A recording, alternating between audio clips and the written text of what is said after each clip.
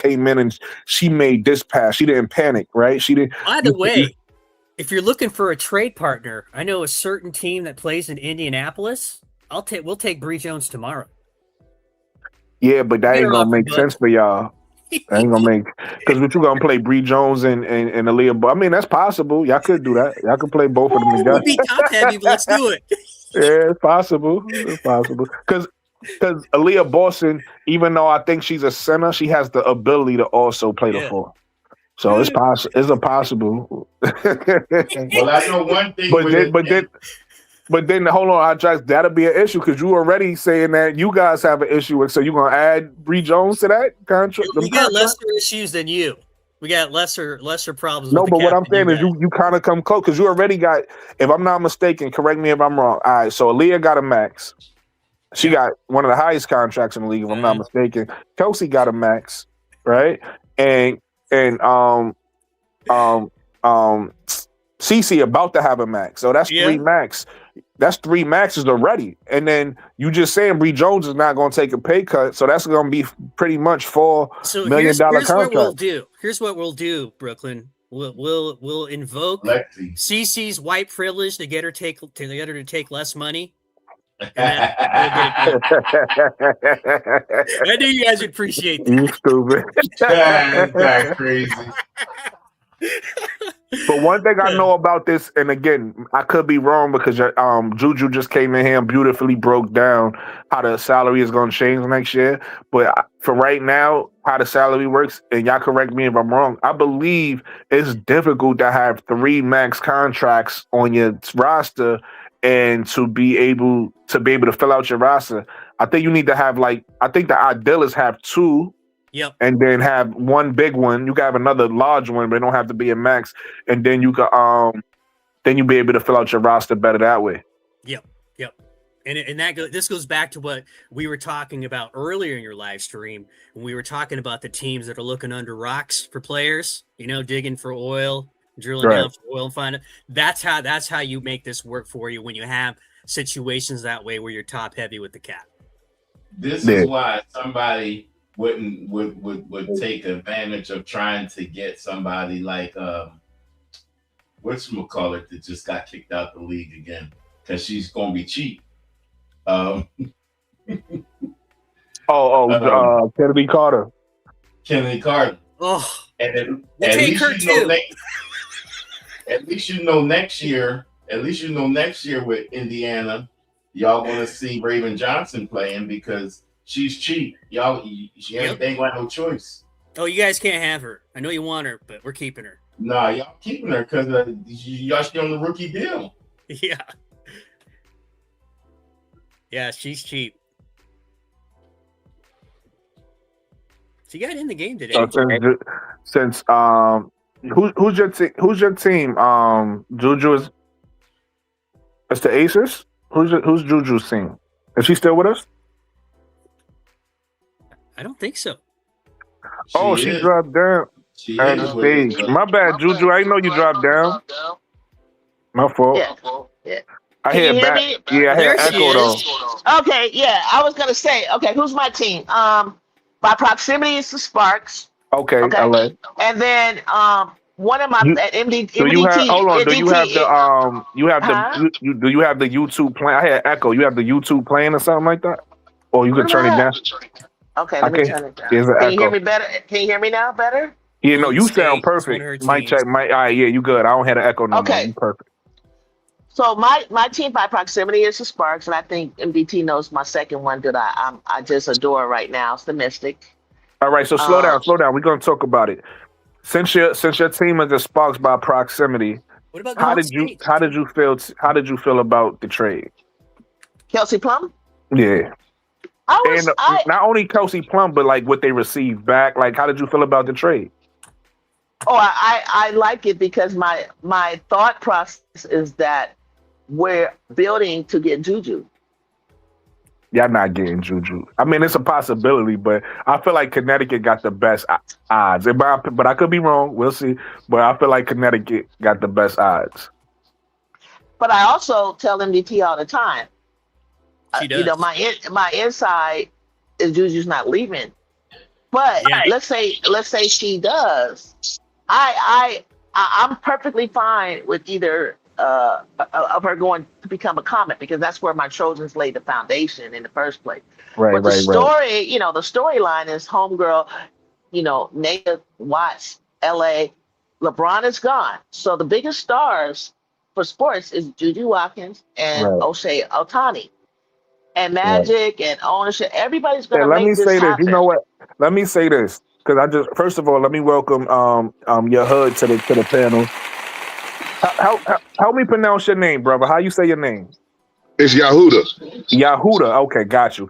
Everybody welcome Yahuda to the panel. Before I get to you, Juju, I apologize because you got Juju in your name and I just shot your dreams down without thinking about it. It is a possibility I could get Juju. I apologize. I didn't even It's think about okay.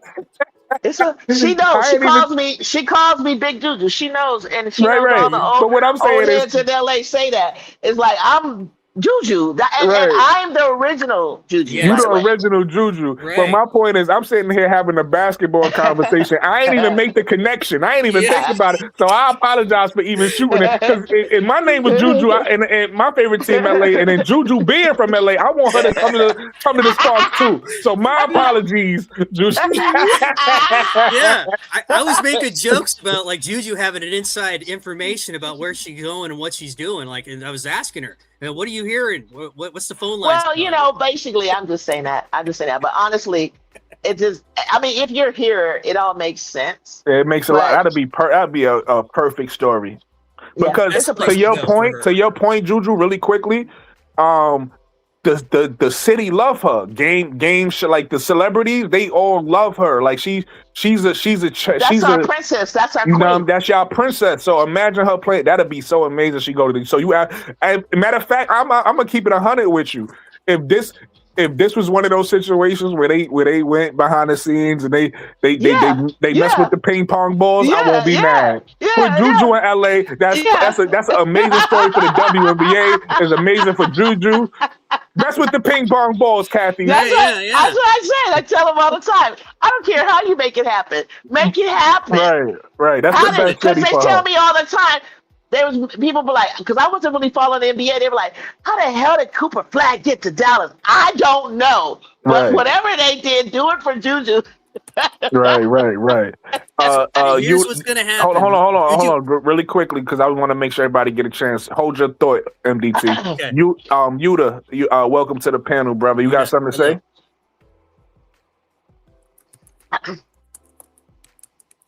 Yuda, you with us? I think you muted, brother. All right, so he get back. Get MDT. Okay, so this is what I think is going to happen. So when Juju announces her intentions for the next coming season, she's purposely going to schedule a live stream with our Juju. So we hear about it first. Oh, that'd be fire. Juju is going to broadcast it to the world, and then she's going to have me on to discuss potential salary cap ramifications. She's going to have you on to talk about any basketball, social, and political issues that might ensue from some of the male superstars in LA getting jealous of Juju coming in and taking everybody's shine. Oh, that'd be fire. Yuda, you with us, bro? What you got on this conversation we talking about?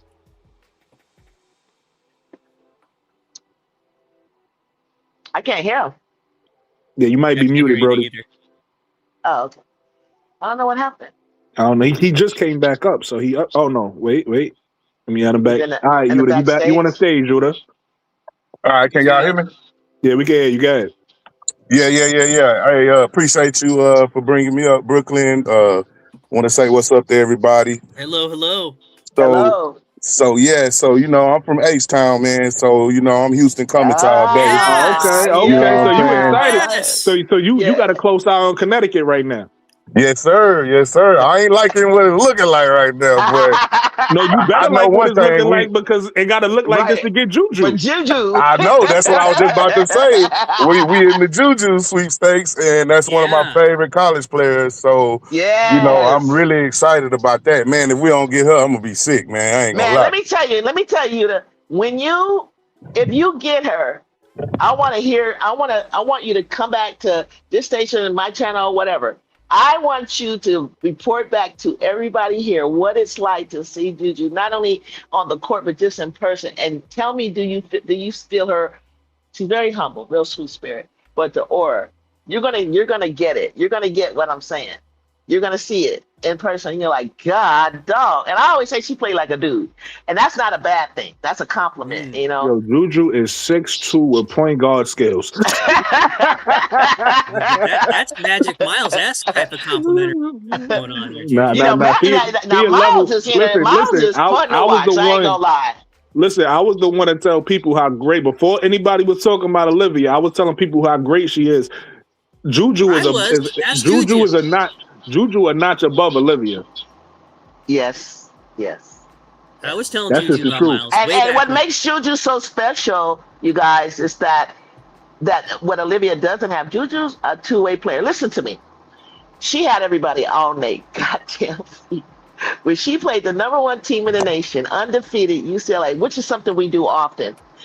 She was trying to get her teammates involved, whatever, but it wasn't happening. Finally, she's like, I am not leaving here without some. This woman had 38 points, 11 rebounds, 8 blocks, 5 assists, and 6 for 9 on the three-point line. That's the kind of stuff that she can do.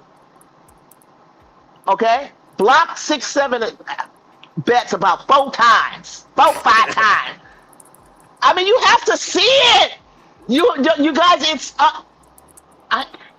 Yeah, I they can't. about to be real cold because they got Jazzy Davis over there, Yes. and that other Sanaya Hall. Yep, So Sanaya Hall. she's so above everybody in her class. You don't even know. She continues to tell us that she's 6'1.5". She was on USC Talk. Let's Talk Women's. USC Talks Women's Basketball with CC Clay. Shout out to CC Clay. CC interviews her and she's like, I'm about for real. The doctor said I was 6'1.5". We're like, Sanaya, we're watching you stand next to Juju, stand next to Jazzy. You are like 6'3", honey. And she's big. And then and then the Australian, the baby that wants to come off the bench, Taya. And then you got Sarah Okeke. And I haven't even talked to you about my niece, what I call my niece. She called me auntie. Kennedy, Ken Dog. Kennedy's going to be all on track offensively, but her defense, man, you guys, you got to see this. You got to see It this. says our Juju's great. That's nice. That is nice. You guys, they are going to be so MDT easy funny, on the man. MDT got eyes jokes. I like that. and fun to watch. And the big game that MDT is going to, you guys need to cover because I'm going to be in South Carolina. I'll try to come on after when I get back to the hotel. Okay. That's going to be a very fun game, MDT. I feel like MDT, I feel like November 15th, I feel like I need to give you access to pull my channel up. Yeah. And you be the host. And I got to figure out how to do that. You be the host. Okay.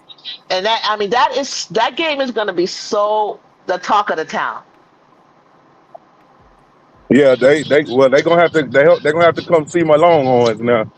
You know, we did that. We did that in a scrimmage.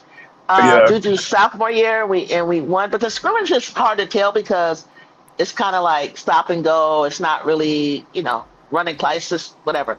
I'm disappointed in Vic because you let go of Leah Crump, you let go of my girl Justin Carlton. You let go of who was the other one? I think it was one more. And then you have these Rory nice Harmon young went to the league. That's not really his fault. Rory, Rory Harmon not went to the her. league. Yeah, Rory Harmon Lee. She talking about Lee. She talking about Lee. I think Porto people. Oh, Jordan Lee. Lee. You let Jordan Lee. You let go of those three. And you're gonna get Brian Clinton. And you're gonna get Kobe's girl from Mamacita, Aaliyah Spate. You're gonna get what is it? Brian Clinton and Leah Spate. You getting I knew the girls. You getting now? If he would have kept all of that together. I think I think that's the reason why they left, and I think it had something to do with, him calling them out, saying that, he was disappointed in them, and they wasn't tough and all that. I think those two things had something to do with it. And guess who else left? your pretty assistant coach. What's her name? I met her at the hotel. She was 2 rooms from me at the Players Era. What's the white Oh, girl? Carter. Carter. She left to be assistant coach somewhere. Did you know that? yeah, Did y'all know that? Something's going on. I mean, just like Gino lost the longtime black assistant. I think something happened after that whole Don incident. I think Yeah, she he was like, was rude to I'm Don. out. That did it. I think she was like, you've gone too far. Yeah, you're indignant. I'm leaving you. Can you believe that after all them years, something went down? Like, I'm like, Gino. Gino, I mean, you're losing it. I mean, listen, I've seen Gino his whole career. I know what he's done to Pat and Muffin McGraw. I've seen this one, that move. You know what hurt me the most? I know for other people it was like, how dare you talk to Don that way and disrespect. Okay, that as well. But it was the part that the girls didn't even get to celebrate. And then Yeah. you know, they were like hurt in tears, and then you didn't even comfort your team. I was just like, Gino, Yep. you don't do that. Mm-hmm. That's AZ's last. What are you doing? Now, Vic, he comforted Rory. You saw how he took Rory in and comforted her. I was just like, oh my gosh. Because you thought she disrespected you? She didn't. Yeah, that was pretty silly. It was a misunderstanding about the handshake thing, and I don't know. But listen, I don't know if you guys seen UConn's schedule. MDT, you need to this year you're gonna watch college basketball. I'm gonna You're implore gonna you to have to watch. give me a I'm gonna women's get you. college I'm gonna get basketball you. 101. You're gonna love it. You're gonna see, and then Oh yeah, I'm gonna be honest with you. Yeah. To Juju's point, I think college basketball is more entertaining than the pros. yeah. NBT. Oh yeah, My I issue agree. is this, Brooklyn. That's NFL season for me. That's where my heart is. Yeah, that's where his Well, heart is. well, yeah. well, that sound great to me because now you got icing on top of your cake, nigga. You ain't got to give one up. I love Hey, it. Juju, he just called me the N-word. Am I supposed to laugh at that? Yeah, you my nigga, MDT. Yeah, you could. I did it to MDT. I started to say that to him too, and I was like, "Oh shit!" And so MDT now, Nah, like it's we'll cool. be laughing Listen, about white something. people don't MDT be like, understand. Hey, Juju, white people don't understand they Joke niggas. about a Hey, little Juju, Boston. white people don't understand they niggas too. They just can't say it back.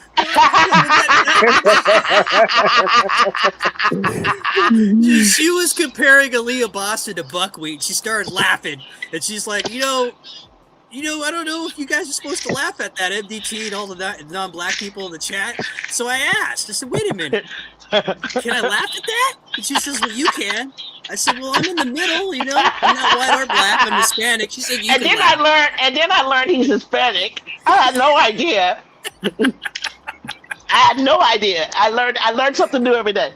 Yeah, I don't use the N-word. I just want to know if I can laugh or not. That's it. And we're like, bust up. Go ahead, bust up. Go ahead. Hey, did you hear the guy today explain to me that? Because I honestly couldn't talk to him about it because I honestly didn't see the what he was talking about Olivia leg kicking out and Yeah. tripping. I cooked him. So I cooked saw him it. in your So I saw comments it. today, Juju. I saw that. But I saw it, and if you watch Olivia when she is, that is really how she shoots. So if you try to fly out like Superman at somebody, and somebody is trying to finish their shot, and do the kick out, and then on X somebody posted about 3 different NBA players in the same. Michael Yeah. Jordan, one of them, and I was like, see, it's a normal thing. I mean. Caitlin Yeah. might have looked crazy, but I was like, I don't. If But she he got was up trying to 2 say plays later- she was trying to say. My part was that he was trying to say she did it on purpose. And I'm like, Yeah, it why was do you BS. guys?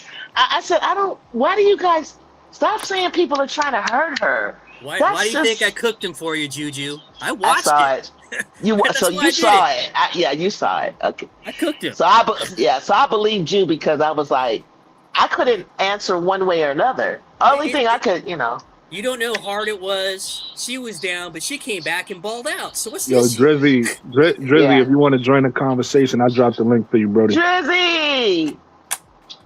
Juju, maybe you ought to look into getting a moderator for your comments, you know?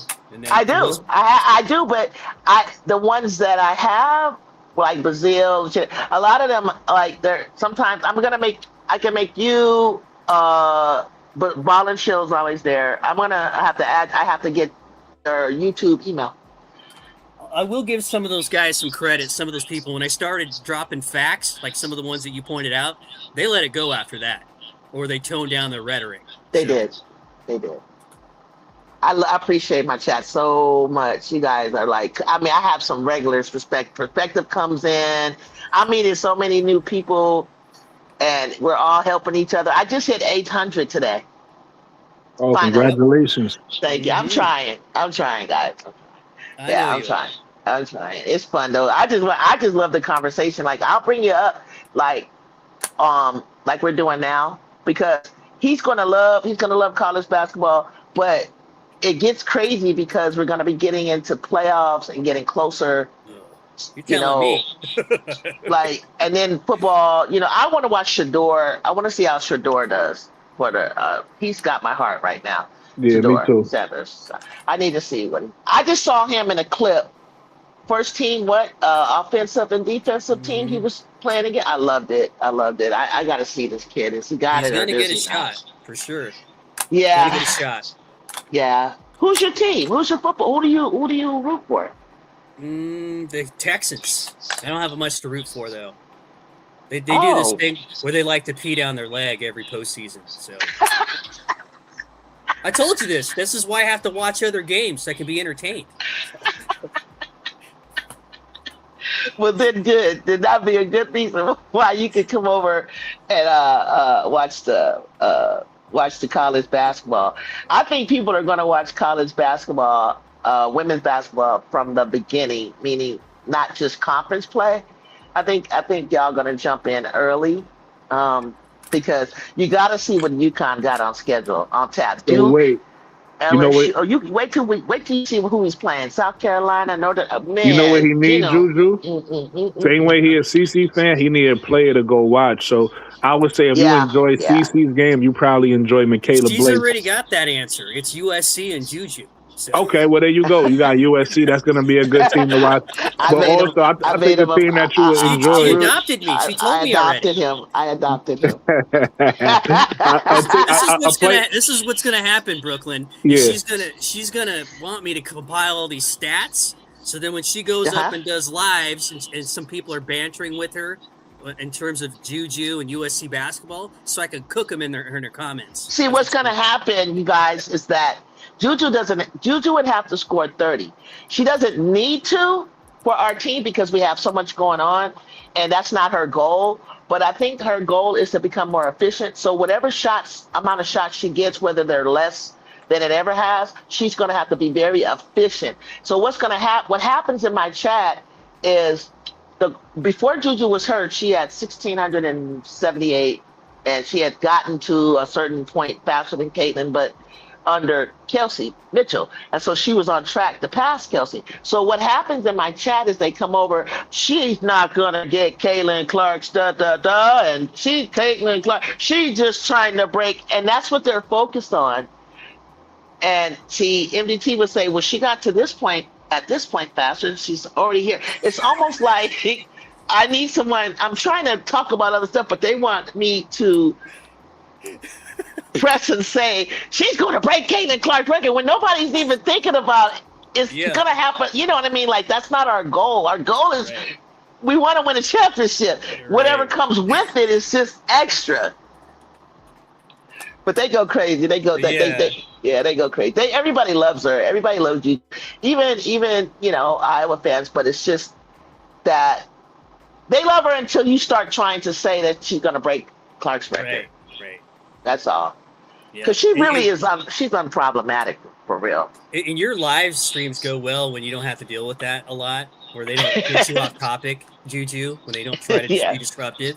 So that's why I was in there today, and I was really vocal in those comments because I wanted you to stay with what you were talking about. And they stopped because whatever you were doing, whenever I had a chance to kind of look at it, I was hold on, really quickly. Hey, Drizzy. Yeah. Drizzy, I just sent you a I was trying to DM you. I can't DM you. I guess your DMs is off. So I just tweeted you on Twitter. So DM me on Twitter, and I send you the link in your DM. Yeah, Drizzy's come by. He's come by and graced my show, bless my soul. He's always on the run. And we found out we have a lot in common. I think it was about San Diego or something like that. But he's out in where's he out in Texas, right? He lives in Texas, I think. Because I think he goes to the Wings game or something like that. I think he goes to Dallas games. So he gets to see Paige up close. That's AJ, right?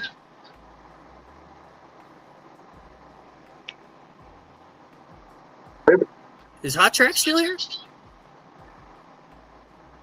I think Drizzy's talking, but it's kind of like the mic is going in and out. No, that's not Drizzy. That's what he said his name? Yuta, right? Yuta? Yeah, that's Yuta. Hey, y'all hear me? Haven't Yeah, heard you from just Hot going in Track. and She's out. still here? Yeah, Hot Track's still here too. Okay. Yeah, everybody here. So look, Yuta, let me ask you this question, Brody. Since you asked us, who you got for your top 5 point guards in the W? So it's no particular order, but I got I'm an Olivia Miles fan, of course. Mhm. You know, so I really like her game. So I got to throw Paige in there. I got to throw Sabrina in there. The next week.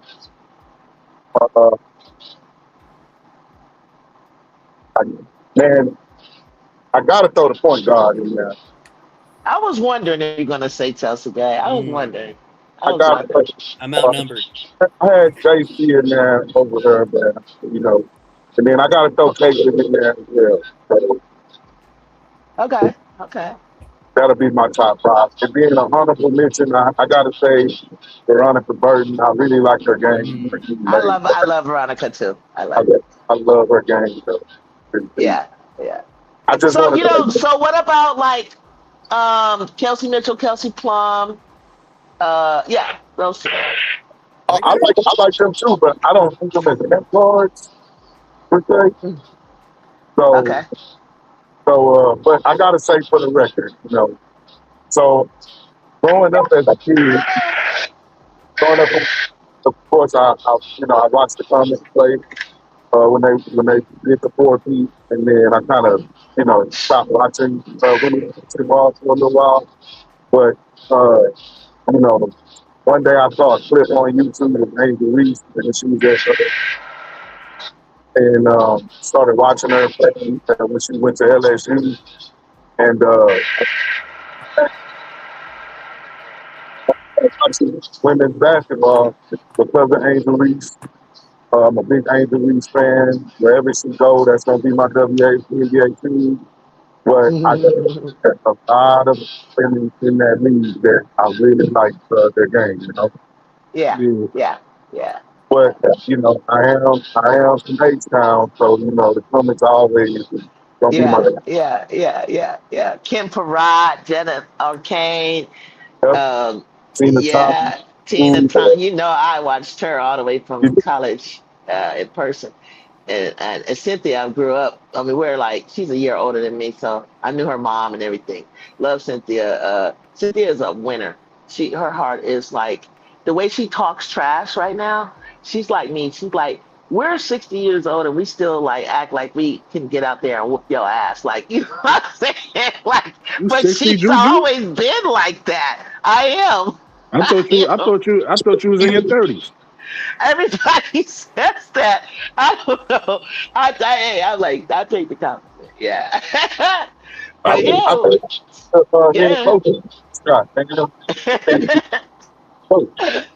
yeah. Everybody welcome AJ to the stage. AJ! Hello.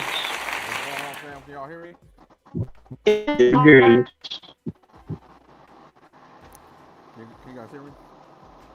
Yeah, you low, but we can hear you. Mm-hmm. Oh man, I don't know. I've been having a hard time jumping on stream lately. Is that any better? Yeah, it's a little better. Okay. Y'all don't have me in y'all top 5 point guards all time? Wait, what? Did everybody? I'm about to say, did everybody mute? Because I'm like, it got super quiet. I'm like, Yeah, everybody. I Try to muted because listen. I wanted to see if it would help him. That, no, it did. It did. It just that I got confused for us. I was like, wait a minute. It sounded like it was just me and him for a second. I'm like, wait a minute. Everybody got. Nah, Yeah. ISO. But yeah, man, I like all you guys' your point guard list.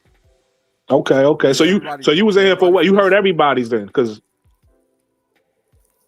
No, I didn't hear I heard two of you guys. I didn't hear the. I didn't give mine. Okay, I was missing Auntie. Hey, Auntie. Hey, well, what's yours? Ooh, my obviously he in it. Juju's Hey, this top is my five first. in Let a me row. say this really quickly too. This is my first time. I've been in your stream a few times. This is my first time actually talking to you.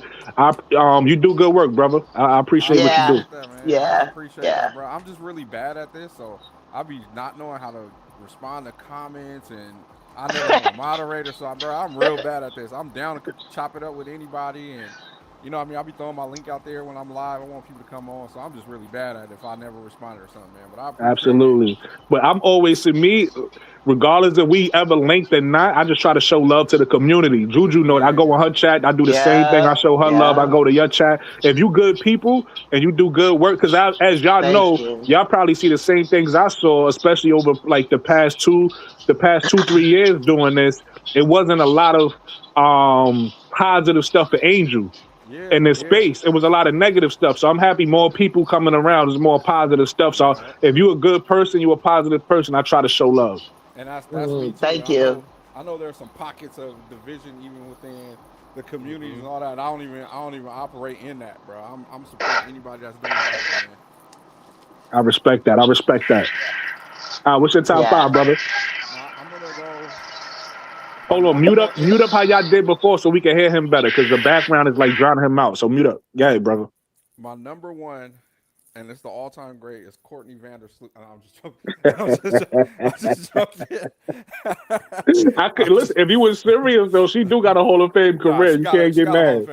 Can't get mad. We all feel the same way about it, but you can't get mad. But currently right now, I'm gonna go. I'm not even gonna do it in order. I'm gonna go. Paige, y'all I heard you saying, Auntie. Yeah, I live in Dallas, so I'm at the games all the time. Mm-hmm. But I've been in Cali for the last 2.5 months. I summer in California, so I've been back here. But so I'll go. Paige is one. Point guard, not in order. There, point guard, Paige. Olivia Miles. That's easy. Where do I want to go? We're starting to get real positionless too, man. Like, do we consider Kelsey Plum a point guard? Yes, because I got to put her up there. Then she could be one or two. So yeah, you know what I mean. I got to put she could be in there. And who do I want as my fifth? I'm gonna go with Veronica. Oh, okay. You and Yuta was on the same page. Yours is slightly different from mine. I threw instead of Plum, I threw Sabrina Nusku in there. And instead of Veronica, I think I put Caitlin in there. So I put Sabrina and Caitlin in mine. But I'm not mad at yours. I forgot about Sabrina. She's starting to come back into form too. Yeah. She is starting to come back into form. It's tough, man. It's tough. But that speaks to the league and how talented that position is, right? Because you could really have different names in your top five and be right. And it seems like a lot of us has been watching for a bit. That has not been the case, bro. The point guard position has been DOA for a long time in this league, bro. Well, it's about to get nasty because you got Hannah on the way, you got Michaela Blake's on the way. It's about to get nasty. It's about to, and it's, hey, bro. I said this not a long time. I said this and this ain't a knock on Caitlin, everybody. I said this Caitlin's rookie year. I was like, I think she needs to win a championship in the next 2 years. Because that's a good point. These point guards that's coming in, we seeing it with Olivia. We seeing it with Zeta Williams. Yeah, these point guards. Malaysia Fawali. Fawali's coming. Then you got people like Sydney Taylor. Sydney Taylor showing that, like, hey, as a guard. Yeah. There's a lot. It's a lot of smoke with that position. I love Sydney Taylor. Yeah. She deserves all the credit she's getting right now. Mm-hmm. She's a closer, a finisher, game bucket. Juju. Here's the funny thing. Here's why we got to give her even more credit. She doing that in Chicago I know. with all that dysfunction. She doing that shit there. Like that's Yeah. crazy. Hey, did y'all Dealing see with that Skylar after the half-finished game? training center. Did y'all see Skylar Diggins after the game? Nah, what Yeah, happened? but they said What'd she maybe she say? was going to get her kids. Oh, okay.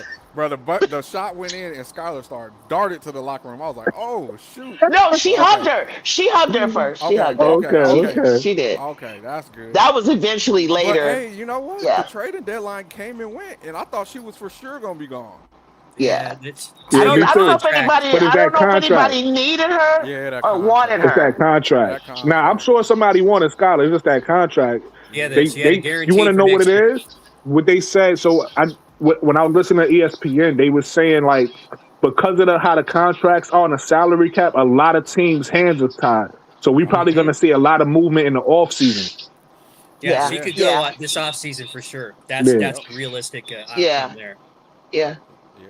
So were you guys talking about true point guards, or are you just talking about guards? Nah. Did You would have asked the question. His question was very big. We could refine the question if you want, but the question was very basic. He said, "Who's your top 5 point guard?" So it's your personal opinion. Oh, He said, He "Who's did your say top 5 right point now. guards right now in the league?"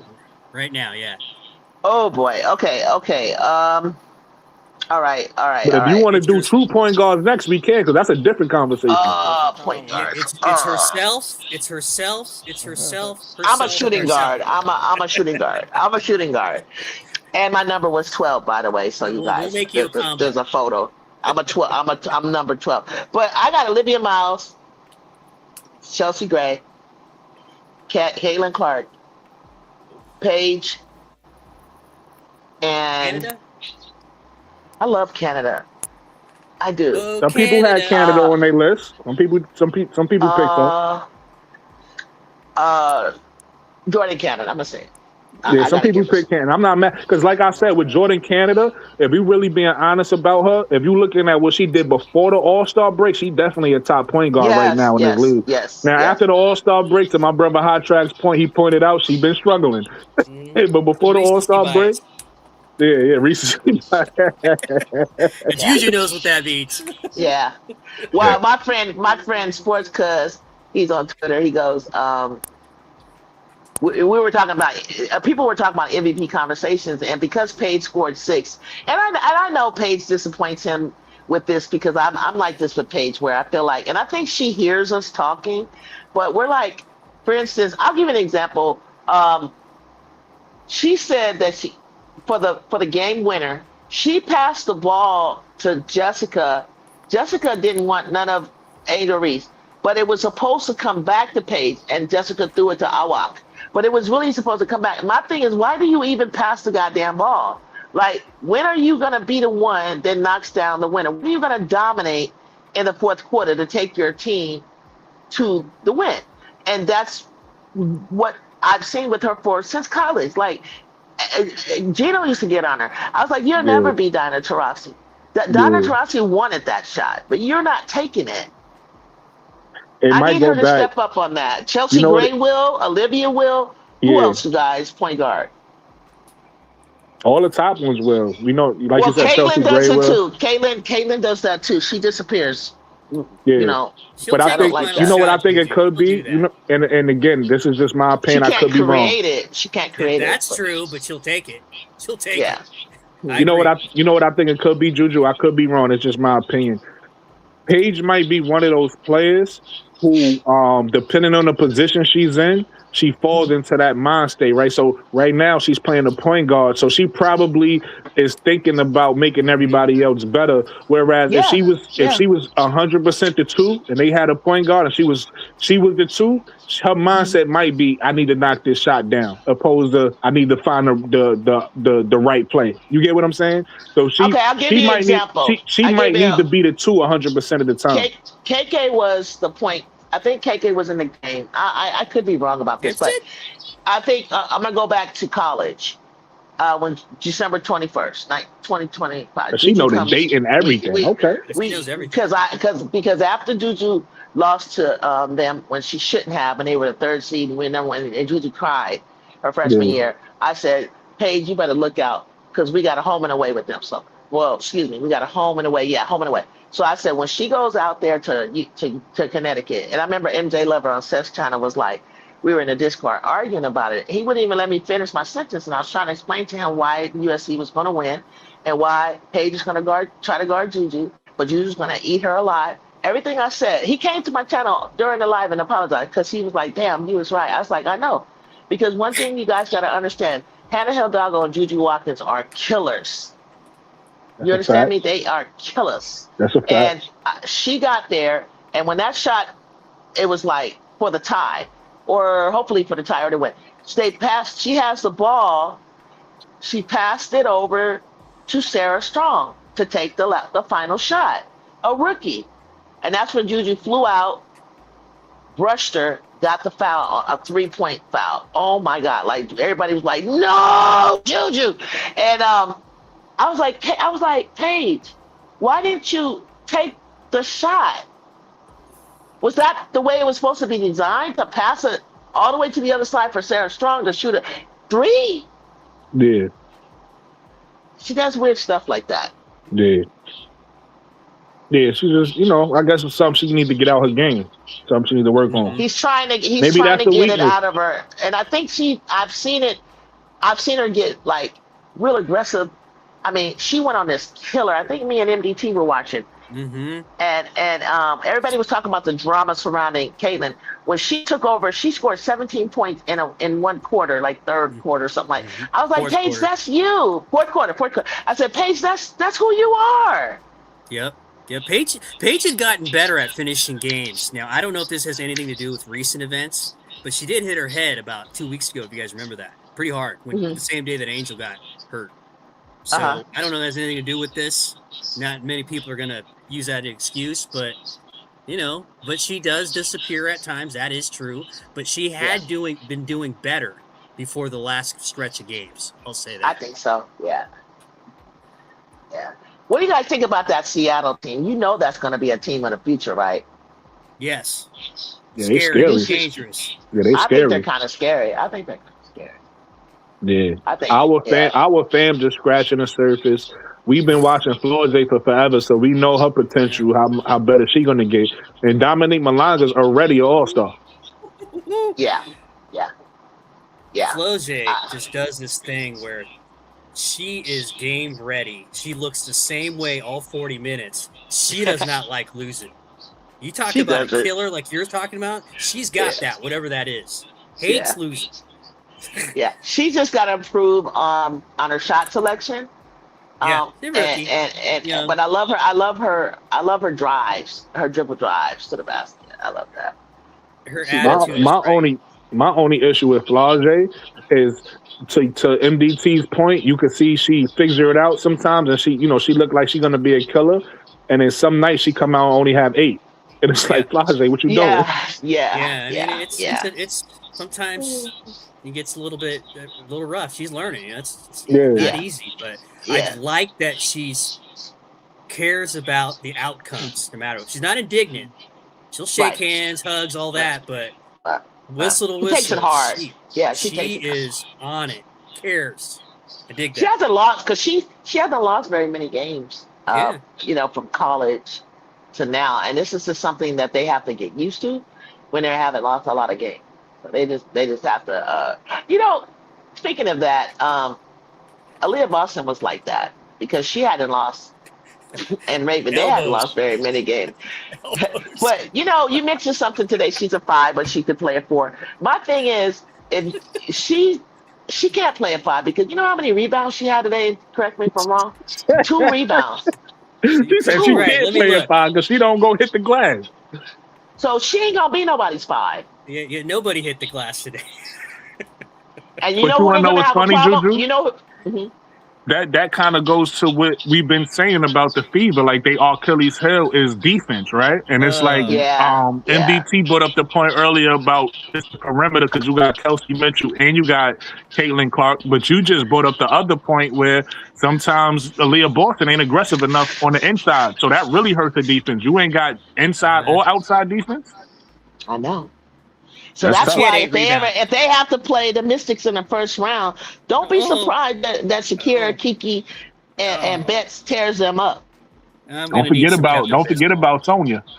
Oh no, I'll have it. And She's crazy ass 15 and Cody 8. McMahon, crazy Right. Cody McMahon. Co- Shit. Hey, Cody gonna get to that basket. Who'd she do that to? Was that on? Who's the? Enrique, Oh, God, dang. Cody gonna Enrique get to that knocked basket. Cody gonna get to that. And I wouldn't even get in her way. I see her coming down the hole like that. I swear to God, I'm getting out of the way. who I'm did she 5'8" like and a throw half, to the 9. ground? Like the hip toss. just Enrique. recently. Okay, yeah. That's right. Enrique knocked a man out in the club, and I was like, I don't know, Enrique. I Hey, don't know if you want to mess with this girl. I'm not. She got the charges dropped, so she won that one. Yeah, It's all she good. knocked him out and won the charges. It's not even funny. And then she looked at Cody like, "What you doing?" And Cody got this little laugh. Her and Kiki be laughing. I be like, Kiki threw Jess to the ground. I'm like, what? What is these Mystics doing? Trying to set the tone. Oh my God. They want to be intimidating my like God. Angel. Angel ain't never threw nobody to the No, ground like this that I intimidating know in terms of. of her presence. like Okay. Hey, listen, you That want to know how much. intimidate? If you want to know how intimidating Angel is, I don't know if y'all remember this, but last year she was playing Connecticut, and that girl, I forget her name, the point guard that was there last year, grabbed Angel, Grabbed her hair. grabbed her hair. You see how Angel turned around? Angel was not Yes. playing. Yes, she was not. I Who was that? I said, oh my God, oh my Angel. But she was like, you pulling my hair. You pull my hair. Right. Who was that? Who was She's the not girl? in the forget her league no name. more. I know who she is. I forget her name. I It's know she played in like, was it UConn? I think she's from UConn or something like that. Yeah. Let me check. Bria Hartley. Bria Hartley. Bria Hartley. Oh, yes, that's right. That's yeah, right. Yeah, Bria Hartley. Yeah. And Bria was just trying to get herself together, coming back into the league and everything after making her sign or something. There's a couple ones. There's that one, and then the one where Caitlyn pushed her down. Oh, yeah, That one yeah, too. she's- That one She's too. gonna take her down on that one. You know what? I didn't mind the hard slap, but I was like, Caitlyn, she's falling already. Why would you push somebody from behind? Nah, you want to know what I didn't like? I didn't even care about that. I ain't like the fake stare down. You gonna stare down, and when she get up, you walking away. Fuck out of here. Yeah, then you walk don't do away. Yeah, don't do that. Don't do that. I didn't like the fact that Aaliyah pushed her over, and I'm like, Leah, Angel's your friend. She stood up to you for you Elbows. guys that game. Elbows, and you Elbows. pushed her. You can't Elbows. touch her and protect her. Her team has to grab her, her coaches. You don't touch her. By the way, Juju, Boston did that buckweight thing today. I saw it. I was laughing. What I do? What I do?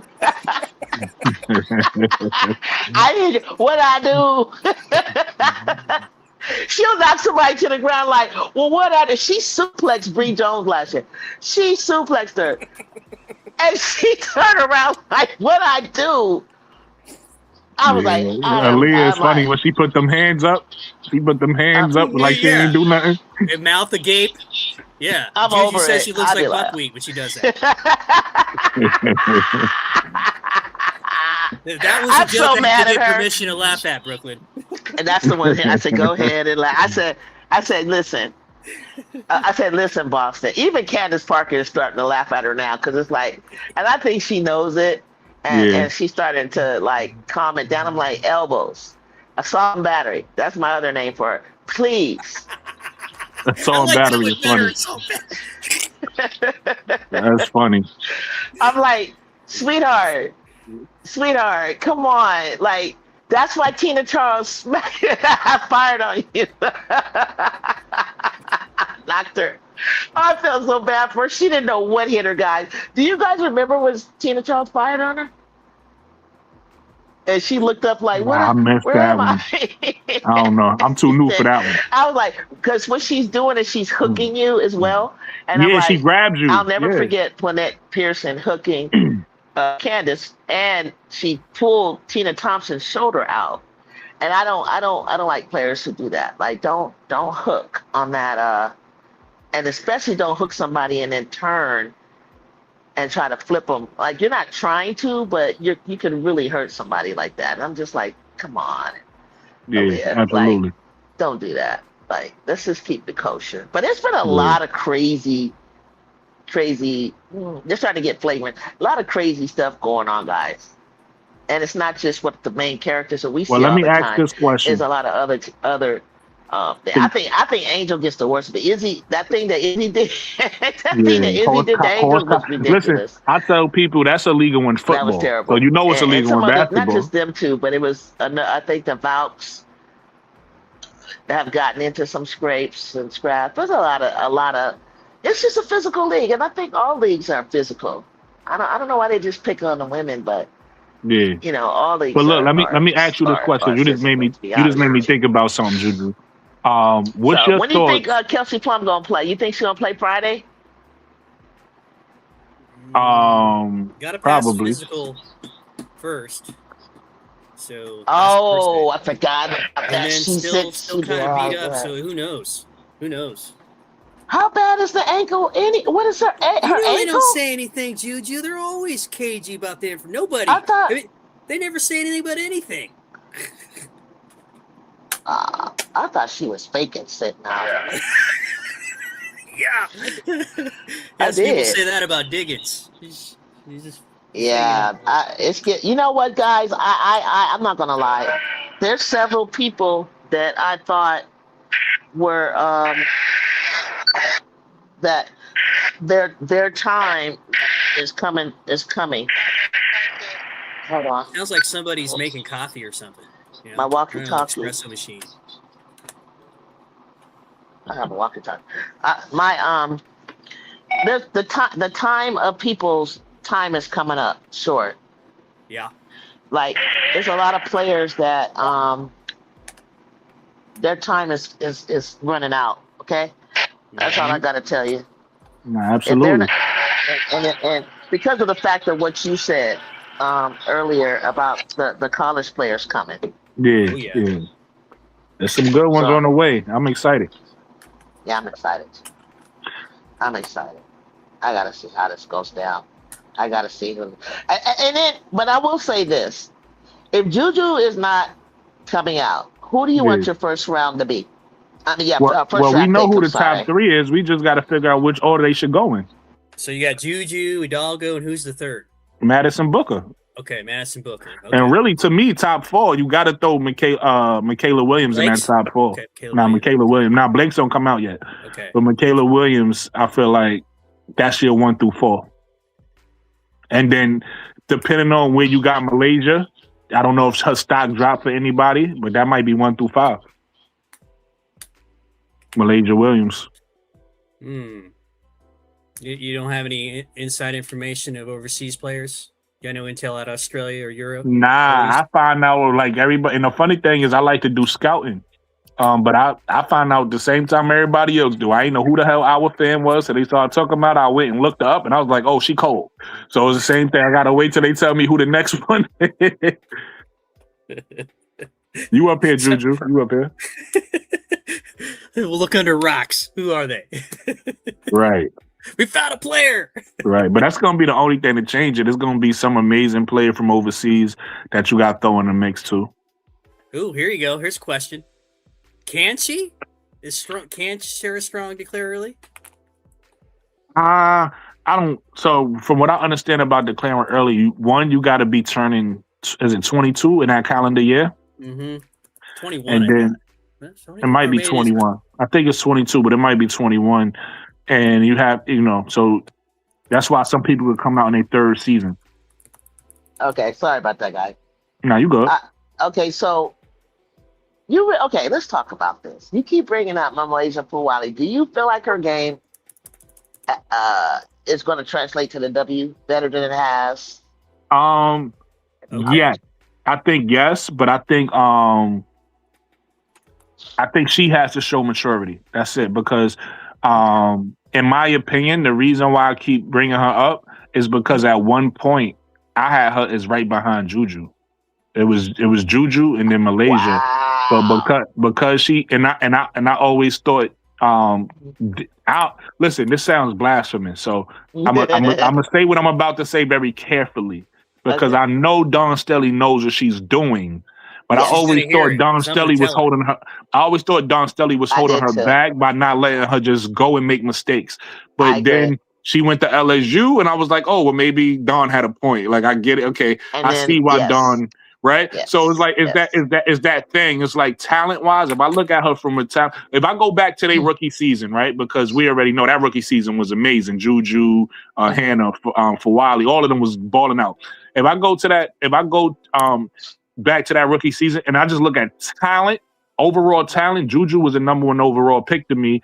Well, would have been in her draft class, right? And Malaysia Fawali is clearly, just by athleticism and talent, the second best overall player to me in that draft class. But play wise, I think Hannah passed her. I think Hannah Hidalgo leapfrogged her with play. You get what I'm saying? So that's why. Yeah. And then obviously we see what happened with Madison Booker over the past couple years and what she turned into. So now I'm feeling like she may be leapfrogged it too. So that's why Michaela Williams, you could argue whether you got Michaela over her or under her. But Michaela, to me, been balling since she been a rookie too. She wasn't as popular as the other one. Obviously, she went to LSU, but she was overshadowed by the likes of a Reese and a Flaugier and stuff like that. And then she had plantar fasciitis, whatever it's called. Okay, I didn't know that. But so I think that's really the question. And then and I land my plane with this, Juju. It really boils down to how people feel about how she performed over the past 4 years, right? Do people feel like she dropped down and maybe she's gonna go somewhere around 7, 8, 9, or do people feel like talent-wise she's in that top 5? So that's the question on Malaysia. Yeah, I can't wait to see this. Yeah. I cannot wait. But to I think those 5, and y'all correct me if I'm wrong. Maybe y'all got it different, but I think those are your top 5. Because isn't this Adi Crooks draft as well, right? Yes, Adi Crooks draft. My issue with Adi Crooks is defensively. I don't know what somebody her weight. We know one thing we've learned, and I shouldn't say we because some of y'all been here a lot longer than me. So I'm gonna say me. The one thing I've learned watching college is that the athleticism, the speed, the strength, all that's different on the next level. So even though you dominate in college, when you come to this level, you got the Asia Wilsons to chase around. You got the Nafisa Colliers to chase around. You could score on them on one end, but what you gonna do on the other end? Shakira Austin. Shakira Austin. You know what you gonna do on the other end when you gotta guard them? So I think she might drop a little bit off of that because offensively, we know she can score with anybody. Yeah. Amen. You nailed it. You landed it. And I'm gonna have to. We'll have a pre-draft show, and then you have to keep updating it as they play to start. Absolutely. Because we can say what we think. Yeah, all this is speculation. We don't know until you can't play the game on paper. Yeah. So to address what's going on in the chat about Sarah Strong, she's not eligible indeed until 2028. So, correct. So I think somebody's talking about her coming out. I guess maybe they feel when I always say Juju, they come out in Sarah Strong and Michaela Blake's class. I've had pushback from real Sarah Strong fans in UConn that even if Juju, I'm telling you guys, it don't matter what draft class you pick. Juju's gonna be number 1. Yeah, as long as Juju is healthy, as long as Juju's healthy, she the number 1 pick. If she come back as either the old Juju or better, she the number 1 pick. Ain't even no question about it. It might be just a matter because the draft order will be set by the time she decides. So if it's and I was saying, like, if she didn't come out in 2027, she's still the number 1 in 2028. I put my money on that. Is there any team that you wouldn't want her to go to? I'll ask you both that. Chicago. It would be bad, but just Chicago. For like a franchise, okay, if it was like Chicago or something like that, that makes sense. I mean, they'll have that training facility done by then. So. You're not going to waste 5. You're not going to. I want Chicago to be. I love their uniforms. I love Chicago. I've always wanted to root for them. The only jersey I ever bought in my whole life was Candace Parker, number 3. Of all people that I choose after all this time, I chose her. And I can't believe, and I've seen the pattern over and over from Adela Don to Sylvia Fowles. It doesn't matter. Like I've seen what they do over there, and I just wish it was just ran better. Right. That's all. I They just, can get better. I see her going to Los Angeles. Maybe they'll have a frozen envelope thing. You know what that's about, Juju. You know, David Stern will come out of the grave and pull something out of the hopper. And, hey, you saw how Kobe swaps from the Magic to LA, or Blase was going to the some kind of Valves. shenanigans. And yeah, the Valve swap with the da da da da da da. You know, whatever it happens, like we make it happen. You know what? I got a controversial question for y'all. Okay. You ready? Yeah. Which one of these players, and well, this is gonna be difficult for MDT, so I guess it's for you, Juju. Which one of these players in college that we love, right? That's killing it in college, ain't gonna be able to translate. Maybe because That's a maybe good because they not physical enough. Maybe because they you know what I mean. The physicality, the speed is gonna be different. The height. Who's killing it in college and gonna come to the league and just not be that good? Adi Crooks is a good one. See, I had something. I think because you know we always get well, those. you know, basically you're saying like it's not going to just don't translate pan as out. well. Like they're at the top, saying Yeah, you know, it's top like they team dominating in college, and- but they not Mhm. dominating in the pro. Like they won't dominate. They might even be a good pro, but they not gonna be the same. You know what I mean? Like they not gonna be the same type of player in the pro. They gonna Madison Booker and Tessa Thompson. And okay. I know those are like, what? Are you joking? Madison Booker? I thought No, those are Madison's good gonna have to names. get tougher for me. Okay. Even if you guys think that she's going on one, Madison needs to have like total focus.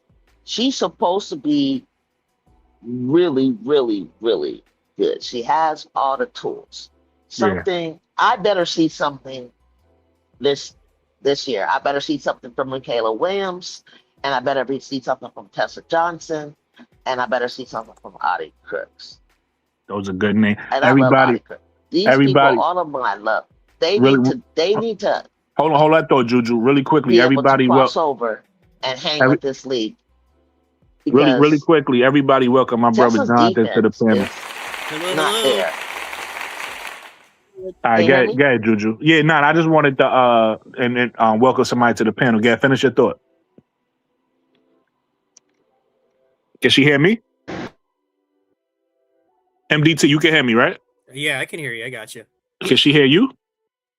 Mm. Yeah, she probably can't hear. I was saying Tessa Johnson, Adi Crooks, Michaela Williams, and Madison Booker. Yeah.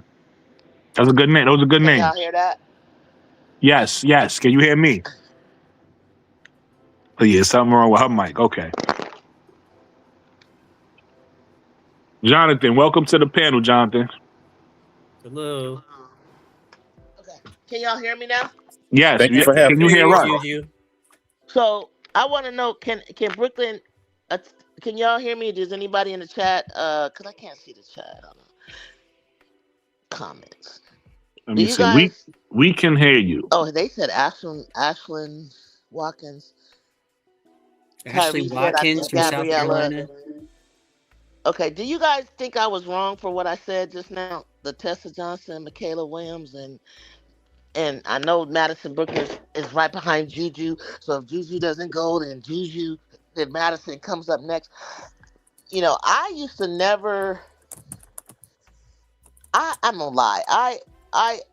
Hannah, I didn't think was going to, but something changed my mind last year about her. That she can do whatever she wants to do. Yeah, because she played with Mad Heart last year. So I just don't see. They said I think Gabriella Hawkins better than Tessa. Hey, Kyrie, you know what I'm talking about. Ashlyn Watkins. I don't know how, don't worry about Juju's knee. Don't worry about Juju's health. Don't worry about maybe I have to do a little bit more on my show about Juju and some show you photos of her and videos of her for you guys to really understand she's better than what she was. I'm gonna have to do that. Yeah, Hannah is another anomaly, and that's just what it is. I mean, we've seen 5'6" players, Dana Evans. We've seen don't get it twisted. We've seen 5'6" players, but those 5'6" players don't have the hops, nor the speed, nor the defense that Hannah does. And Hannah is actually, I feel like she's growing. Oh my God, that scared me. I thought Angel was in the. She's in the chat. Angel joined the chat. Everybody, Angel. Everybody, comments that I came back and I was like, everybody, welcome Angel to the chat. Honestly, guys, like, there's gonna be some people that are gonna be really shocked about their favorites. I wish that Anybody was real. in the chat, what do you guys think? Like, Ashlyn walking. Ashlyn is still wearing a brace. Somebody said, no, she's not. No, she's not. I'm like, well, that's what I've heard. And Jonathan, I don't think Juju can hear us. Like, Juju really is So going to we just let her cook right 18 now. months or something to that. But You heard me, Jonathan? she wasn't even practicing with the team. Yeah, she can't hear us, so we just let her cook because she can't hear us. Chloe, I think I feel bad for Chloe because I don't want. She can't hear us? Nah, as you can She see. can't hear us. We can hear her, but she can't hear us. Can they hear us? Can they hear me? Wait, can you hear us, Juju? Hold on. Hi, Juju. Are you there? Or are you just looking at Angel? Can you hear me? I think she can hear you, MDT. I'm confused. Wait, Juju, can you hear me? Can you hear me? 80. Yes, I can hear you. Can you hear me? Hold on. See? Can you hear me, Juju? I can hear you. I can hear you. Yeah, she can only hear What'd you. you do, man? I don't know. Listen, I'm. What are you trying to do? Can she hear Jonathan? Jonathan, say something to Juju. Hey, what's up, Juju? Yeah, my microphone's on. Yeah, she can't hear me. She can only hear you, MDT. Well, what do you want me to say to her? No, it's nothing. I was just letting, because Jonathan was waiting to speak, and she don't know because she think like we just not talking back. She just can't hear us. If you can hear me, if Brooklyn's trying to get everybody to let Jonathan speak, that's his name, right? Oh, I'm sorry. I can't. No. She's fine. I didn't want to rush her. I was just saying that's why Jonathan wasn't. Yeah, tell her to like close out, come back. Maybe that's what it is. I don't know. Close out and come back if you can. Okay. Okay. Yeah, because she can't hear. Okay. She only can hear you. She can't hear. I don't know what's going on. But Jonathan, yeah, what's your thoughts, brother? The thoughts on the USC. Like, I'm late. I ain't gonna lie. So I was trying to see what topics. I know on Juju was mentioning names, like college names. But you want to know what the conversation was? Yeah.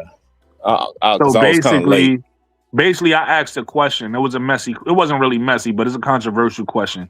I said, who out of the names we love, right? The names that we love in college, who's gonna be somebody who actually doesn't translate to the WNBA? Somebody that's a star in college, somebody that's killing in college, but that's just they game or the physicality, or maybe they body type, maybe they too short, whatever it is, just won't translate to the next level, to the pro level. Who do you think that might be?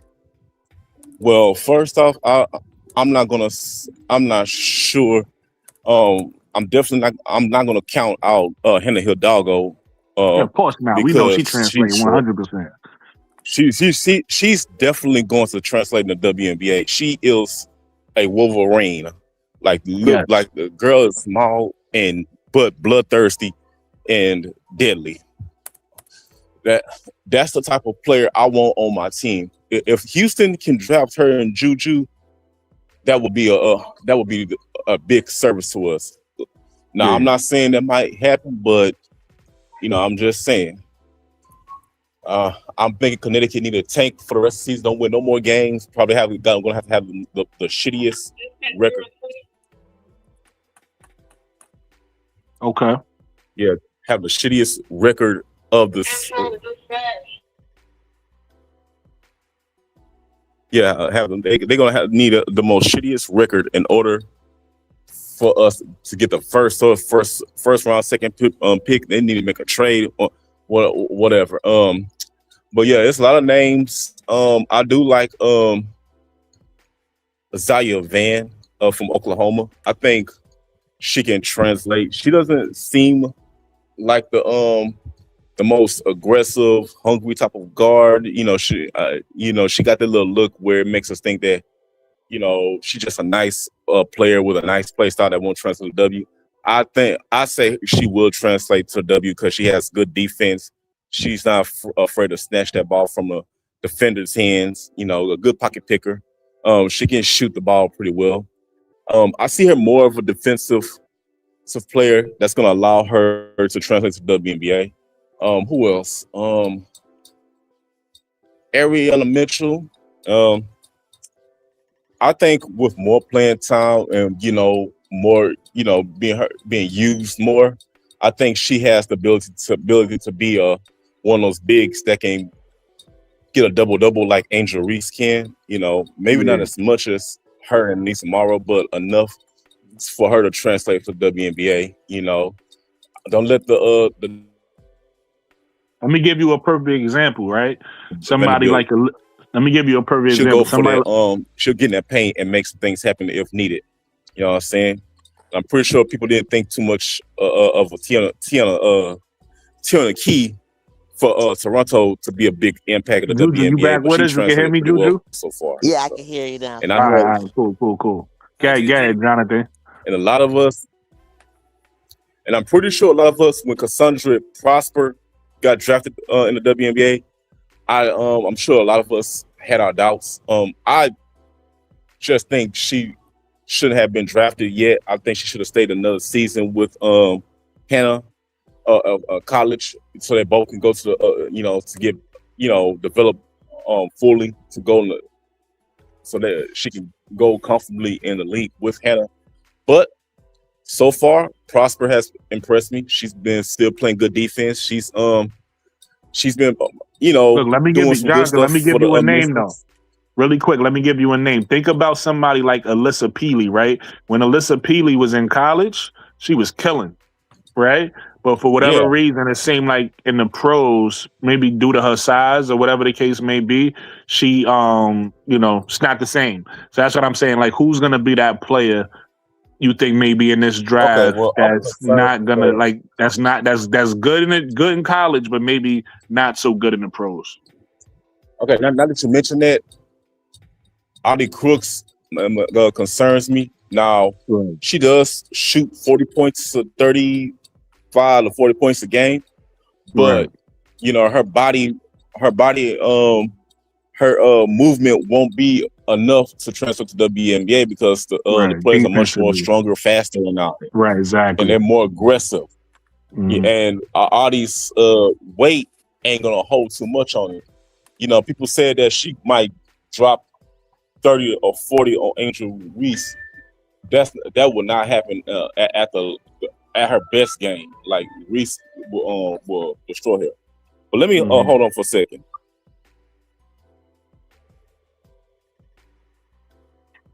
What's up, Juju? You back? I don't hear her. Everybody be picking on poor little Adi, but we're not trying to. I think you said it best. I think it's her defense. Yeah. I just don't know. And if you guys remember, I know she was just a freshman, but Cam just kept knocking her down. And she couldn't stay on her feet. Like you said, we love Adi. It's not that picking on her, but it's like this is reality, right? Like this happens all the Yeah. time. Every year you find somebody that's like you just because it's a different level. The girls are bigger, they stronger, they faster, right? So you got to be able to Yeah. adjust to it, and everybody can't adjust. It's just we just being honest. I know you guys probably don't watch Overtime Select or Takeover, it's called, I do. with high schoolers. So Juju, Sarah, Strong, Audie Crooks, KK, Arnold, I forget the other person if there was. They were on the panel. They were there. And Yeah. Audie is looking good. I She know has Flau'jae lost was her there. weight. No, this is the one where Flau'jae wasn't because she was Okay. yeah, it was just recently. And She wasn't on the sidelines right there. This is for the 2-on-2 1v1 thing. Okay. And Audie lost a lot of weight. Okay. Oh, That's good for her. Because that's the only thing. Listen, if Audie gets in shape where she could at least move, look at somebody like Bree Jones, right? So she don't have to be in super duper shape, but she got to be in enough shape where she could guard somebody like an Asia or like an Mhm. Angel. If she's in enough condition and do that, she'll be fine. So Mhm. if she drops the weight, then that's great. You know what I think though?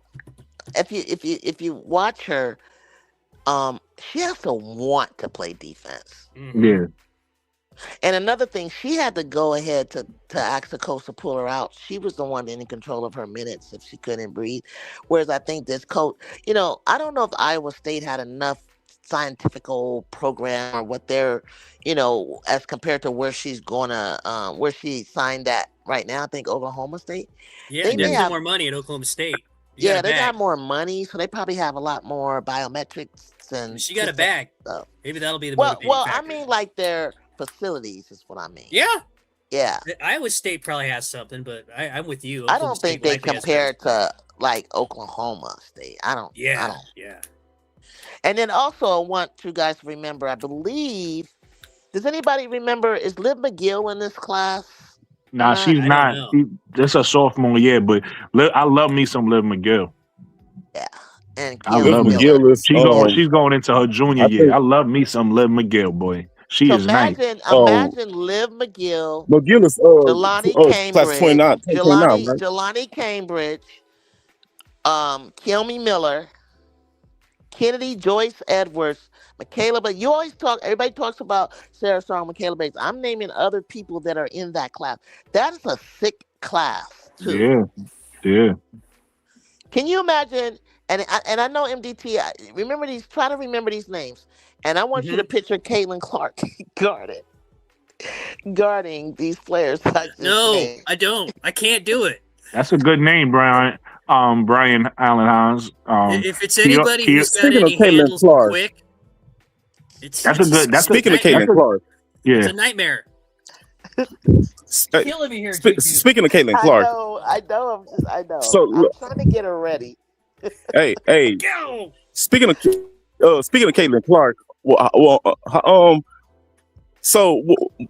how did everybody feel about Caitlin Clark's game against Minnesota Lynx and Olivia Miles' performance today? I'm trying to forget Because- it. Because I saw some players that ESPN should be really putting out there as MVP runner-ups and Yeah. not Cece. Yeah, It's Olivia. Because Olivia that and Kelsey Mitchell. conversation. You're Olivia correct. Miles and Kelsey Mitchell are they're different. Yeah. That They're playing award is different right now. Asia Wilson's to lose anyway. So I don't think anybody's going to touch that. I was chopping it up with somebody I'm who just hearing yesterday. people talk about But- Olivia Miles because Olivia's Miles team is above Asia. Asia better be Well, careful. I got a stat for you. This is Brooklyn. This is what I was going to point out. Okay, so this answers it both ways, and it makes sense. So all 30 previous MVPs, 80% of them have come from a 1-seeded team to go to the playoffs or a 2-seeded team. Ooh, So they both fit that criteria right they now. fit it. Yes. So what it means is, however, Angel's stat line is so much better than what Olivia's doing, even I though have she's got heard the that. gravity, but that's hard to measure. And she would have to increase her numbers, and it's gonna be taken away from her because Fee's there now. So it's gonna look not as good as it would have been had Fee still been injured. So that's what I got on that. I still think it's Asia. Still lose. So you feel that her point production is going to drop because of Asia, because of FISA? I think they're not Or gonna. her It's not gonna assists. look as good on a stat line. So what was it today? She had 28. Yes, that sir. sound right, guys? Yes, sir. Yes, sir. And what did she have the night before that Nafisa came? I think it was 14 and 10, something. So So if she did score that 14, she has not dropped in production because she just zoomed right back up with the 28 and then I don't know how many assists she had. Yeah, it's still going to be hard, Juju, unless there's some kind of Asia fatigue. You've seen that in the NBA. Brooklyn would speak to this. I Conversations don't all the think time. I know, but I don't think that Asia. Let me say this. I would have said Asia is far from Olivia. I would have said that, but the fact that Olivia is the most valuable on that team. That team without Olivia would not be where they are. It's not. Agreed. They can do it with Fee and they can do it without her. Agreed. But value, the Aces can't do nothing without Asia. Asia has scored 37, 30. Well, she did score 38 or something in a loss. Now she scored 37 I think recently in a win. But she can't sustain that. It's carry going to be that tough. I think the Juju. person numbers that's gonna suffer now that Fee's back is Natasha Howard. That's true too. Yeah, I think that's gonna be the person whose numbers go down. Yeah, I was watching her today. Like she kind of didn't know. I was like, Natasha, Fee will play around you. She likes to hover around a certain area on the court, and Natasha's starting to look lost. Like I don't know what it is. She needs to just keep doing whatever it was that she did, and let Fee adjust to her. But she's deferring to Fee, but Fee's not ready to be deferred to yet. Let her get in rhythm and shape. Ball shape. Like Natasha, don't back off and shrink. I need Natasha to be Natasha that she was earlier this year, Yeah. and that connection that Miles and her had. That was beautiful work. Yeah, to your point, Juju, last year when Howard was with the Fever, her production went crazy after CC shut it down, or they shut her down for the rest of the season. Mhm. And she seemed to be a lot happier playing without You her. think? Oh, playing without her? Oh, Mm-hmm. Just because of the role and more minutes and a Mhm. bigger chance to score. I mean, it really helped her, to tell you the truth. I mean, oh, okay. yeah. How do you think she played? How do you? I mean, did Cece play well today to you? Or I'm not saying she didn't. She had 19, I believe, and 6 or What's something. the field goal percentage though? Yeah, 10 Yeah, let me assists, look. Let too. me look. I think she had a We gang of gotta assists today. base it off the field goal percentage and the turnover. We already know defensively, Yeah, she didn't that's play we that don't have to well. look that up. So yeah, that's what I'm saying. She didn't play that well. So based Yeah, off of there what you she go did again, field goal man. wise and I think she was turnovers, like a it'll minus determine. 9. She was like a was minus. -7, so she had Oh, 19 minus points, 7. 10 assists, 4 turnovers, 1 rebound. So What's the field goal percentage for she threes was and 8 for field goal? 18, Damn. but also was 2 for 9 from 3. So she really struggled there. A couple of those were Ooh. dumb that she put up. So how I would assess that game Damn. is I'm not terribly mad. Like it's still too many turnovers, but I'm not terribly mad at the turnovers with 10 assists, 4. I would prefer like 3. I would prefer 3. But okay, you got 4. I'm not gonna nitpick the 1, right? Mhm. As far as the 8 for 18, I'm not even gonna nitpick that because shoot is shoot. Sometimes your shot Yeah. is off. The 2 or 9 though. The 2 or Yeah. 9 is terrible. Like And a that's couple of those she shouldn't have taken. They were bad yeah, shots. that's terrible. The 8 for 18, I'm not the overall field goal percentage. I'm not 100% mad at, but the 2 for 9 is that's wild. But then again, like shoot is shoot. Sometimes your shot is off. I understand that. You know what I mean? 1 or 8, 2 or 9, that happens. But you just got to try to limit that to not happening often, or work on your selection, like you said.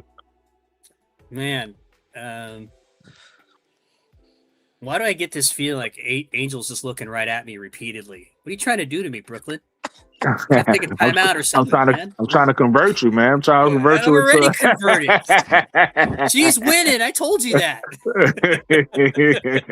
Look into Angel's eyes. Dude, you're gonna make me go away for 5 minutes, man. You know what I love? You know what I love, guys? What's up? That the women are in control of their narrative in terms of femininity and beauty. Absolutely.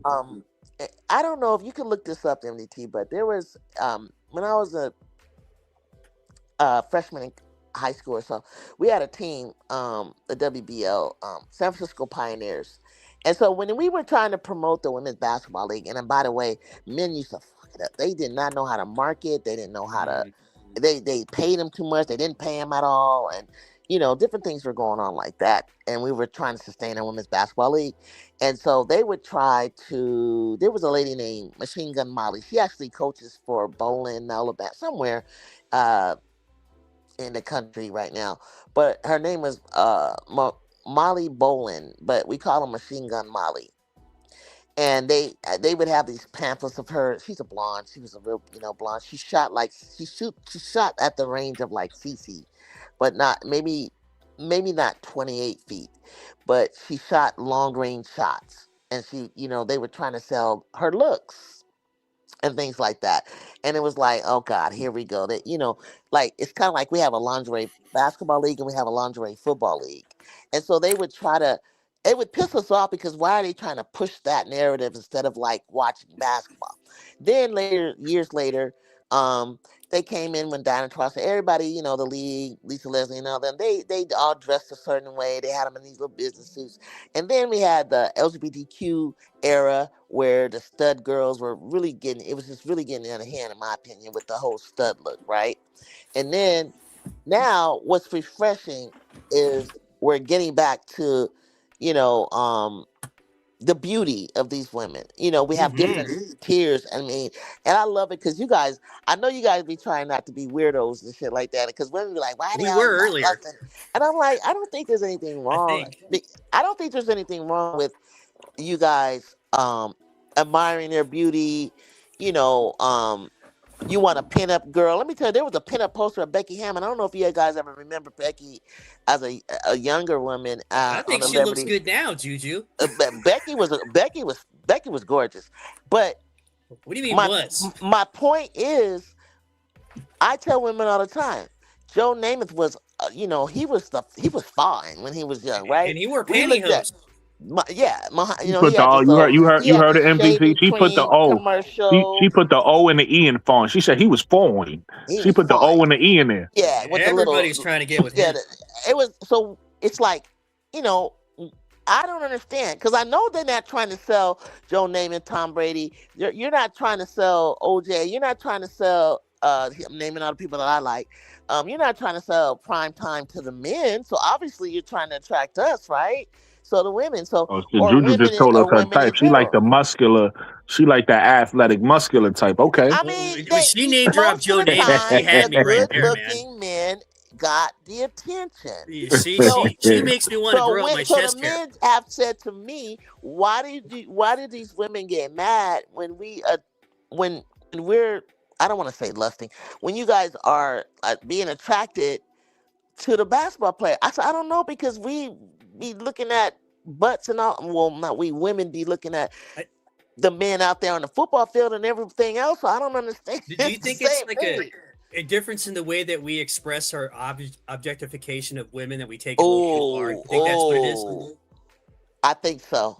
Because you guys will say somebody's cute, right? And you'll leave it vague. Handsome. And Brooklyn and I might be like, ooh, and we'll make a scene, right? Hey, don't put my name in.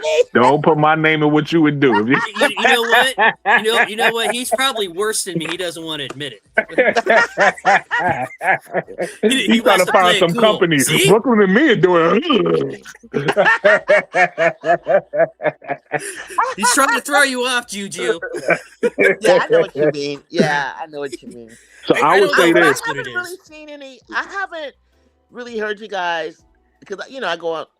I can tell you why that happens. I haven't heard you guys, not just you guys, but other men. I haven't heard disrespectfulness stuff. When I come on your channel, I'm not doing that, right? And I mean, I've been on some lives where we talked about it, but it never de-escalates to where it gets raunchy. And you can do that, but sometimes some folks just push the boundaries. And maybe Brooklyn and Judy, you might be able to speak. But isn't there some kind of community guidelines on what you guys can talk about and how far you can take it before they start giving you crap on the algorithm, or YouTubes are saying? Maybe. From my point of view, they don't like a lot of F-bombs. I never from my K-I-L-L-E-R. You got to be careful. Right, what you say. From my point of view, from me, I can only speak for me. I can't speak for other people. From my point of view, I never take it there where I even have to worry about guidelines. So I don't really know what the guidelines is. Mm-hmm. But I will say this about me, right? So the girly girls, the girls who glam up and do all that type of stuff, those are the ones who caught my attention originally, right? Before I was into Right. women's basketball. Those are the ones who caught my attention. But why they caught my attention wasn't for lustfulness though. They caught my attention because I was surprised that these girls play basketball. Because I'm like, oh wait. Not That's good. seriously. I was like, oh wait, she Yeah. played ball? Like, oh, she, like Yeah, I'm gonna yeah. give you a name. Somebody like maybe a Deja Kelly. I would see a Deja Okay. Kelly who's a girly girl, who's pretty, who's somebody I would expect because she looked the way she looked, is to be Yeah. somebody who I would expect to see. Right? I'm from New York City, so we used to seeing girls on the street or girls someplace, and you know you see girls all the time. So because of that, when I seen that type of girl playing basketball, it caught my attention. It caught my interest, and I was like, She played Wow. ball, and then when I watched, I'm like, oh, and she nice, right? I'm talking about all of them, not just Deja. Yeah. I'm just saying this was my reaction. This is how I became an Angel Reese fan. I'm like, oh, is she not okay? She get and then what really drew me into Angel, and this what made it all the way about basketball for me. It wasn't about the prettiness. The prettiness got my attention, but what made it about basketball for me is how she was on the court and she be talking shit to the opponent, and she doing her TikTok dance, and she like what? You know, That's I what was I like, oh like. shit, like that She caught was me. funny as I was like, oh my God. She was Exactly. hilarious. And I wanted to see more, and that's what made me watch. And now I'm rooting for you because the baddie on the court get busy, and I want to see you. Like that's how it started. like So that it was never a lust for these women. It's never a lustfulness for me. It's never like, oh, I hope I meet her, or it's never like that. I do appreciate their beauty. I know they beautiful, right? And that's part of the reason why I'm happy. I'm a fan. The baddies bought me in. I always say that the baddies is the ones who got me in, right? Especially Angel Reese. That's number one. But it's about the basketball for me. It's not about how pretty. I'm not wanting you to be successful because you're pretty. Like, it don't got nothing to do with that. I love Rickea Jackson. Rickea Jackson is a baddie, but she a killer on that court, though. You get what I'm saying? Angel's a killer on the court. Deja Kelly a killer on the court. Dejanay killer on the court. Right. So I appreciate their beauty, but I care more that they killers on the court, and that's where it's at for me. That's real. That's real. I appreciate that. I appreciate that.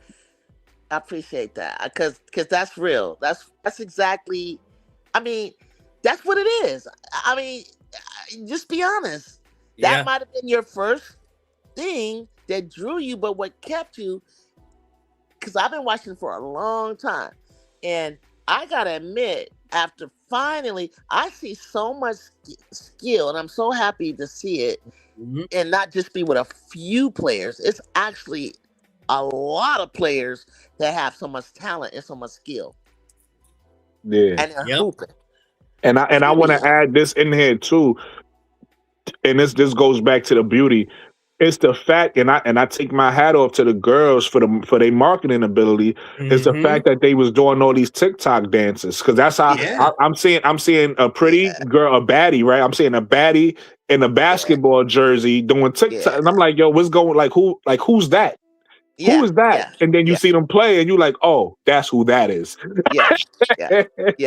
You know what I'm saying? Yeah. The TikTok dances and the marketing that they was doing with that, I think is important. That's why I'm happy they still do it. Like Angels in the League, you see it. Like the latest one, I don't know if y'all saw it, was Angel in the League or not. They just did a little TikTok dance together. Or Angel and Okai. Like, I like the fact that they do that because that's marketing for the game, right? People who might not watch the game might see that TikTok video, and now they want to know, well, who's this? They had to take it into their own hands. We couldn't wait anymore for them to, like, we had some cool little commercials back in the day when, Cynthia, Lisa, Cheryl Swoops, and all them, especially when we first started the league. That's when the commercials were popping. And then they just kind of went away from it. But I love this new generation, of like you said, social media is amazing, like what they're doing for themselves. Yeah, starting with NIL just to get the NIL off the ground. That helped too. Yes, branding themselves, and but the Barbie, she's been consistently calling herself the Barbie, then Barbie. She's consistent with that. She's consistent with being unapologetic. She's consistent with that. Oh yeah, there's a dichotomy right there. Dog, but still feminine. Yes. and Yeah. that I'm too, all here for it. that too. You know, playing sports and keeping it feminine, but also being strong and unapologetic about being strong. You know what I'm saying? They be flexing, they be cracking me up doing all that, but it's sexy, and you know what I'm saying? It's like there's nothing wrong with that. Nothing wrong Yep. with that. You know, And here's another women part. love Dion when Dion would do his little dance, carrying on, and all that But stuff. look, Mhm. but look, Juju, this is something a lot of people won't admit. This is another part I love about it.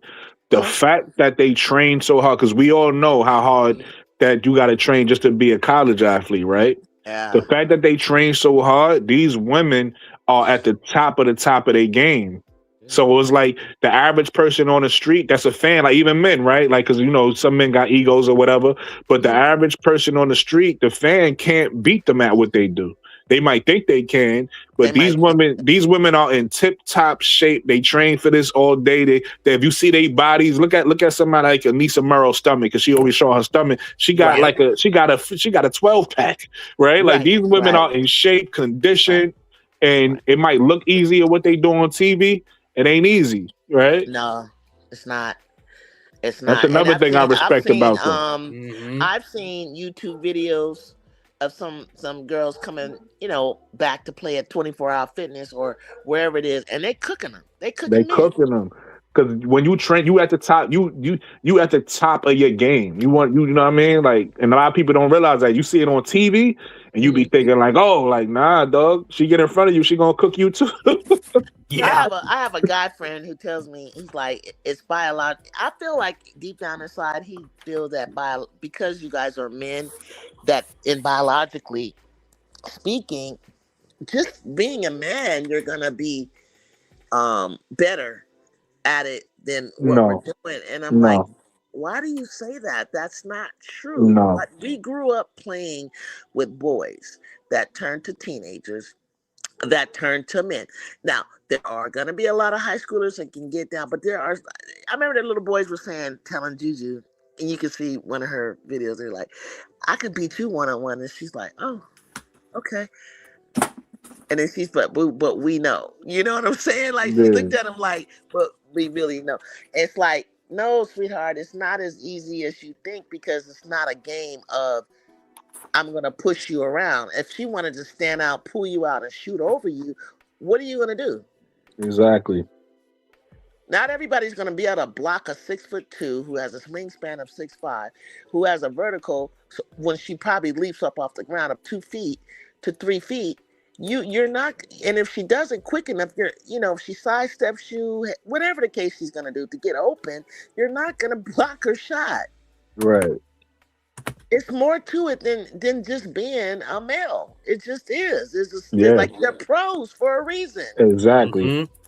Exactly. You preaching, Juju. I don't know why he doesn't understand that because it's like I'm not stupid to not know that you guys are stronger and faster, fast twitch muscles. I get all of that, but like it does, size and strength doesn't always matter in certain sports, and that's why when it comes to the conversation of transgender, how do you feel about that, Julie? Well, it all depends. You want to know what's funny? Hold on. Let me actually introduce that. It's a good transition you actually made because that's what's on my mind a few minutes ago, but it Okay. slipped my mind.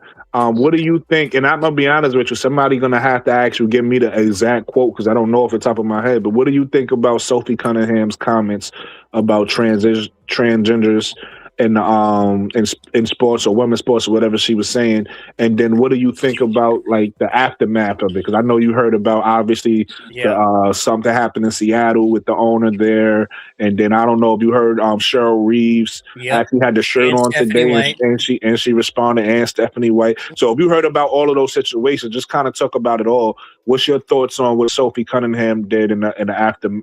What Sophie Cunningham said in the aftermath of everything she said as well? I'll Anybody go know first. exactly what it is? Well, do me a Okay. favor.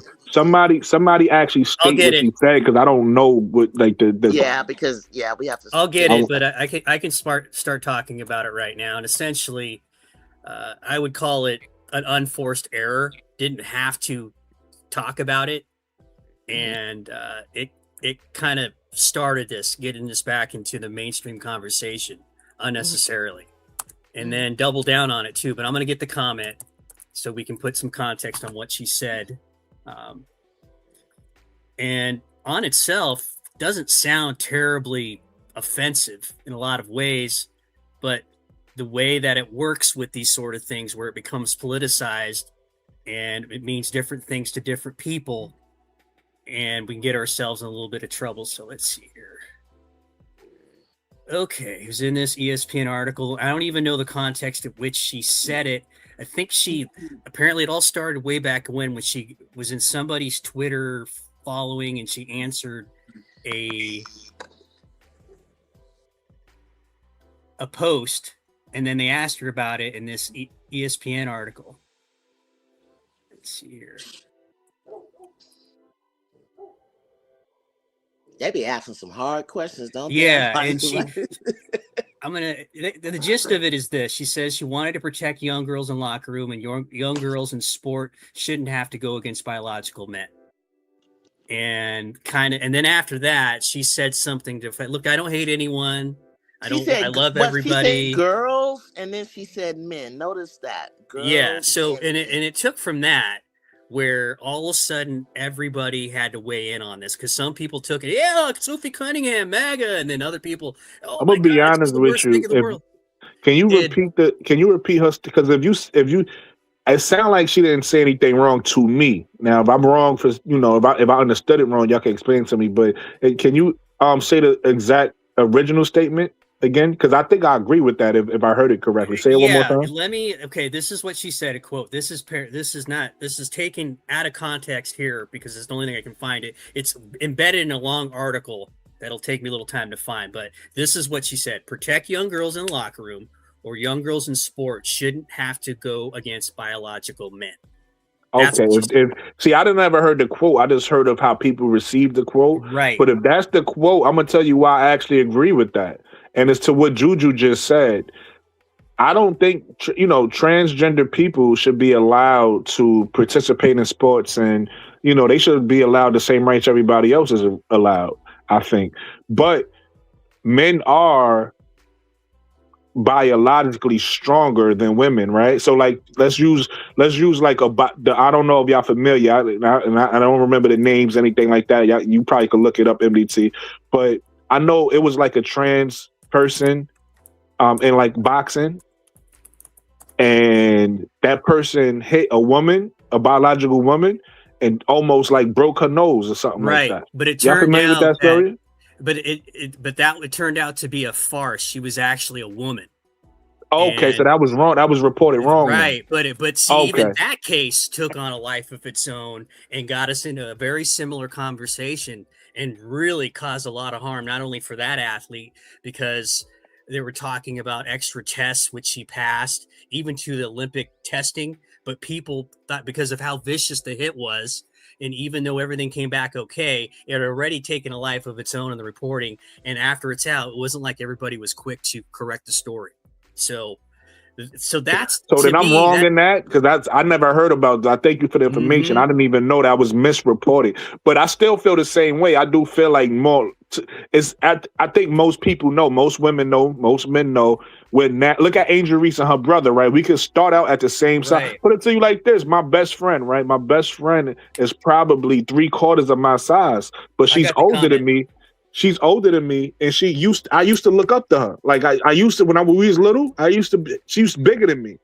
So, but as we grew, I passed her. You understand what I'm saying? So that part I do think need to be separate. That's my opinion. I could be wrong. I got the comment here. Here's what she said. I got a lot of negative feedback about me hating trans, and I'm like, I never once said that. I think I'm here just to extend love, but I also think love is truth, and being honest, I want to protect young girls in a locker room or young girls in sport who shouldn't have to go against biological men. I am with you. I think this is innocuous. Where the problem is, it's another example of somebody affiliated with the WNBA stepping in it unnecessarily, because you have to know this comment here is going to blow up, where you're going to have a bunch of people defending your stance and a bunch of other people coming after you to the point to where they're protesting at games. And that's from this comment. And I've said this, I think I said this on Juju's show a couple days ago. It comes from the leadership in the WNBA that from top down, that they don't understand that they have eyeballs on them and nobody's going to give them a break. Nobody's going to give this context. Nobody's going to look at this, or at least some people are look at this and vilify her for saying this. Even though, to your point, Brooklyn, 79% of Americans did a poll agree with that this shouldn't happen. Not to mention, there's only about 15 to 20 documented cases of transgender men competing in sports. Furthermore, 27 states have passed laws against allowing biological males to compete in female sports, and Trump signed an executive order to ban this from collegiate sports. Now, I will say this, and I land my plan, and I want to hear from Juju. I will say this about it. I'm a man talking about women's sports. So I defer to how the women feel. If the women feel, hey, we don't want it in our sport, then that's how I feel. If the women feel like, hey, we don't mind and we don't care and we want to be inclusive, then that's how I feel. Because it's really about how the women feel about that. You get what I'm saying? Yeah, there's a lot of noise. So that's how I would feel. I would lean towards how the women in the sport actually feels. Like, do they feel like it won't be an advantage? If they feel like if it won't be an advantage and it'll be, good competition, then great, let's have at it. But if the women feel like they'll be at a disadvantage, then I think we should listen to the women. I heard what Stephanie White said about it. And she just says, we need to have conversations about this without really getting into it, kind of dancing around it, but saying we support trans people, but didn't say it specifically in sports. And neither did Cheryl Reeves. Found that curious, on both accounts. What's your thoughts, Juju? Uh-oh. She may be working, or she just can't hear me again. One or the other. We might have lost her on that one. I don't know. No, she's still here. She's still on the panel. Okay. Juju, you here? But she might be either working or she just can't hear, or maybe she muted. If you muted, Juju. I've heard women speak out against this. I haven't heard too many say, "Yeah, it's fine." I know Stephanie White said I've competed against my brother in a driveway. I don't think that's the same thing, to tell you the truth. Again, like I said, as a man with an opinion, as a man giving my opinion, I don't feel like I feel like it's an advantage. Yeah, I feel like it's a strength advantage. That's how I feel. But again, I would defer to how the women feel about that. You know what I mean? Yeah. Haven't heard one articulate anything yet. Here's another one that a takeoff of a subset of this, of why the people who have an issue with these comments is that some of them are saying, listen, we're not paying attention to more important issues, like what's going on in women's sports so far as abuse, manipulation, and things like that. And it's almost as if some might feel that if they acquiesce on this issue, then you lose a lot of other issues that maybe you felt like you won before. I don't know how you tie these two together, but apparently some do. Yeah, like I said, this is this is more of how the women feel about their sport. But I will say, everybody should be included. It should, it should be inclusive to all. Everybody should be able to have their opinion. So what the owner did, and again, I might be getting this reporting wrong because I didn't look it up. I'm going off of what people said, that the owner of Seattle saw some people who was in support of Sophie, and then, she ended up getting suspended because she said something to them, yelled at or whatever it was. So obviously, I don't think that's right. I think everybody should be entitled to their opinion, or whatever side. Same thing with Cheryl Reeves. I wasn't mad at what Cheryl Reeves did as far as being supportive and having a shirt on, and I think she had a conversation with Sophie. Whatever it is they talked about. I think everybody, but again, she didn't really address competing in sports. She just said support. Yeah, and I think we all stand firm on that. Everybody feel like everybody should be supported and have a voice and be respected. Yeah. I think we all agree on that. Here's some numbers for you. I just put it in. Okay, so take this for what it says. That the majority of women believe transgender athletes should only compete in sports that match their sex assigned at birth. 62% of women support banning transgender women from female sports categories compared to 75% of men. So actually, we feel strongly about it than they do. So to your point. Yeah, that's what I'm saying, because it's their sport, so you can't really. Same thing with our sport. I don't think you could tell men how men should feel, and vice versa. We can't tell women how women should feel. You know what I mean? If women say because a woman might stance may be, hey, I want the most competition, and I think I can compete.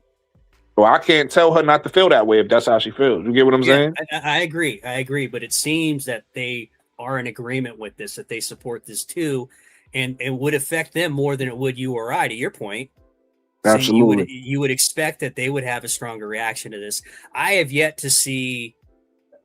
I mean, and I'm not really paying attention either to another one of your points, but the outrage that I see the most are parents of young girls are like, hey, listen, we don't want boys playing against our girls teams, or especially as you get into high school and things like that, where you can really see differences in body types and growth and things of that nature. And it becomes really evident that there are advantages, like you were saying. So, right. But I think, I just told you, 27 states have passed laws banning this, and the federal government has banned this in colleges. So you're kind of already there, which brings me back to my initial point. They've kind of stepped in it unnecessarily when you didn't need to, especially when you have all these eyeballs on you. So exactly. Yep. Where is everybody? Is it just you and I now? No, it's me, you, and Juju, but I think Juju's working. So she's working. Are you around? Huh. Yeah, I'd be curious to hear what she has to say. I really would want to know what people have to say about this. Stay tuned for the next time on. Oh, I had a really good piece of history for you, so I know you appreciate it when I talk about stats and historical significance. So this one's really good. I was looking this up as far as playoffs, seeding, and implications therein. So they went to the 3-game first round series starting in calendar year 2022. Right. So since then, through last year, only 3 times in playoff history since 2022 has the lower seed defeated the higher seed. Okay, so home court advantage is important. Right, and it was even more important before last year when they changed the format, and I'll get into that. So between 2022 and 2024, the first round series was 2 home games for the higher seed, and then if the lower seed team won one of those games, then you got the third game at home. The best of 3. Right, but it was kind of a slanted best of 3 because you had to win one of those on the road first to earn the one at home. Last year, they changed that to a 1-1-1. 1 home, 1 away, 1 home. Yeah. So it became more equitable. So the 3 times, one of them happened, I think it was 2022, and then 2 of them happened last year with this new format. So you do have advantages for being the higher seed. Sometimes it depends on matchups. I'm sure you could speak to that eloquently. And then, but you still, I think, would want to have one of those higher seeds, maybe pick up your matchup a little better, because sometimes a 3 and a 6, if you're the 6, if you match up with the 3, that would be better than if you were the 7 taking on the 2. No, absolutely. And you could certain teams just match up against certain teams better anyway, regardless of where you at. So it's like, for instance, judging based off what happened during the regular season, the Golden State might not be a good matchup for Atlanta. Right. It would be a good matchup for us. However, I got another one on that. You'll like this too. Golden State is 0-5 against Las Vegas and Minnesota collectively. Yeah, so they got problems with them. Well, everybody has problems with Minnesota, but my team doesn't match up well with yours, doesn't match up well with Golden State, but we match up well with Vegas, which is weird. Yeah, go figure on that. That's true. That's why matchups matter. Matchups matter, and seeding matter, to your point too. So I wonder if we'll see some shenanigans towards the end of the season, playing around with that a little bit, and under the guise of, "Hey, we're going to rest our players."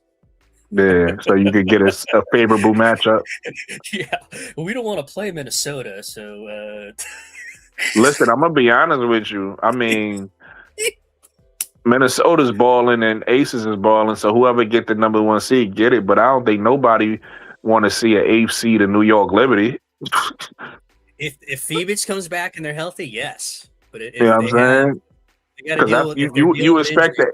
You expect the 8th seed to be like a walk in the park if you the 1 seed. The New York Liberty ain't no walk in the park. If they come in hot, you know how that goes. They talk about this all the time. But I think the Knicks came in hot into the playoffs. Isn't that right?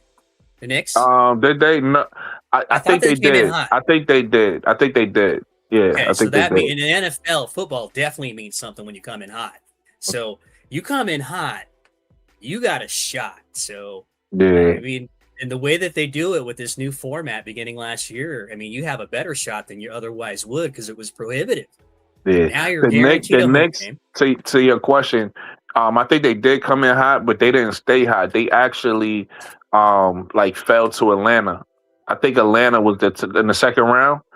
I believe they played Atlanta in the second round. That was their toughest series. And then after that, they kind of once they beat Atlanta, like I believe it's game 3, they kind of like didn't lose again. Like they got hot after that. Yeah, and I think that's what I meant by that. Yeah. Like, I don't remember them. No, but I think you're right too. I think they actually did come into the playoffs on a winning streak, though. I think they did, but they actually lost it and got it back. I think that's what happened. I woke them up. Right. But you see this, and in even the that NFL. series, it ain't even like that was series. They was in jeopardy of getting eliminated. That was just their toughest series. Like when you go back and look how they beat everybody, it was like that was a series where it was like a question. This got me thinking today when I was looking this stuff up. That you see this in the NFL when it's a one and done thing. You get a team comes in, it doesn't matter what their record is. Say you get a 6 seed, goes on the road to the 3rd seed, I believe is who it is. Or no, the 7th seed, and they go to the 2nd seed, and somehow they win. All of a sudden, this 9-7 7 seed is confident as all get out, and they play balls out in the next game from just that one playoff game, regardless of how their regular season went.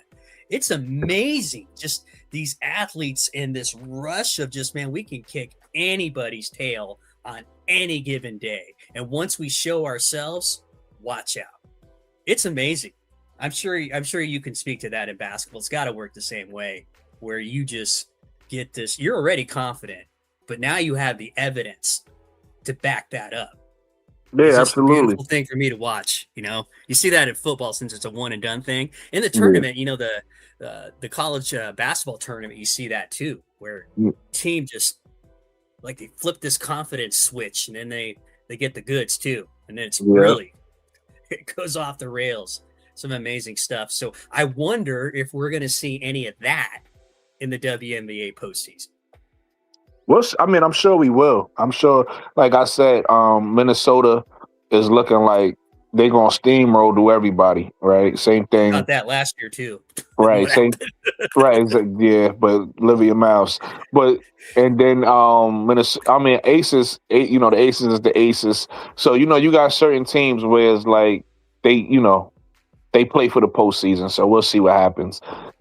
Us as in Indiana and Atlanta, we got pipe dreams, right? We hoping that we get one. We hoping that we knock somebody off and get one. But the Aces is used to this. Same thing. I mean, technically, same thing with the Liberty too. They just having a bad down season, but they used to this. That's why I said that's an AFC nobody want to see, because they're not gonna come in like nervous.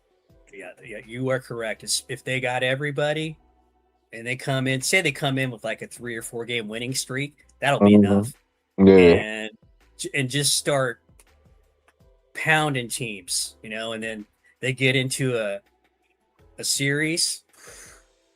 Yeah, I wouldn't want to play them if they're a 6 or a 7. And we've seen it happen in the NBA before, where the AFC won a championship or the AFC goes to the finals. So it's not unheard of that. Yeah, what was that the one? happen. let's say, I wonder if you're old enough to, you probably know about it, but I wonder if you're old enough to remember it. So there was in the 90s, it was a 8 seed Denver Nuggets upset a number 1 seed Sonics, I believe, at the time. That makes sense? I'm not 100% sure about that. Yeah, I think so. The Kimbe Mutombo. Was it the Sonics that they I'm going to beat? look. Yeah, I think so.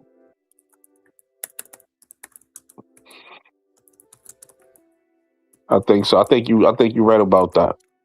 I'm aging myself now, Brooklyn. You're gonna find me out. Yeah, that was way back in 1994. How old were you in May 1994? In May 1994, I was 7. Oh, well, all Yeah. right. Well, you are. No wonder why you were talk so Yeah, I was worldly. 7. had you for a younger man too. Wow.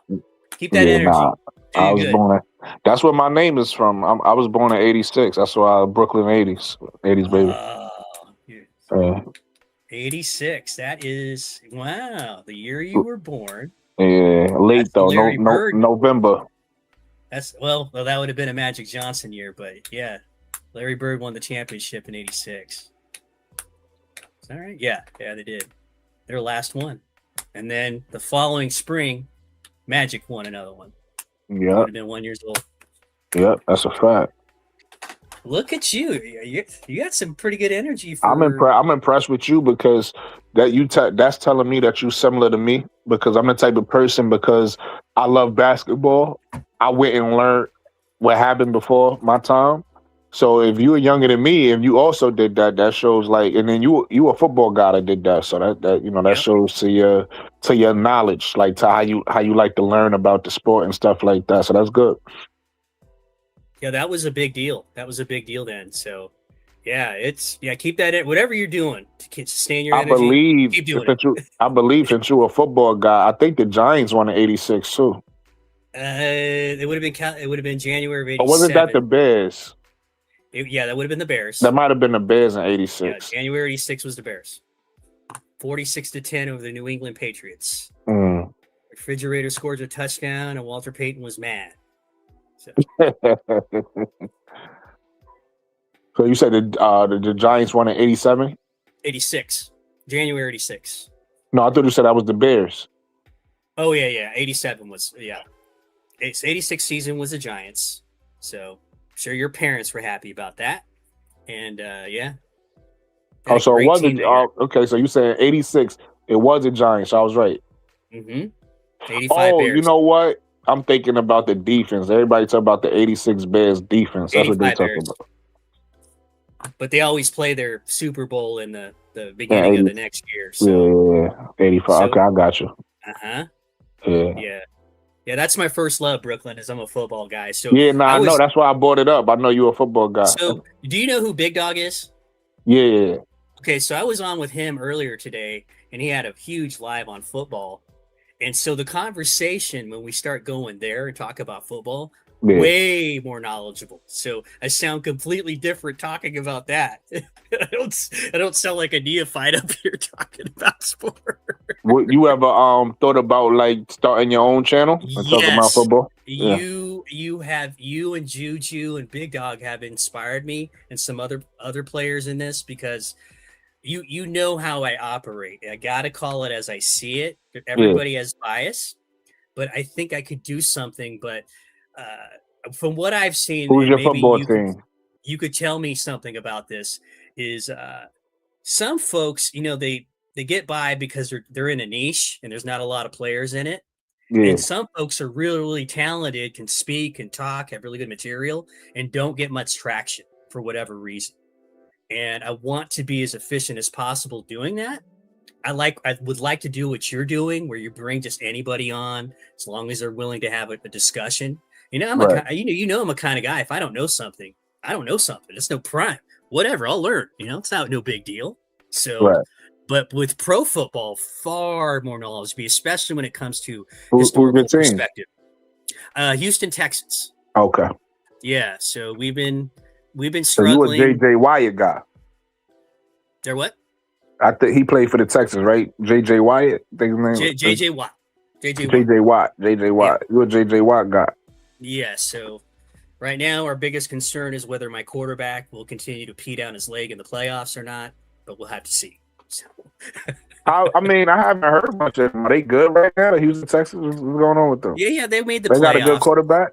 They got a good, decent. He's a little bit inconsistent, so he's got to figure it out. But their defense is good. Got a good defensive coach, so they could be there. But it's hard, man.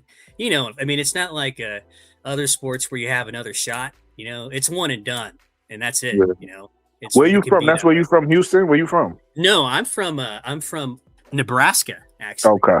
Yeah, I think I'm way east of you because I think you're on the East Coast. Is that right? Or did you? Yeah, relocate? absolutely. Absolutely. I'm on the East Coast. What made you choose the Houston, Texas then?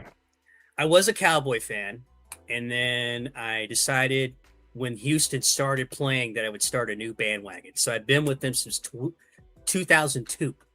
Gotcha. So, but here's what happened. So for me, since I just love pro football, I watched 6 games at a time. Wait. So hold on, slow down before you get in that. So you was Troy Aikman and Yes, Emmett Smith, Emmett Smith. and Michael Irvin, and Gotcha.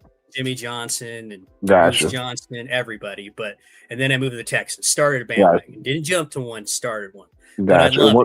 What was you about to say now? I watched 6 games at the same time on Sundays. I have 6 screens, so Oh I boy, don't miss it down. I don't know how people do that. I can't focus on more than one game. Here's Some how people you do it. that with the WNBA too, because you know I they have do multiple too. games. Yeah, I don't know how y'all do that. Brooklyn, I'll send you a picture. I've watched 5 WNBA games at the same time. That's I've done tough. that. Well, you don't really watch, but you can keep track of the score. Like You you're in a bar. basically looking for like moments. So like say if one team is like gets in a crunch time before another team, you're focused on that game more. Or if something is happening interested in this game, you're It focused on usually that goes game like more. this. Usually goes like this. I'm gonna have the Fever game on the main screen on my biggest TV. If they're not playing or they're getting housed, I might move them to another TV and put the Dream game on if they're playing Vegas or another good matchup, something like that. So, and if you're Seattle and you're up against Connecticut, you know, you're probably on a smaller TV and I'm just checking the score. But Gotcha. that's part of how I'm able to talk about this stuff and be like, yeah, I remember that, you know. Yeah, you And that's how a got guy like everything me, on. a guy like me can go on an AR5 channel and talk about it. Yeah. So that's how Yeah. it happens. So yeah, I mean, but anyway, with the Texans, what that did is because when they weren't doing well, I was always looking for other games that were more entertaining or better games. And that's really important to me. So if I'm learning basketball, I need to see a lot of different games and see a lot of the good players, which is why I know all the players too. So, and here's a weird, interesting thing. I know more WNBA players by name than I do NFL players. That's interesting. That's crazy. That's a true statement, man. I love Well, it. I can't get enough. it's kind of like that for me now because my love came from men's basketball. I Mhm. never was I was always a professional men's basketball fan. I never liked men's college. I still don't like men's college like that, and I never watched women's basketball. But once I started watching women's basketball, I fell in love with college first. So I fell in love with women's college basketball first, and then when Angel Reese got drafted, is when I started paying attention to the W. But because because I knew basketball so well, I know basketball so well, I stopped really paying attention so much to the men's game so I could learn the women's game. So a lot of the younger players that got drafted, I don't know who the hell a lot of them is. I'm gonna kill fuckers because I don't watch college either. So Yeah, I don't either. I don't get to know people in the men's game until they actually make a name for themselves. Or Yeah. you know what I mean? Yes, I got to tell you this. So I only watched about 2 or 3 of Caitlin Clark's game before she got to the pros. So I only knew her what she's done in Indiana. So I didn't know that she was doing 35 and 10 and 12 and making people traffic cones in Iowa, because I always thought you go to the pros, you level up. It's not going to be as easy no matter what you did in college. Yeah. Hardly anybody ever does the same stuff, right? Yeah. So that was my experience. So when everybody's saying, hey, she needs this, what are you talking about? You're playing against the best of the best. How would you expect her to to come in here and go 45-10 every night. Are you crazy? Just like in the NFL. I mean, you can't go from college football and go to the NFL usually and kill it. Right. It didn't happen like that. Got built up. Isn't that crazy that's so I didn't have that crazy CC bias, and maybe that contributed to why I was always sensible about it when I was talking. Like, well, wait a minute. Well, no, it's that, but also, and this part is important, and this is why people don't like, because I just put out a post, and you know, obviously I said 90%. Who knows what the number is, right? It could be closer to 60%, 50, whatever, right? Mm-hmm. But I just put out a post, and now you know I talk about the YNCCs, right? The CC slurp. The CC slurps, right? So what happens is, and this what annoys me, if for people who claim they not CC slurps that get mad, right? What annoys me with them is they act like they don't know what I'm talking about. And if you're gonna act like you don't know what I'm talking about, then you just being disingenuous, right? But in that championship game that Caitlyn, you probably know this by now because you know you probably heard it or went back and watched or whatever. But in that championship game that Angel and Caitlyn had, a lot of people who were casuals or not really fans of the sport, who just tuned in for that game, attached themselves to Caitlyn after that, right? And so that's where you get a lot of those weird conversations from. It's from those people who just attach themselves and now they just involve themselves in conversation. You see, I had posted another video. I don't know if you saw it, but I had clipped up somebody named Morgan Kelly, and she's somebody who's claims she's a CC supporter, right? But in the same video, or in the beginning of the video, I clip it up. She says out her own mouth, "I would never watch the WNBA." Yeah. And the person, it was two ladies. They was going back and forth. The other person that she was talking to, the lady clearly says, "I don't know how they watch that sport. Like it's a joke to them, right?" But these are people who's condemning Angel Reese and talking about Sophie Cunningham like she's this and CC like she's that. And they control a narrative to a whole bunch of people who then start regurgitating what they say. Right. You get what I'm saying? And those are the people I try to point out and say, people like, hey, those aren't real fans, right? Because what they doing is creating confusion and stuff like that. And that's where, like how you said, you never indulge in those conversations. That's where they come from. They come from people like that who don't even watch. Like you said, at least you was watching, and somebody like you, because I know you're not the only one. Somebody like you who was probably introduced to Caitlyn as a pro missed that. So you don't even know that's coming in with her. So you like, wait, why is it so racial? Or why is this happening? And these people followed her from college, and they came into her with the pros and just trying to make this pool messy with their messiness. You know what I'm saying? Yeah. I wondered that too, and I really wasn't paying attention. I was just, especially her rookie year, I was just watching basketball. So I really wasn't getting into the conversations, nor did I know what they were. It's like, okay, but what happened to me is I saw all these other great players play. Like, this is fantastic. These women are trying hard. I mean, this is back when they weren't making any money, and they're competing for jobs when they're cutting first round picks. They still do that now. It's cutthroat. So if you're not playing, you don't have a long shelf life. They'll figure it. They'll get somebody else in your spot for cheaper money. I mean, the fundamentals, and I think some people think that they want to see athleticism on par with men. If you go in with that expectation, you're already lost. You're gonna be disappointed. Yeah, that's silly. It's silly, but if you're this is what I tell people. Hold your thought. This is what I tell people who think like that. I say, if you go and watch a high school game, right? You don't go watch the high school game and expect NBA type basketball from the high school game. You enjoy the high school game, right? If you go watch a college game, you're going to watch the college game. You're not going to be expecting pro activity from these college players. You go appreciate the college game. So why when these women play, you expecting men's basketball? It don't even make sense. You got to go. How about you just go appreciate what these women do for what they do, and then you can appreciate the game. But if you go in there expecting what you're going to see in an NBA game, you're just going to disappoint yourself. Yeah, that's the wrong way to look at it. They still play ridiculously hard. They play hard in Unrivaled. I'm assuming they're going to play well in Project B. I mean, they're making great money.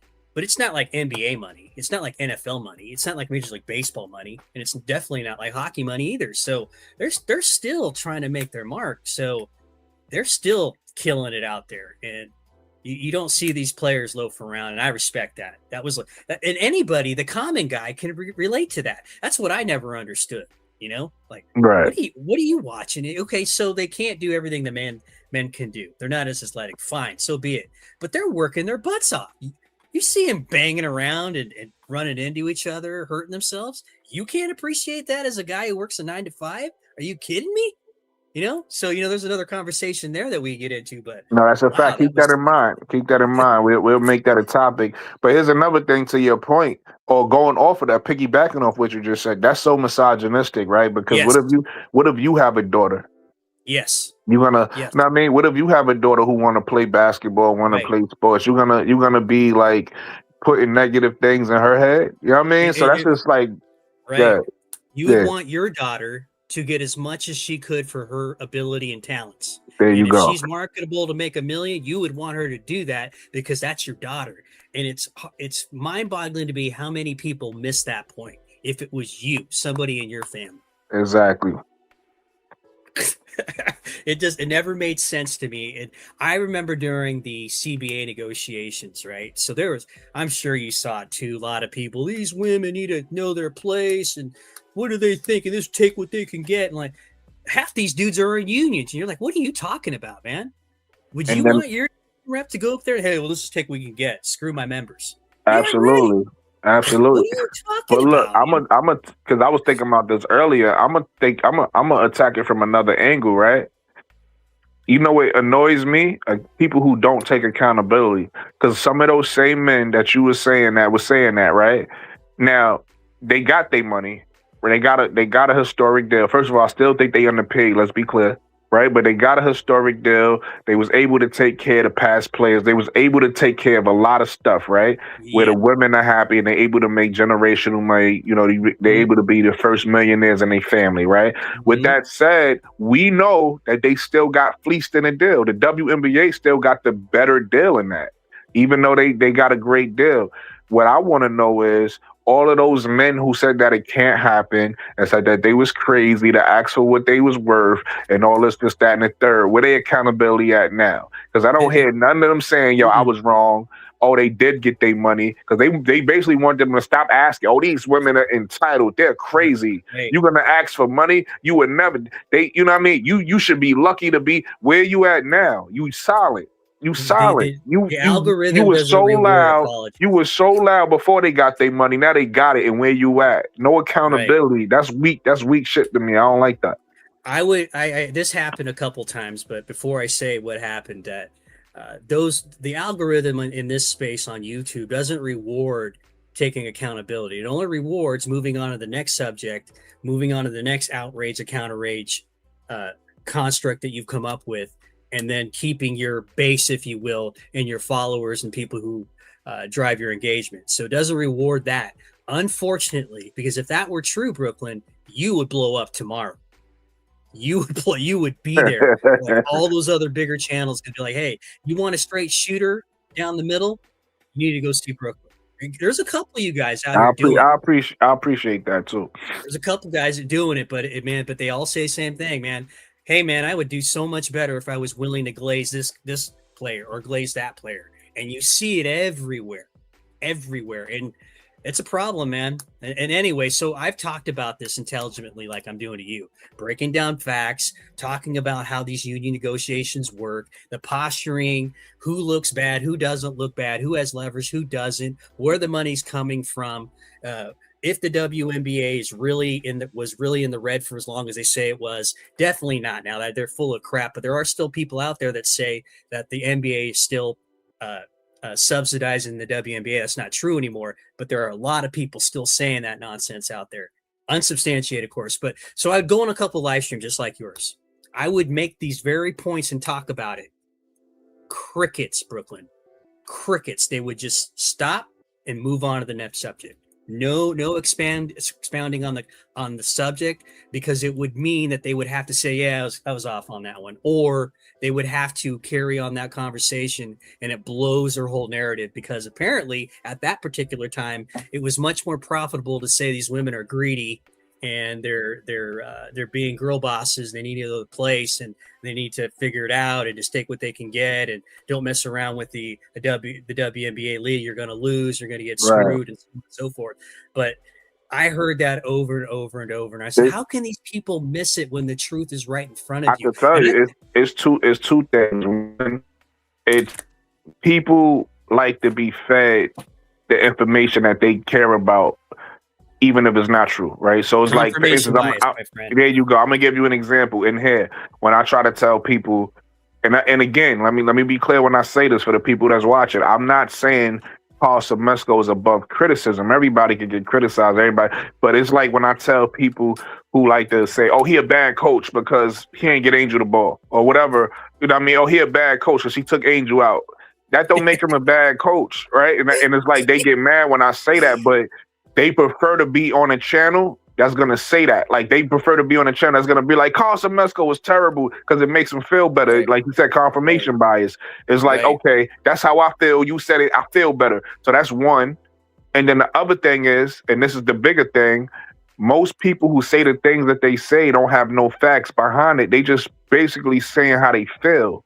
Right? It's Yep. no facts, it's feelings. So And it's like those channels that you was in when you was giving them facts, they ain't like that, because it's like, nah, but I feel like this. I don't care. They could be dead wrong, dead to rights. No facts behind what they saying, but they wanna say it anyway, because that's how they feel. I feel Right. like these women are greedy, and I don't like nothing that's gonna go against that. And that's really what it is. So it's a confirmation bias that you said, and it's no facts. It's just they want a lie to be true. They want the narrative to be true because that's what makes them Yes. feel And better.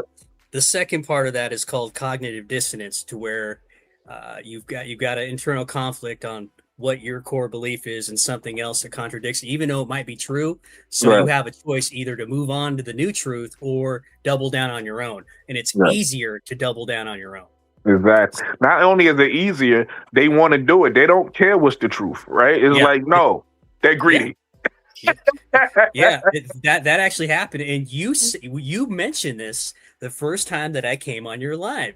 You're like, I like the way that you come with these facts, Right. and these stats, and whatever it is you're talking about. You got this. Hey, here it is. You know. These are the types of conversations I like to have. Like I said, going back to Cece, right? If we didn't have those fans that I talked about that translated with her, the ones that trying to make her a political avatar, we would never have those conversations. They make it those conversations to the point where it's like, all right, now we got to talk about. But if they if they didn't exist at all, and the only people who attached themselves to Caitlyn was people who cared about the basketball, people who loved the sport, people who loved the WNBA. The only conversations I would have with a CC fan is basketball related, even if we disagreeing. Because like I said earlier, when Hot Traps was on here about the sectors and people acting like this, it's gang in, gang out. Even if we decide, okay, it's like a Kobe LeBron situation or a Jordan LeBron situation, when you be like, who's better? Yeah, for that moment, we gonna make our argument why this one is better, that one is better, whatever it is. Once that conversation is over, it's over with. It ain't no lingering feelings. It ain't no, you know what I mean? Oh, you a CC fan, so nah. You say how you feel about CC, why you think it's better. I say what I say about Angel. I think she better. We'll have a conversation. We'll go use the numbers, go through the fact, and then we'll leave the conversation alone. Then it's like, all right, we'll move on. That's how you're supposed to have these sports conversations. You're not supposed to really be like, oh, the black one or the white one. Like, it ain't supposed to be all that. In fact, most basketball players tell you sports is where all that stuff go out the window, because all we care about is, can you play or not? We don't care about what color you is. Can you get that's why Bird played with a bunch of black players who loved him. That's why Magic had white players we love. Like, nobody cares about that. You get what I'm saying? It'd be certain fans. So when we go back to the Magic Bird thing, yes, it's certain fans because it was racial at that time. In that time period. I think they call him the captain, Robert Parrish. He would tell you, The Chief. Thank you, the Chief, not the captain. That was Kareem. That was The Chief. Kareem. Good Kareem looking. was Good cap. looking. You're right, the Chief. He would tell you that even when he played in Boston, it was a lot of nasty things he had to deal with from the community because Boston is a real racist town, right? So Yep. he had to deal with a lot of stuff from his own fans. So yes, the fans will bring some of that stuff in. We get it. And that's Mhm. fine. See, my thing about this, about the race part, if you chose your player based off race, my personal opinion, that ain't a problem. That's cool, right? I don't care if you racist. If you like Caitlin Clark because she white or Angel because that's cool. The problem is when you start to open your mouth and share your opinion and start, Yeah. you know what I mean? If you a You could- racist person and you keep your racist opinion to yourself and you go sit in your stand, ain't nothing wrong with that. Go do it. Nobody can tell you how to feel. That's you. It's I the know fact when you open your mouth and you start to share your opinion with other people. That's the problem. Because And you're an expert that's at what was this. happening back then. It's just that we didn't have social media. So we Right. would see certain things like maybe in a newspaper. I'm saying I was born in 86. I wasn't around. But they would see certain things in the social media. They would hear certain things at the games. You would hear certain, but it wasn't like so overwhelming where it took up your whole without every time. Like right now, we online a lot. So it's like every time you go online, you're gonna see somebody say something racist, or it's gonna make it about race, and it's gonna super overwhelming. You know what I mean? It's the coded language that I've raised an eyebrow to. Like, so you don't think that people are gonna figure out what you really mean? You know what I mean? With Exactly. some of the comments, you're like, you're kind of saying things without saying things, but people know what you're trying to say. So it's No, absolutely. yeah, so you can get it in all the coded language you want. Yeah, but you're not smart. You're not. That's why I mess with them because they like to come in my comments, right? And they'll write me a whole paragraph. When I'm talking about a whole paragraph, I'm talking about like it take you about 3 minutes to read it. But somewhere in there they say you people, so I just mess with them. I'll be like, yo, what you meant by you people? They get mad. You gonna take it there? Yeah, I'm gonna take it there. You said it. What you mean by that? I'll tell you what, though, in this I wish I would see a little less of than I do. There are similarities with, if there is such a thing as AR5 slurp. There are similarities with some of those channels, with some of the way they operate. With they don't want to hear the truth either. That Yeah. they share in parallel with the CC slurp. I wish I would see a lot less of that stuff because they want to have the moral high ground and want to be morally righteous. But when you act the same and express at least unprovoked behaviors that way, you're just saying stuff. Yeah. You're not really much better, like you. Well, I disagree with that. Like I will say this. I think when it comes to the stand, the CC stands and the Angel stands, they both have their own stands or slurps. In your words, they both have their own slurps, but I think they operate different. And here's my opinion. Okay. I could be wrong. The CC slurps, right? 9 times out of 10 is those white nationalist type of guys or those coon guys, right? Those are guys I mentioned, the WNCCs. Yeah. That's typically, and those are the people who make stuff racial, right? Okay. The Angel slurps in your words they don't really make things racial, but they do make things toxic. So what they do is, and again, those are the people I try to call out and I try to say, hey, those are the ones who be like Angel isn't getting the ball. Angel needs it. Like they not really fans of the Atlanta Dream.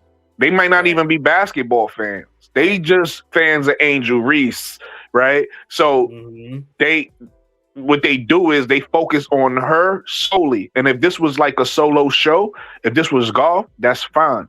But in a team sport, you can't just focus. And that's why I always try to tell them what I do is I compare it to and that's why, look, let me give you a perfect example.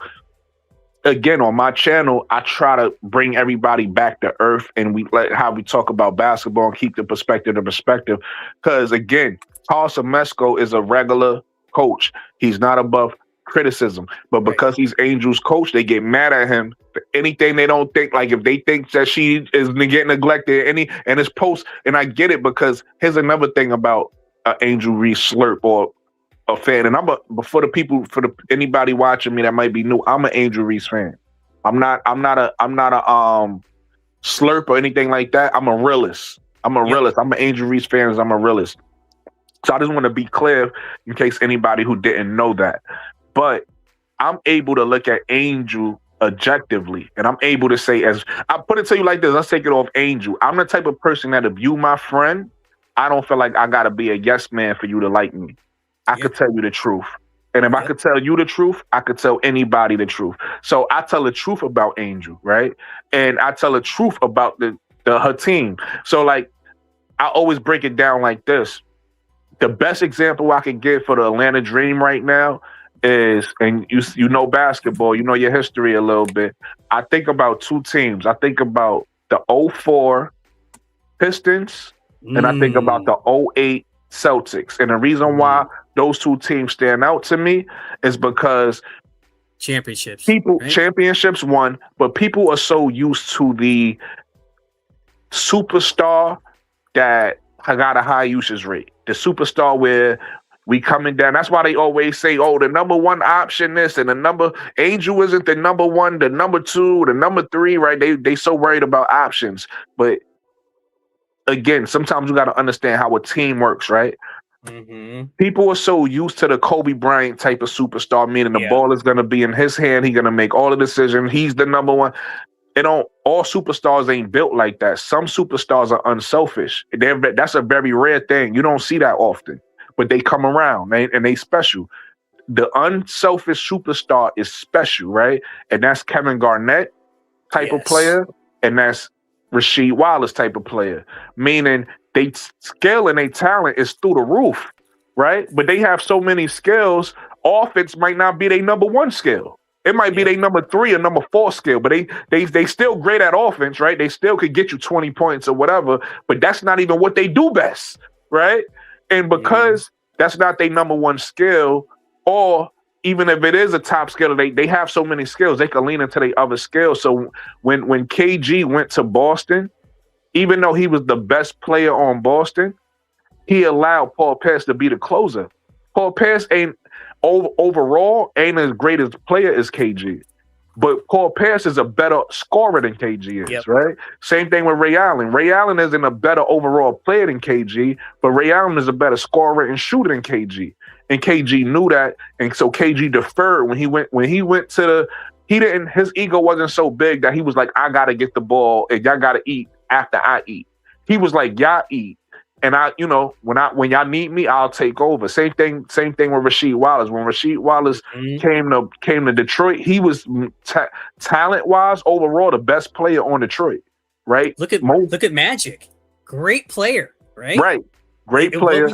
Known for passing, but he would take over in moments if he had to. No, I'm gonna give you that's a great example you brought out. I'm gonna give you a better example. Look at Magic, right? When Magic first went to, you could say overall he ended up becoming better. But when he first went to LA, he wasn't the best player on the team. Kareem was, right? But Kareem allowed Magic to be the star. Yep. You understand what I'm saying? Sometimes you can do that. So anyway, I say that to say about Angel, people get so focused on Atlanta Dream and Angel's success. But they don't realize in order for Angel to be successful, they have to want Ryan Howard's success. Yes. They got to want Jordan Canada's success. They got to want Alicia Gray's success. Everybody, that's how you win a championship. When she went to LSU, she was the best player on LSU, but she didn't win it by herself. Yeah, a lot of help. You understand what I'm saying? Yes. So that's the type of stuff I try. But so to bring it home and to talk about your point about the slurps and the different Angel Reese slurps, focus on her. She's like the center of attention, and they just want her. They don't care about nobody else. In fact, they attack everybody around her if they think like, oh no, they didn't give Angel this, or they're not doing this for Angel. CC slurp sites too. It does. That's what I was referring to. But the only difference I will say is, like I said, a lot from maybe your point of view is different. From my point of view, the CC slurps make it they always you blacks. Right. They always find a way to make some shit racial. That's why I say the difference I would say is one is more racist and one is more toxic. I find but they both extreme. More egregious because they do make it racial. However, the processes at which they both operate, I'm talking slurps, not AR5 channels like yourself. Yeah, we know what you're talking about. They operate the same. It's the same kind of rhetoric that comes out with the same kind of virility, if you want it, not virility, but vitriol. That was the word, not virility, vitriol. And you could tone it down a little bit, and that's it. But yeah, I agree. I agree with what you said. It's just, The only I re- just see the, the similarity. I'm not disagreeing with you. I respect your perspective, but for me, the only reason why I would say it's different though is because, like I said, and then some people tell me they hear it. I never hear it, and I'm like you said, I be on all these channels. I'm on Twitter. Some of the names I see Angel get called and stuff like that, I don't see Cece getting called that from the other side, right? They might talk about her game. They might say she's not good, and why do people like her? But I don't see her being called out her name like Angel is. I've heard it before. So no, I'm not saying it never happens, but I'm talking about like on a major scale, on a majority scale is what I'm saying. Well, I've never seen the racist thing is one of the likely the worst thing you can do. We can start right there. I'm just talking the process that gets you to become that vitriol is very, very similar. You don't need to do that. You can criticize her game and say anything you want. She'll tell you that. She said that in pressers. You can criticize me, but it doesn't need to get to this extreme. You don't need to do that. And I don't operate that. I love it what Angel Reese does. If she has a bad game and somebody asks me about it, depending where I'm at, it was tough. Okay. But more often than not, she's giving you her best every night. Right. So you can have those two conversations. So yeah, that's what it is for me. And I've seen that stuff, and it's anecdotal. And you are correct on that. It's here, there, but just some of it to where they're just saying stuff just to say it. And if you took the racism out of it, the processes at which they get to that point, very, very similar in terms of how people communicate. And it's abhorrent in a lot of ways. We could use more Brooklyn style channels, to tell you the truth. I wish you guys were the majority here, that would be able to do that, because it would be a lot better. And if we had a far less slurp sites, CC slurp, it'd be better too, because I got to ask you this, and you could speak to this because you would relate to these folks more so than me. Okay. Cause they're black as well. What is the mindset for these guys? You called them COON earlier. How do they live with themselves? They got to answer their family and their friends. How do they do that when they're being disingenuous? I'm not talking about the guy who's really sincere about Indiana being his favorite team or Campbell Clark being his favorite. I'm talking about the slurp dude who engage in propaganda. They're purveyors of propaganda. You talking about JC and AB. I don't know if you're familiar with him on Facebook. Not them, but there's some other ones. I don't want to name names, but I know what I'm talking about. Yeah, but I name names. Deal with that? You talking about RG3. You talking about people like that. And I could tell you, or I could tell you my opinion the best I can, because I don't know. I'm talking about the YouTube space. But I'm talking about a particular person. He's only RG3 is on you. Okay, I don't know if you saw it or not, but yeah, he's what you describing. But these people, it's the main thing it boils down to is some people feels a need to impress white people. It's that simple. Okay. They feel a need to impress white people, and some black people feel a need to impress white people, and the way they impress white people is by disrespecting black people. You know what I mean? Or disrespecting their own. It makes them feel good because they feel like they accomplished something. It's something deep down that they really wanted to do, and they get it out and they feel good. And listen, hey, I can't. Everybody different. You know what I mean? Me personally, I don't got an issue with nobody. I don't got an issue with white people or Asian people or whatever.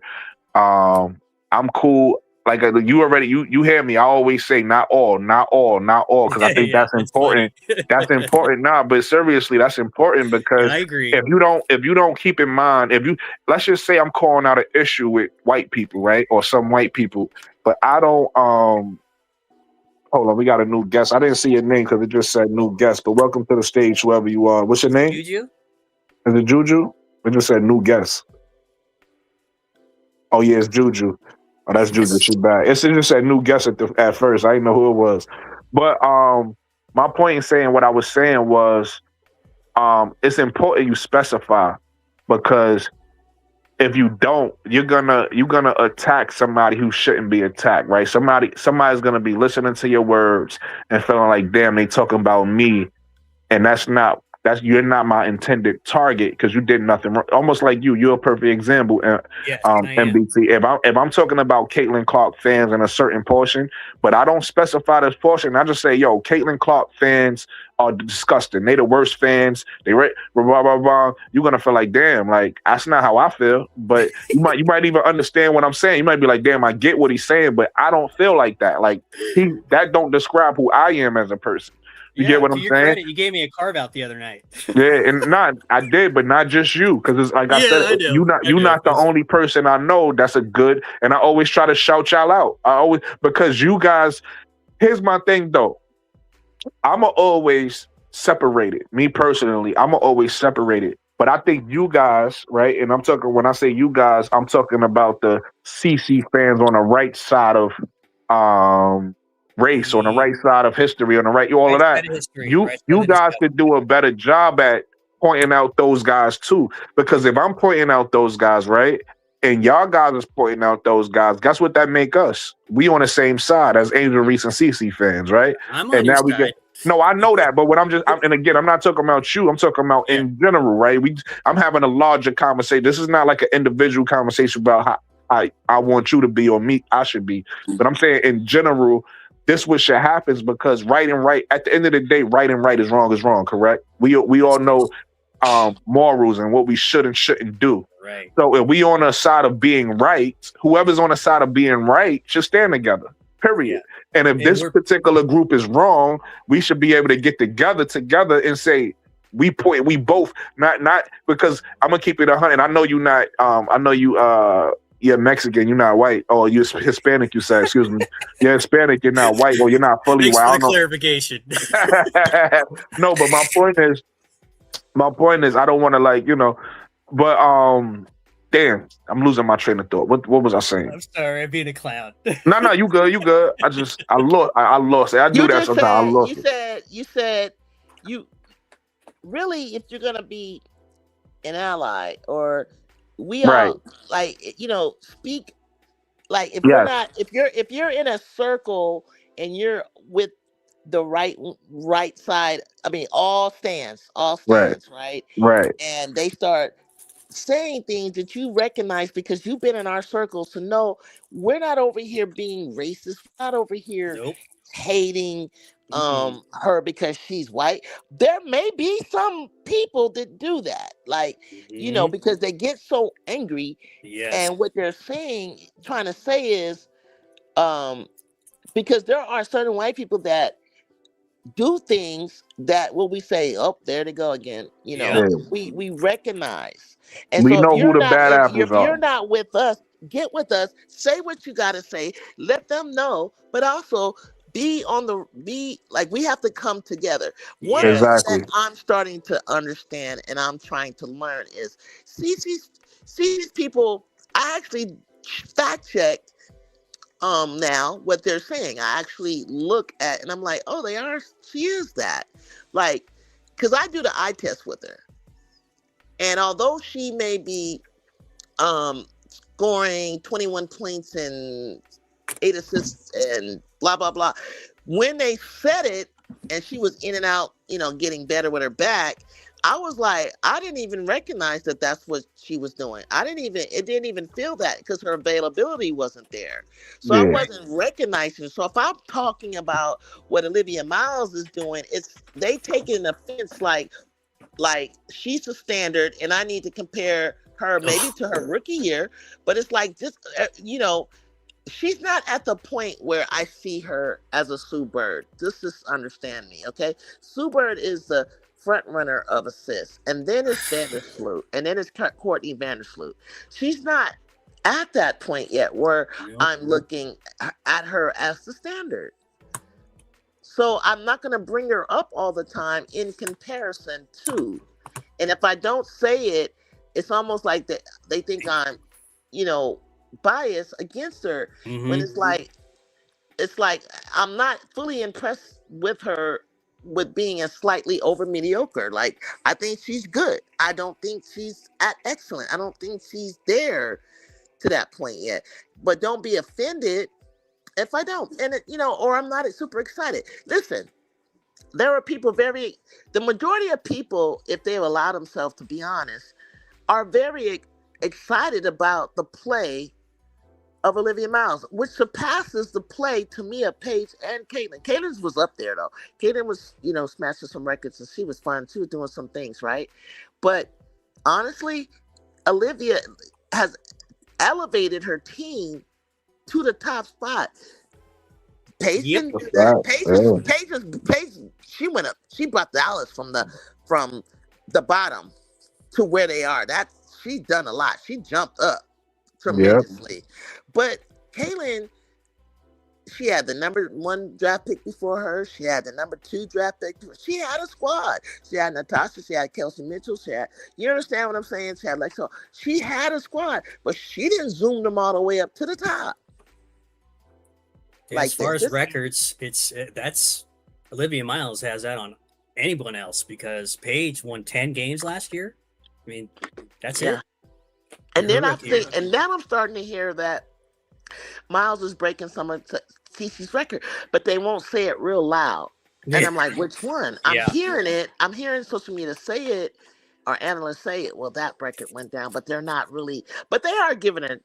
We do recognize NBA play. Everybody recognizes Miles, but she's very exciting to watch. To be honest with you, when I first talked to you at the very beginning, remember what I said? I said Olivia Miles. Yeah. I said that at the very beginning. I said I'm watching her. She's making some noise, and she's my eyes are not lying to me.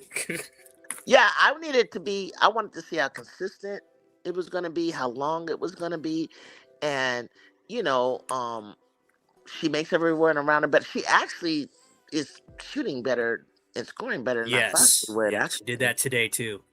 Yeah, but my thing is, show up, CC, against quality teams. That's all I ask.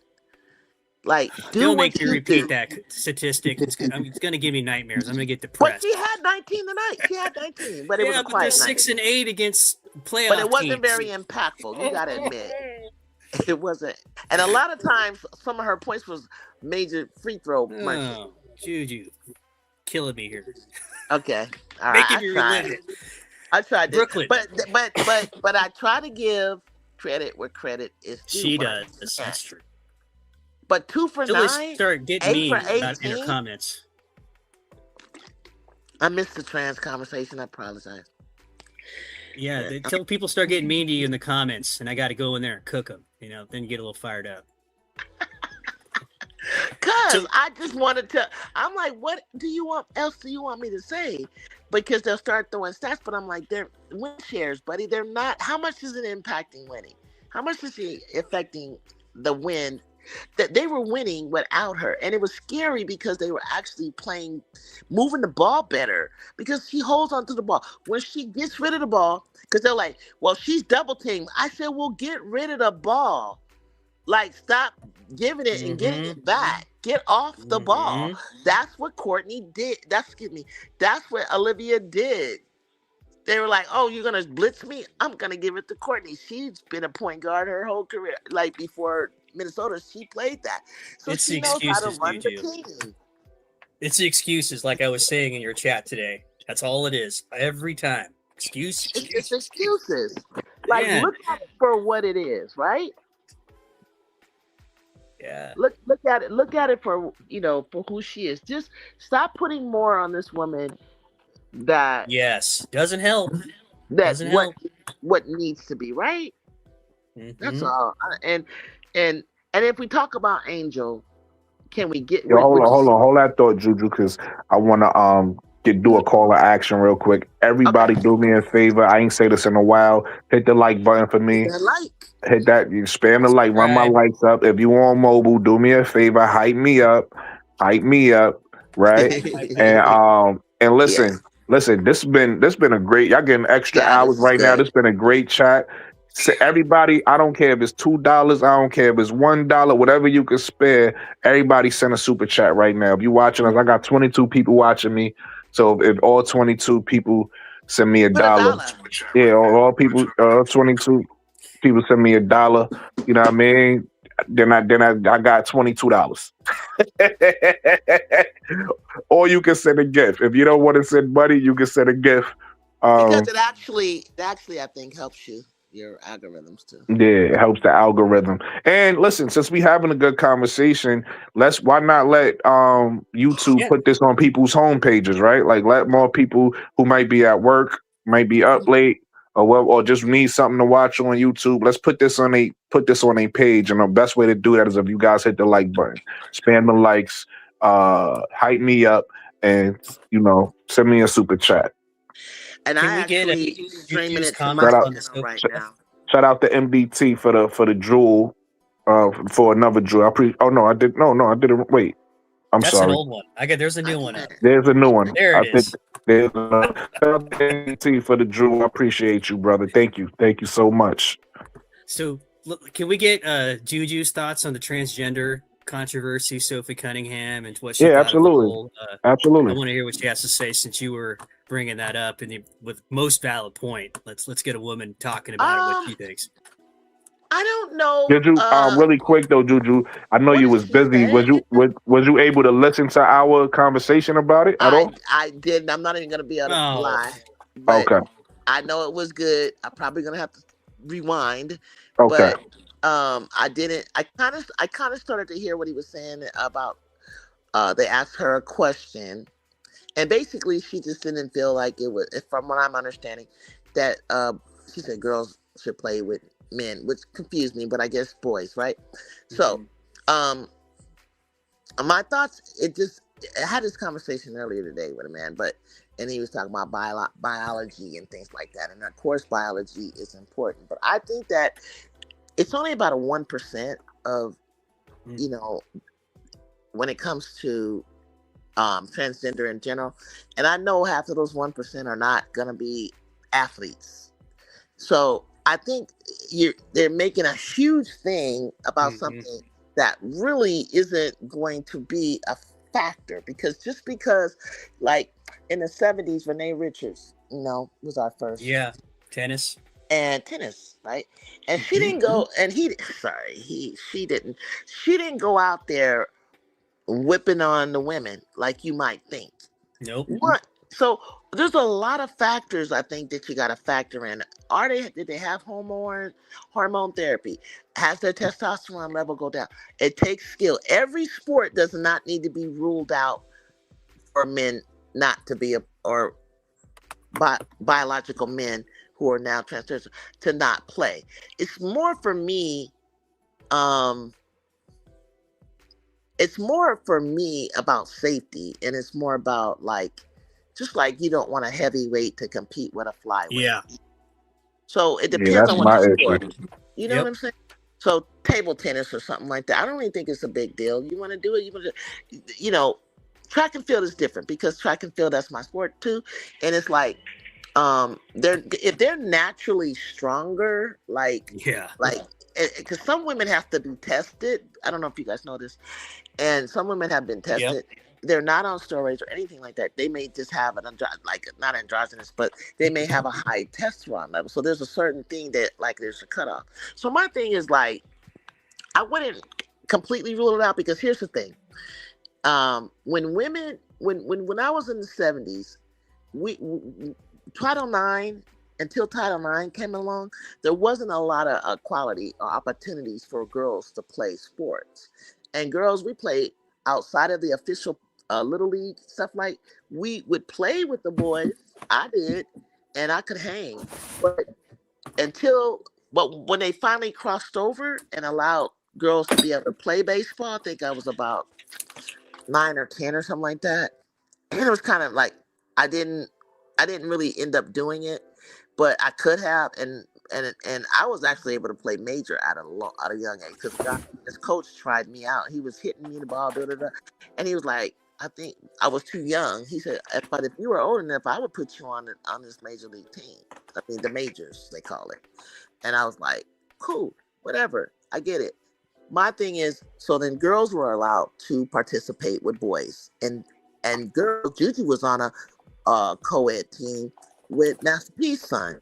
It still goes on where girls can play, right? So eventually, it opened up to where we started having more leagues, and we started having, and I think it would happen the same way.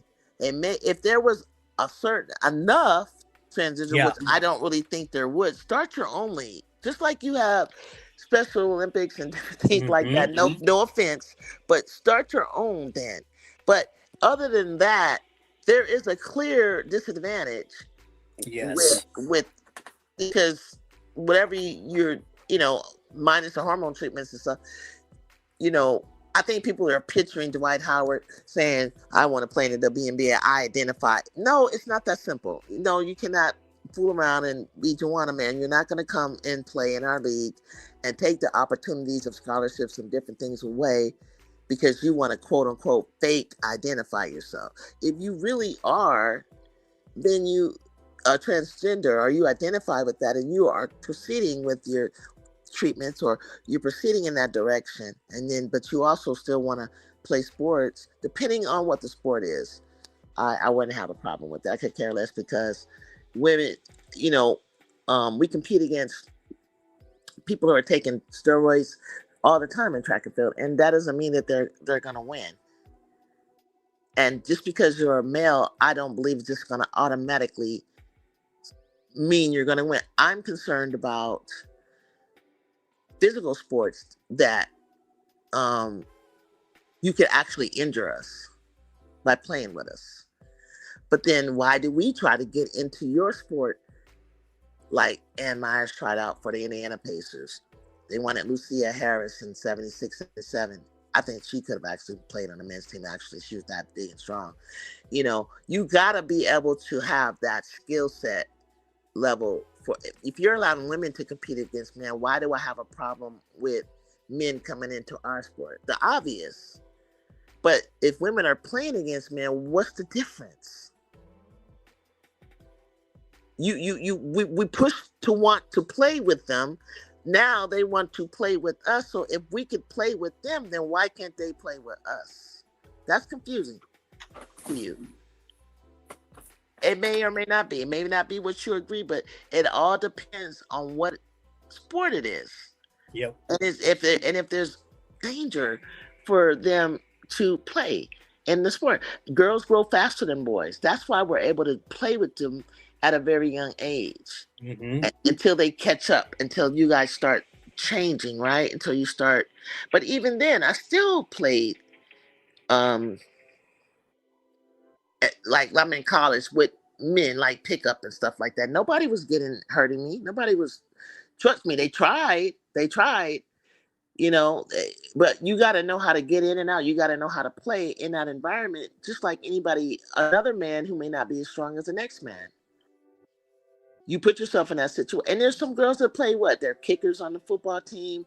I think we got one that in some rural area playing football or whatever like that. I think that's crazy, but she's out there and they're tackling her. They're going to do whatever they're going to do. So why is that one person, which will probably be one out of the whole team, going to be a problem? Are you picturing a bunch of men trying to play women's sport? It's not going to be that. It's not going to be that way. So what are you worried about it for? So you just got to be. It's got to be fair. If that's what you want to do, if that's how it's, I would be upset if they took a scholarship from me. I ain't gonna lie. Yeah, that's a great point. I ain't gonna lie. Take a state championship with me, and I'm like, frick, this boy done come. He want to identify, and I'm trying, and I got to compete against him. I might feel some kind of way. I'm not gonna lie.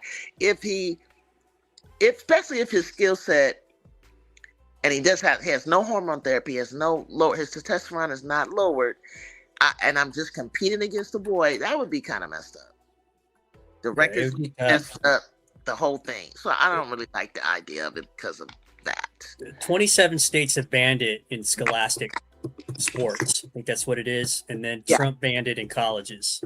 So do I have a problem with them doing it? No. I don't either. I'm not ready for that. I don't think They would have to have something. They need to have, and even if you have the hormone therapy, right? Men's structure is different, like the bones and everything like that, and it could be. I think what Sophie might be worried about is it dangerous? I don't think in every sport it is. Yeah, I mean, if you're playing tennis, there's no real contact. You could argue be unfair. If you're running, maybe. If it's table tennis, like you said earlier, okay. But you want to do some sports? synchronized swimming? That's a sport you want to do. Is that what you want to do? Okay, go. But contact sports, that's probably where the line is right there. I think that may be where the line is. That's where it is. Way, so just like, but just like in contact sports, just like you got midget league, right? You got different levels.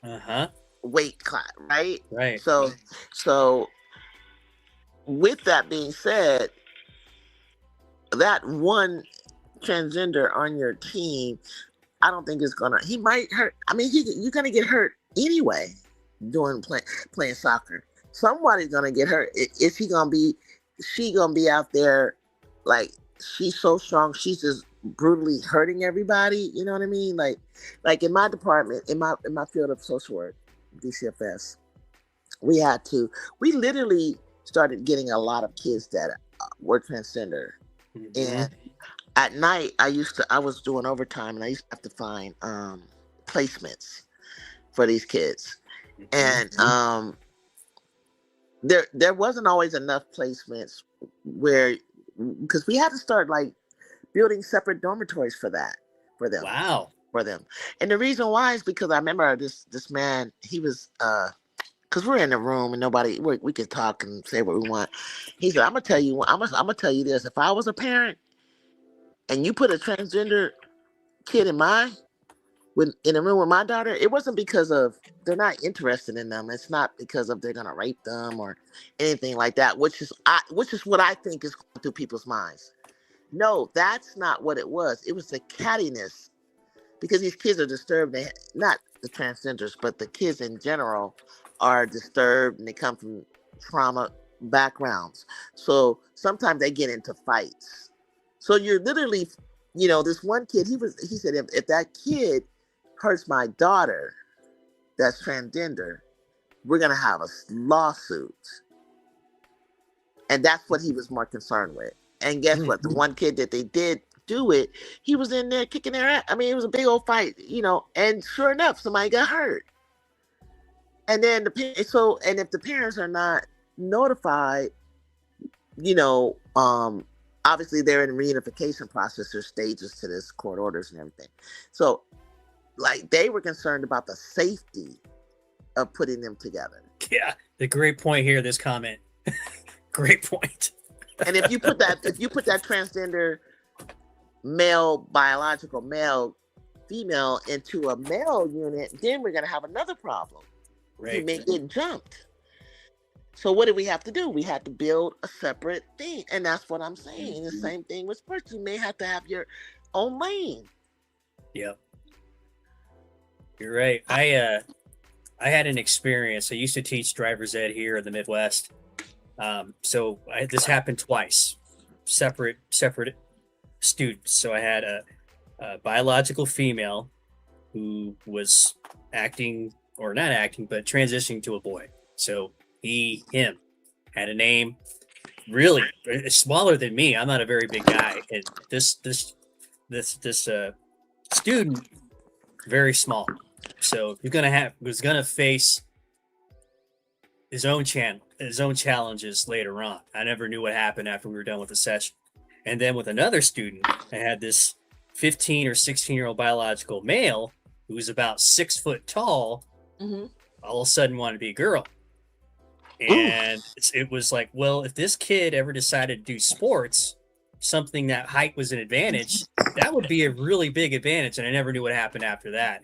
But in both instances, I thought that no matter what I do, they're still a student of mine, and they're going to have other issues beyond this 6 hours that I spend with them. And I wonder how that ended up, because I imagine they both had unique challenges, and their parents who love them, wholeheartedly, Mhm. how that would have worked out from then on out. But I did have that. So it didn't Mhm. make a difference to me, but I always thought about it in that sense that what would they have to deal with? And they weren't even trying to be athletes, I don't think, so far as I know. Yeah, yeah. So I wonder at the lower level, because we do have some kids that are allowed to transition, and I'm wondering, like, at a young age, girls can play on the boys' team, so Mhm. it doesn't really like look as obvious anyway.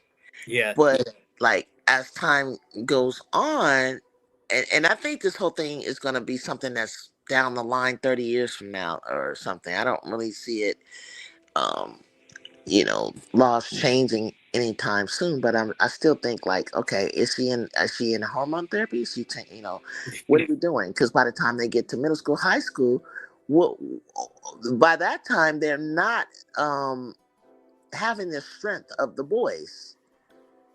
Yeah. But they're still built. Yes. Some of them, Right. some of them, not all of them, because some of them actually look just like girls. Like you wouldn't even know the difference. You Yeah. just wouldn't. And with the second student, I mean, it was obvious that this was a biological male. Uh-huh. Don't know how far along, but you're just. I remember getting out of the car, looking at this 6-foot kid, like, holy cow! Remember how Lauren Beck felt, Yeah. and Yep. how people were making Mhm. fun of her or bringing. And that's just because she's tall and she's and her beautiful. voice is slightly Yeah. deep.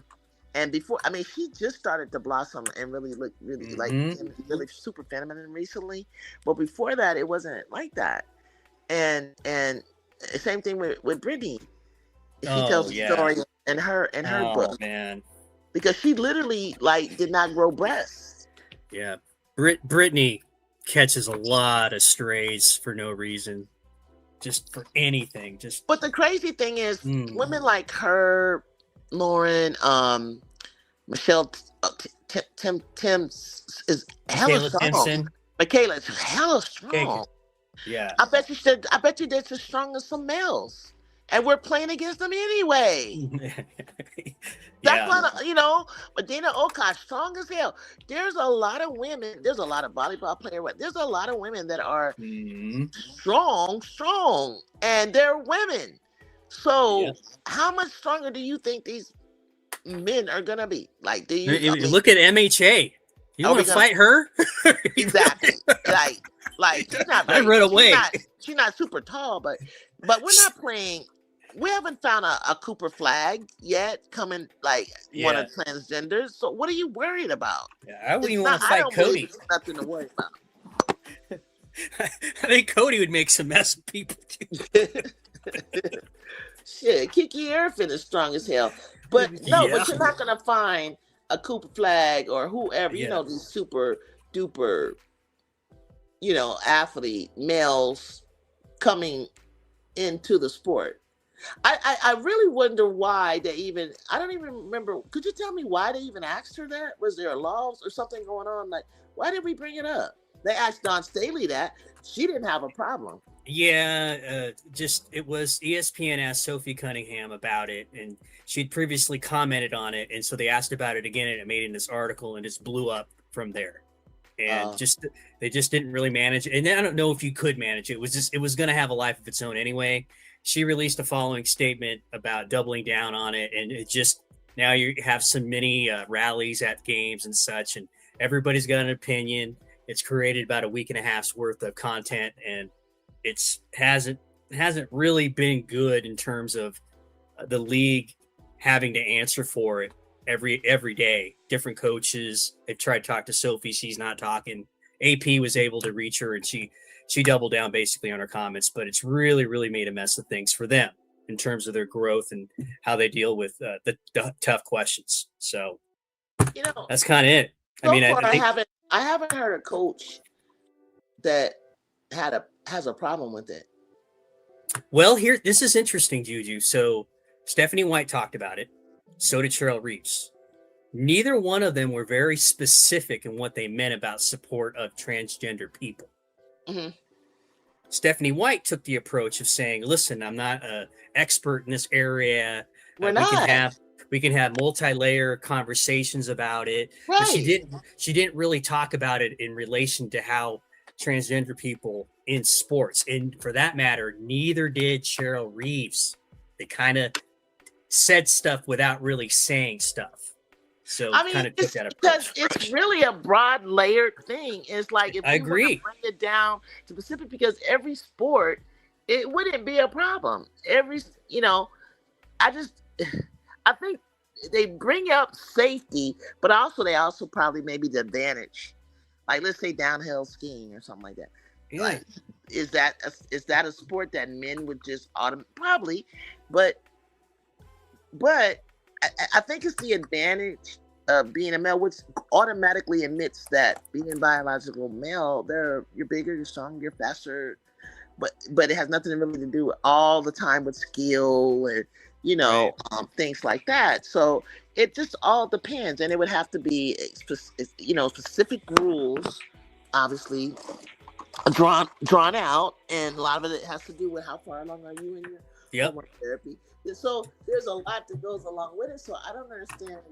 I think people, it's just like abortion.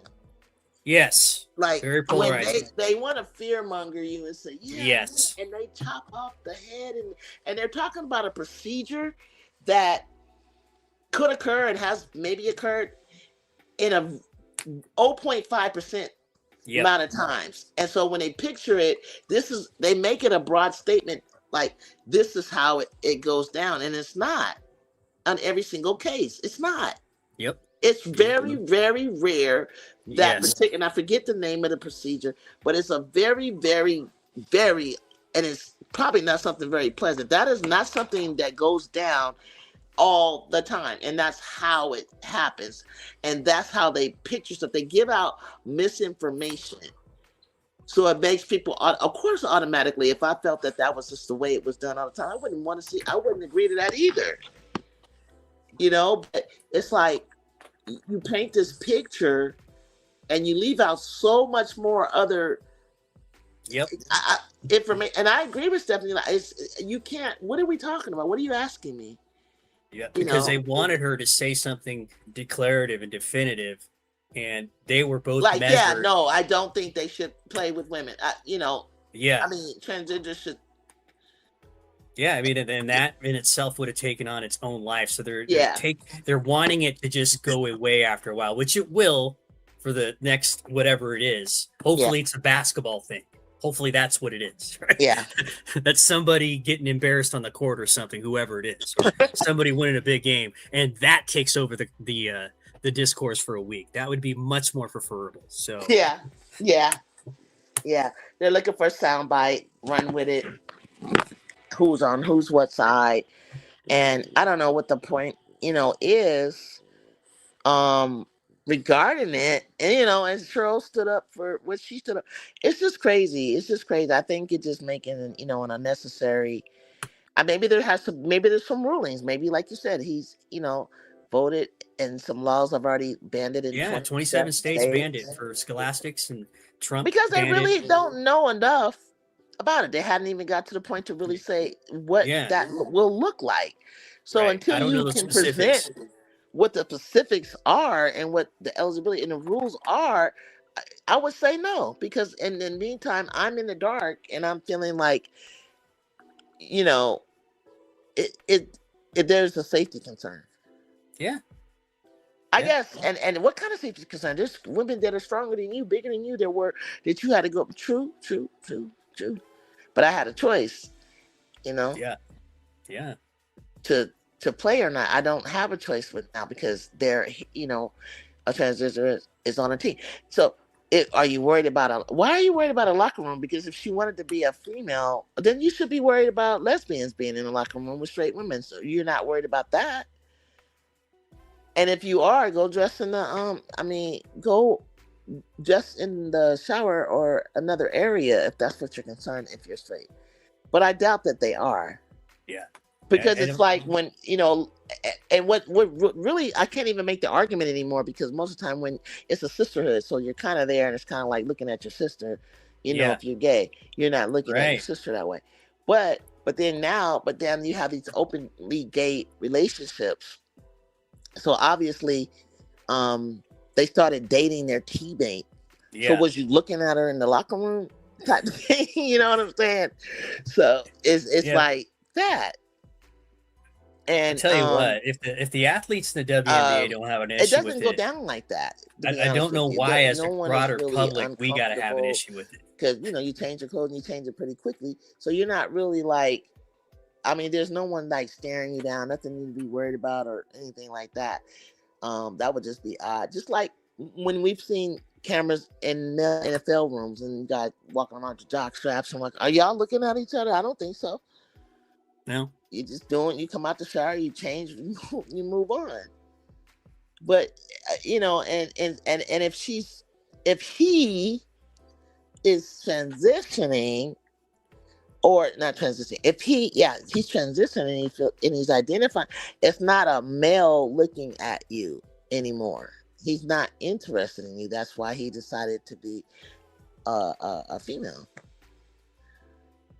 Unless, what is he now? Transgender gay? Did you say transistor?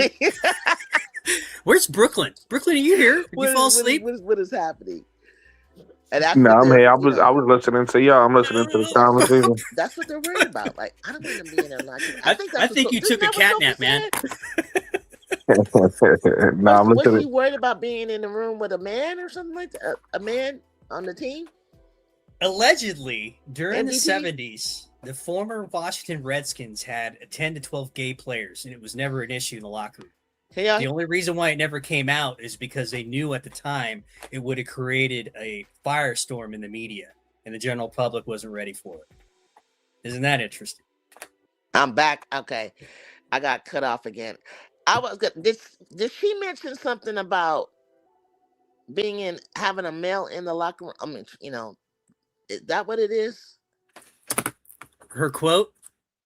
Did she ever say? Did I hear her say something like that? Is that what people are worried about? Like, I don't want to share a locker room with a transgender who's actually a male, but disguising himself as. Here's oh crap! What did she say? Core statement. Has anybody ever? Is that what they're worried about? It just restarted the conversation that we've had that kind of went away for a bit, and created a lot of discourse. Oh, they moved on. If you guys don't want to talk about that, I just gave my point. If anybody got questions, that's just how I felt. It's good because then Brooklyn can get a nap, so he won't tell us. Look, that's Bob what's going on. Bob Jones, I remember Bob from tonight. Title IX was huge for women in sports. For every men's team has to be a girls' team. Exactly, Bob. I think that the point of Billie Jean King playing Bobby Riggs, who was actually older, and she beat him, and he's a man. But obviously the age difference probably made a difference, right? Yeah. But the whole thing was for her to help us break through to get what we got, which was equality and Title IX. Here it is, Juju. She said this in an ESPN article. I get a lot of negative feedback about me hating trans. And I'm like, I never once said that. I think I'm here to extend love. But I also think that with love is truth, being honest. And I want to protect young girls in the locker room or young girls in sport who shouldn't have to go against biological men. That's what she said. And that started everything. But I don't feel that why did she say girls go against men? That doesn't even sound right. There was a tweet that came out that she either liked or did something to propagate it. Girls don't play and men. So ESPN asked her about it. So, and this is what came out. And then later on, they asked her to clarify, and she doubled down. And then she tripled down with the AP, and here we are. So I was like Bob Jones. He said, I don't know. She didn't say anything wrong. She said a loss of college scholarships hurts a girl that worked her entire life to succeed in their sport. Right. Seattle fan also spit water on a fan leaving the game. What? She's a straight white woman who's making them feel they've had their bias confirmed about certain players being men by saying what she said. Where's that at? I'm not seeing that at all. Kyrie said that on my channel. Okay. Are you on the mobile or are you on? I'm the... on my phone. Yeah. Okay, that's probably why I can't see it. Okay. Oh, I think there's a lot of misinformation that needs to be cleared up. Yes. There, honestly. Yeah. And yeah, that's what I think. There's a lot of that, Juju. So they're not gonna be Boy Scouts like me and try to do the homework first. yeah, you gotta. Yeah, I don't know, and I think they asked her again on another show, and and she's getting a bad, rap for it. Whereas, to be honest with you, a lot of people probably feel the same way, that she said. Yeah, I looked it up, and 62 of women support not having boys and girls compete, and 75% of men. So I think I heard another poll. But girls, why do we try to compete in the male sport as often as we have? I think it was for the reasons that you said. Either it's access or development, and you don't see it as much of a threat. Yeah, that would be my explanation for that. For instance, do you think it would be wise to box a transgender? No, I don't want to box anyway. So...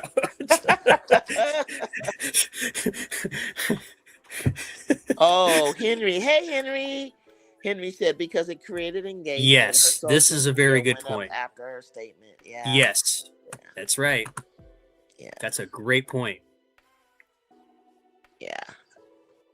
I mean, I guess that's why she volunteered to, or whatever. Why, and whoever decided to ask her that, it helped. It helped her. It's so funny because again, like we try to compete. I remember the first woman that tried to get in the marathon. If she hadn't had broken barriers, some of the men wanted her in there.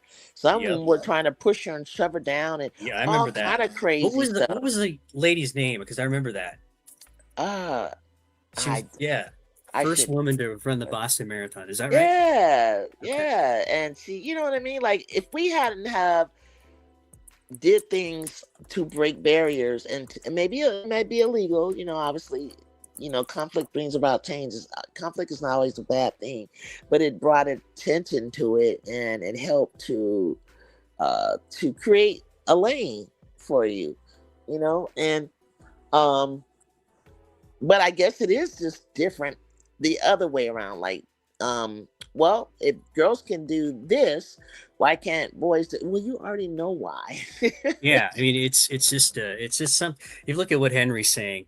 This stuff became engagement.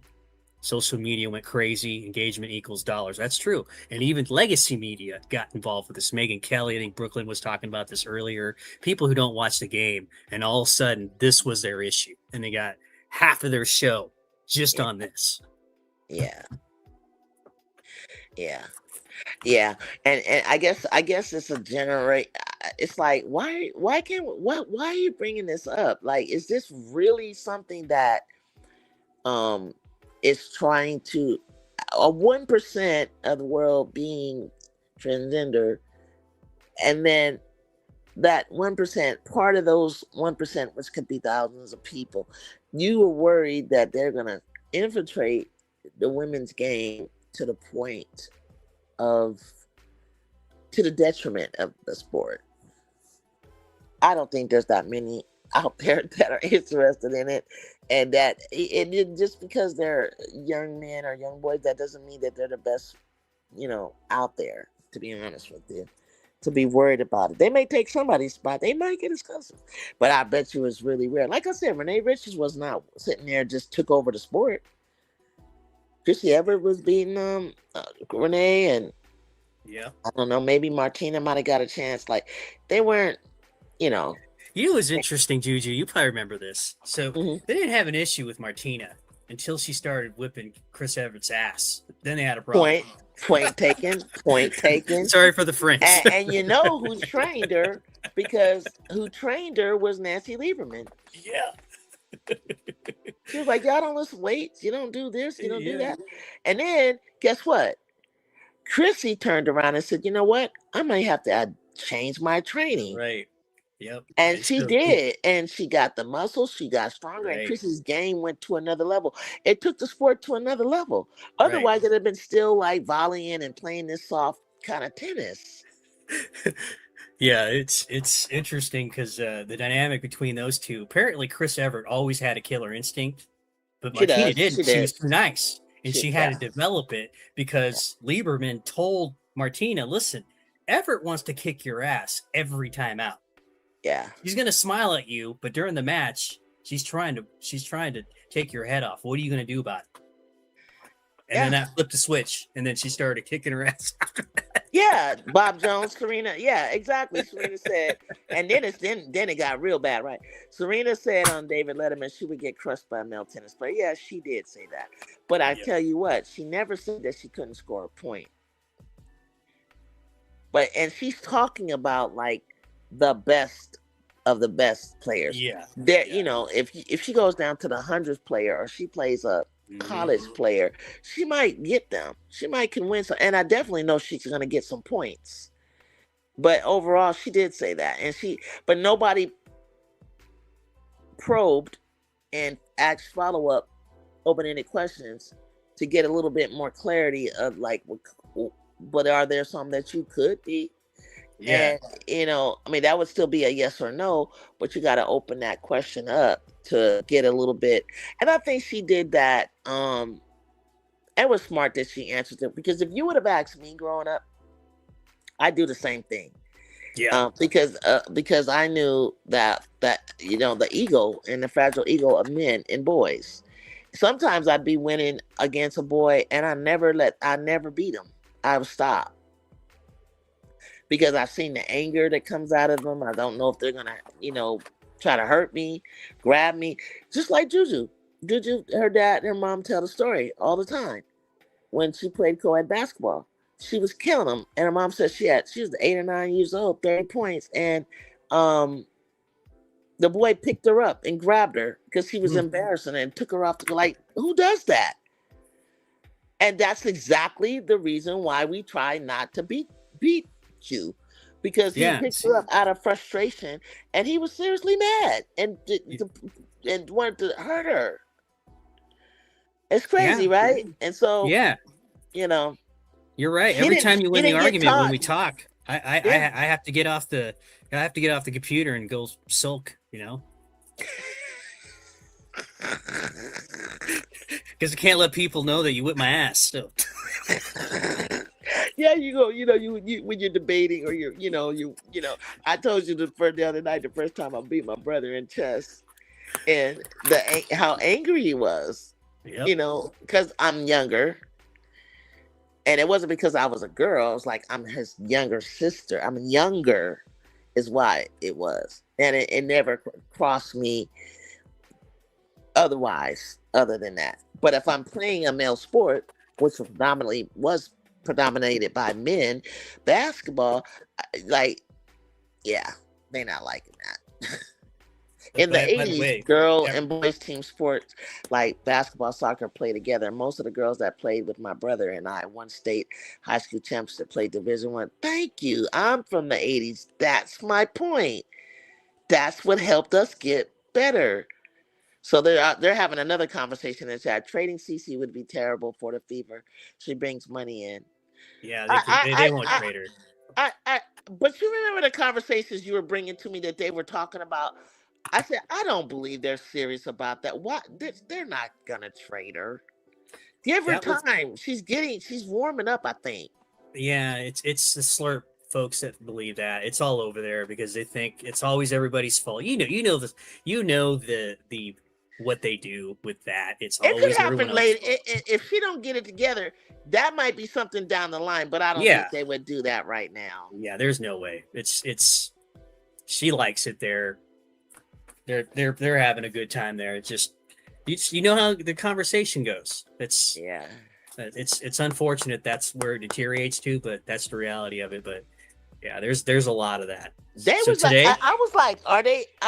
They were like either fire Stephanie or trade her. Yep. Staff, management, get rid of all the teammates, to shoot free throws to determine who wins the game, and that sort of stuff. Yeah. Ball back. This is what they wanted. They put the ball back in her hands, and she had a great game, and they won. Again, it wasn't against a quality team. Today, they did the same old. In You the got to fourth remind me. quarter, take her out of the game because she's a defensive liability. How are you going to be an MVP getting taken out because you're a defensive liability? That is crazy. Yeah, and I heard that talk too, and I thought it was ridiculous. I've heard that.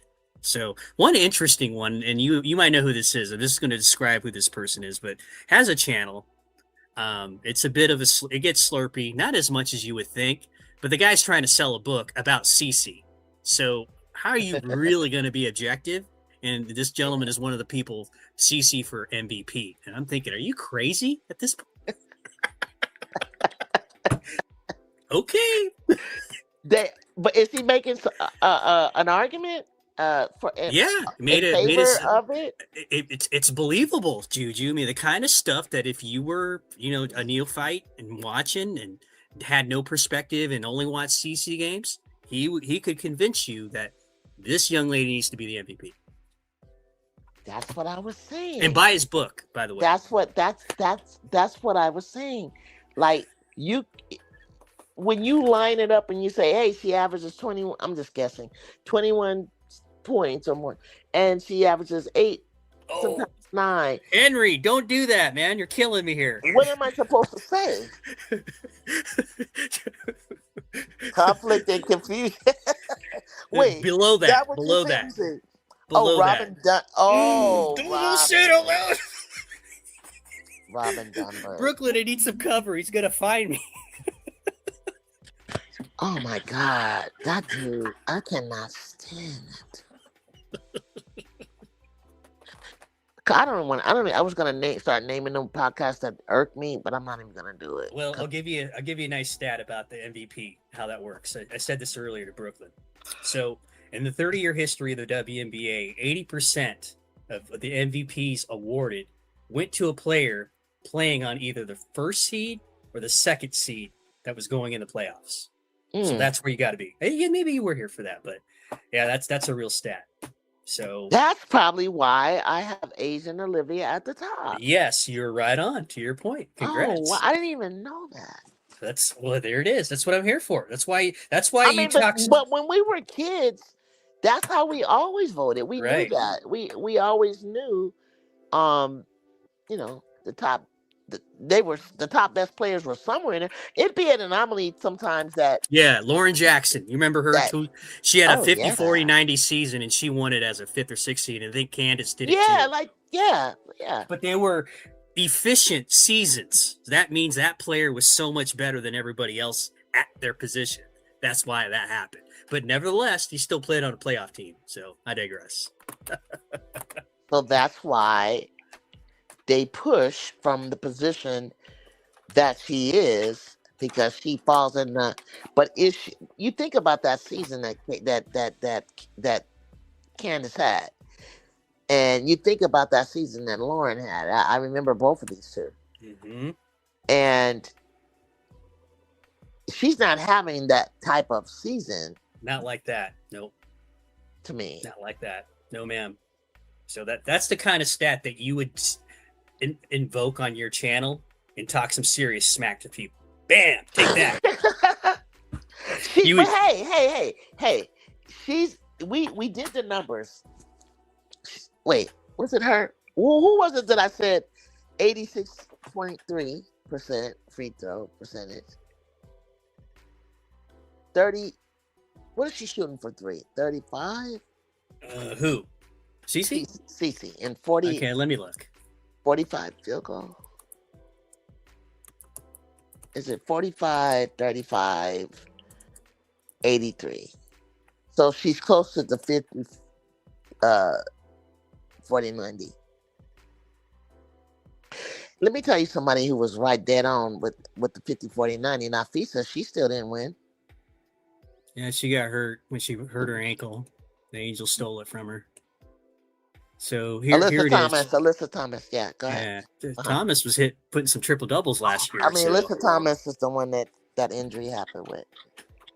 Oh, okay. So here's your shooting percentage for Caitlin Clark. Shooting 44.6, 54.4 from 2. That doesn't sound right.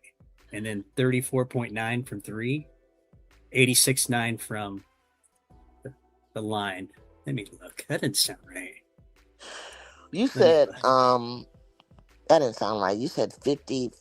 I mean, Yeah. and From then you 2, said that doesn't sound right at all. I need to go. from 2.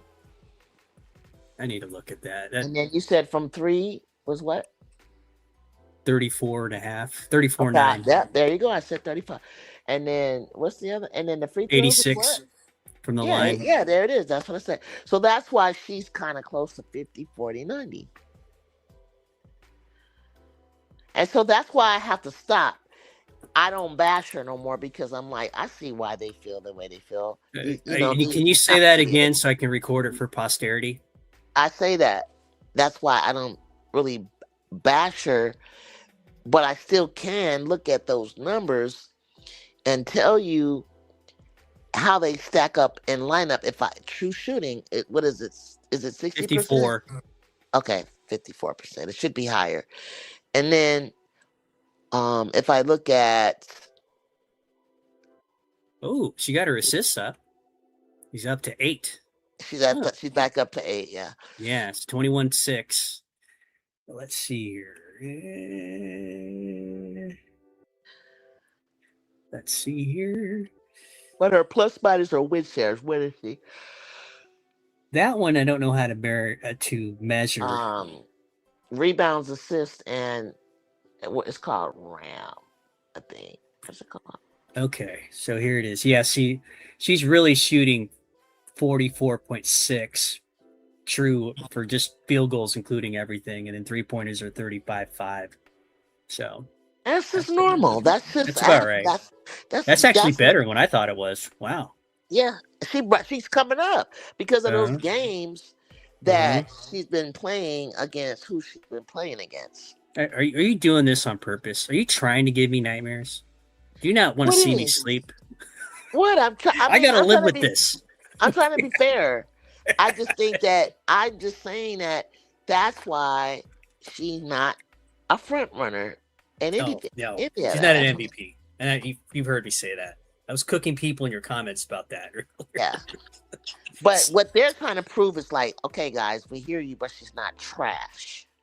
She's not. She's not trash. She's not the MVP either. But if I do the eye test, I see somebody that has no stamina. She's not in good condition, and she's not smooth. It's not really hard. She works really hard to get where she needs to go. Yeah, Olivia doesn't work hard like that. Paige doesn't work hard like that. They're playing hard. They make it look easy though. Yeah. It's laborious. That's the term for Clark. Yes. Yeah. Brooklyn, you still awake? Yeah. Somebody typing. Brooklyn typing. I got to get up, guys, at 5 this morning. It's midnight. But this has been great. Brooklyn, I got to join you sometime more. I found you where MDT be hiding at. And MDT, it's got to be 2 or 3 in the morning, right? Yeah, but I own a small business, so I make it up. Whereas it goes. Oh, you're good. Oh, okay. So then you're good. Yeah, I would stay up until I fall asleep tonight, but I have to I do something in the morning, like real early. So I'm gonna get off right now. You doing anything tomorrow night? I'm probably not gonna be back here until I probably can't come on if I do it until like 8 or 9. Yeah, okay, that's fine. That'll be 10 after the because it's a big game, Atlanta and I know. I'm gonna be driving on the way back. Yeah, send me an email if you want to, or I'll send you one. Send me an email so that I can follow up. Okay, that'll work. What's up, chat? You guys, MDT gonna hold it down with you guys, but thanks for hanging out with me. Yeah. Yeah. If you can remember to hit my channel, like us. Come on. I'm there. I found you by surprise. I didn't even know you were up. I just happened to drop by. I recognize all. I connected this channel to my channel about an hour ago, so that's why I'm seeing people. I know. I don't know Smoke Junior 1 though, but I do see a lot of people in here. I know. Okay, All right. all right. I'm gonna let go. But good night, Okay. Brooklyn. Tell Brooklyn I said good night. Good I night, will. MDT. I might have to wake him up because I think he's sleeping. Good night, chat. Good Peace. night. All right, bye bye. Well, I think Brooklyn is sleeping, guys, because I can't. He hasn't said anything, so um, I'm going to see what you are talking about. Let's see here. Bob Jones is still up, trolling us. Okay. Henry's talking about Diana Taurasi's best season was in 2006, but her team missed the playoffs, lost the last game of the season. Houston Comets, no MVP. Yeah. Playoff teams should definitely not try hard against below 500 teams. It's not fair. Okay. Oh, perspective, you left. Why'd you leave me here? Oh, Henry, in my opinion, Paige and Olivia are able to utilize the pace more to get to. Yeah. They make it seem a lot easier. They're not laborious in their movements. I noticed that with Paige last year, it just seemed like she was graceful. Olivia, a lot of the same stuff. CC true shooting is 66. Is that the combining the 2-point stuff and the 3-point stuff and giving extra weight to the 3-point stuff? Is that what you're saying, Bob?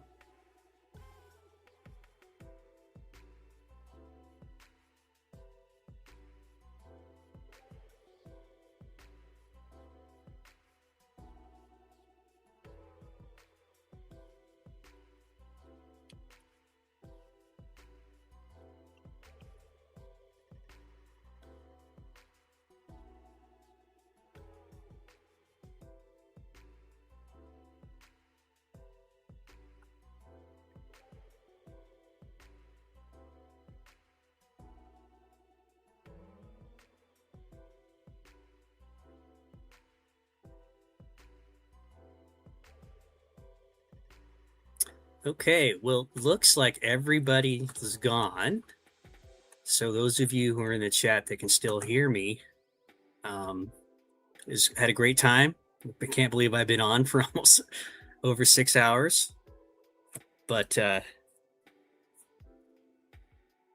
no, she's got to score wherever she can get. They need to get wins, Bob. I think just for some folks, they just want to see more from her and want to see her play well against the better teams. Like today was a decent performance.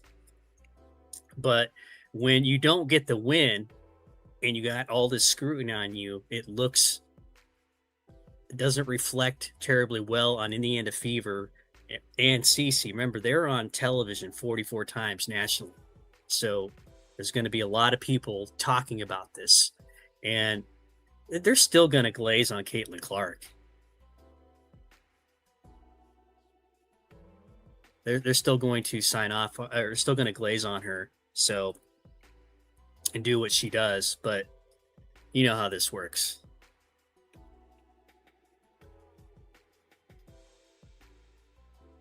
Whenever you're ready, sign off MDT. That is, baby. Okay. Well, anyone have anything else to say? I mean, I don't know if I want to talk to myself. Haven't really been in this space. Perspective, that's you. If you can hear me, type in a message or something. If you want to continue, I don't know what you're doing.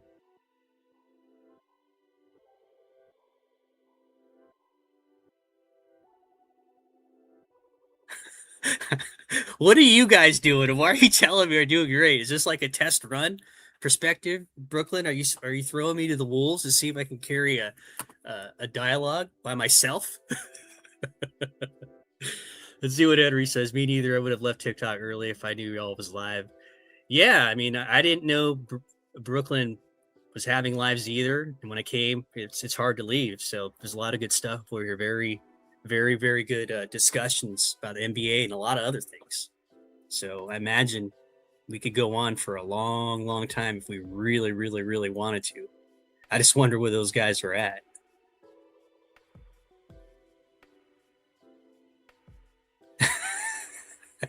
What were you cooking people about? Fun fact, Seattle is 3 losses from playoff elimination. Yeah, they're likely not to go anywhere, but they're probably looking at next year to see what they can do. They got nice pieces. I think that's important in the future. I don't know what their cap situation is and what they can do, but my guess is they'll be able to put something together.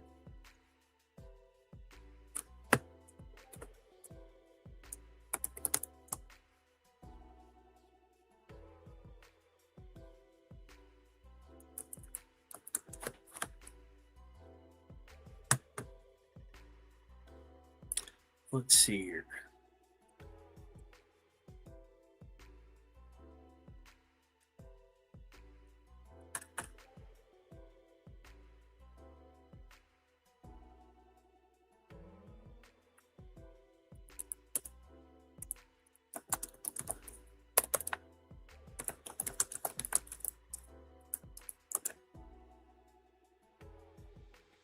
Let's get a quick look at Seattle, see what they look like for next year.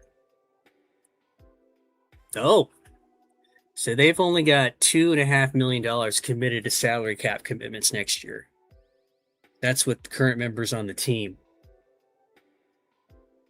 Ezzy is your big contract, and that's it. So she's on a 3-year, so that may make it prohibitive to move her. But if that's your concern, or if somebody thinks that that's the right way to go, it's definitely possible. It's only one, but I see this as a team that can bring in some pieces to become more competitive, not to mention whatever they can do in the draft, whoever that may be. Some lives on TikTok lasted to 7 a.m. Wow. And are these WNBA live streams, or are these NBA or all sports or in politics? What are we talking about? Video games?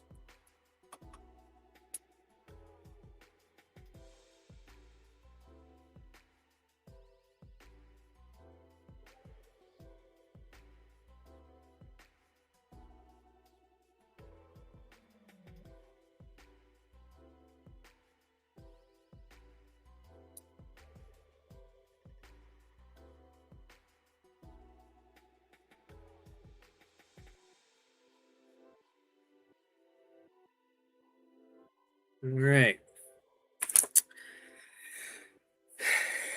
WNBA. Does it get toxic? Is that what happens? You have this dichotomy of this Caitlin Clark, Angel Reese debate? Does it get nasty? People calling names? Does it get indignant?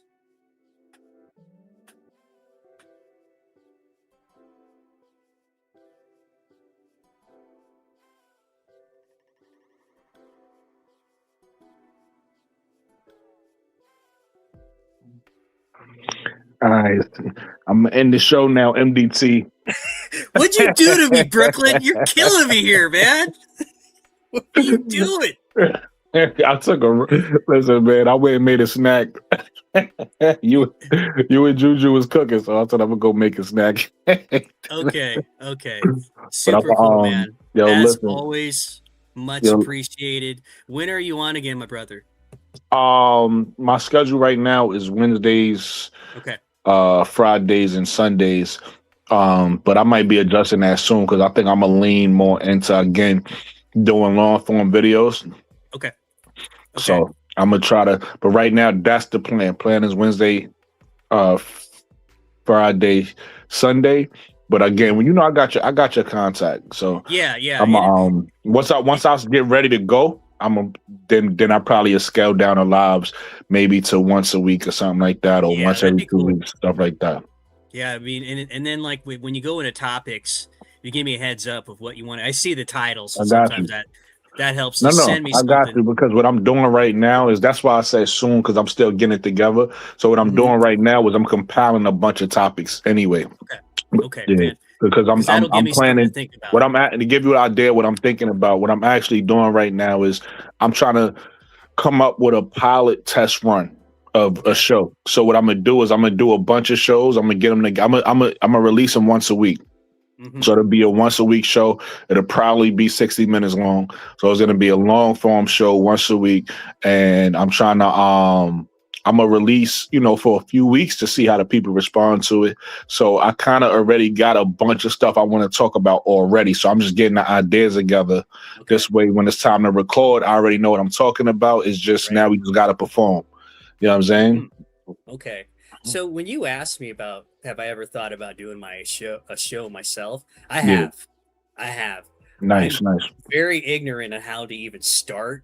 I mean, and any help or anything any directions you can point me into. I know you got your own thing going on, and No, I got you. it- Did you at least it- create a YouTube page or no? oh yeah, I got a YouTube page. I have All right. have a title. So I can do some things, and if I was you, I would start by doing this right here because you got to get your watch hours up. right, And the best way to get your watch hours up is to go do what Juju's doing. Do Right. it, and then even if you live with Juju or you see how Juju, she's actually getting watch hours right now because her show is live right now. Her channel is live, connected to my channel. oh So okay, basically, everything we doing is broadcasting to her channel right now.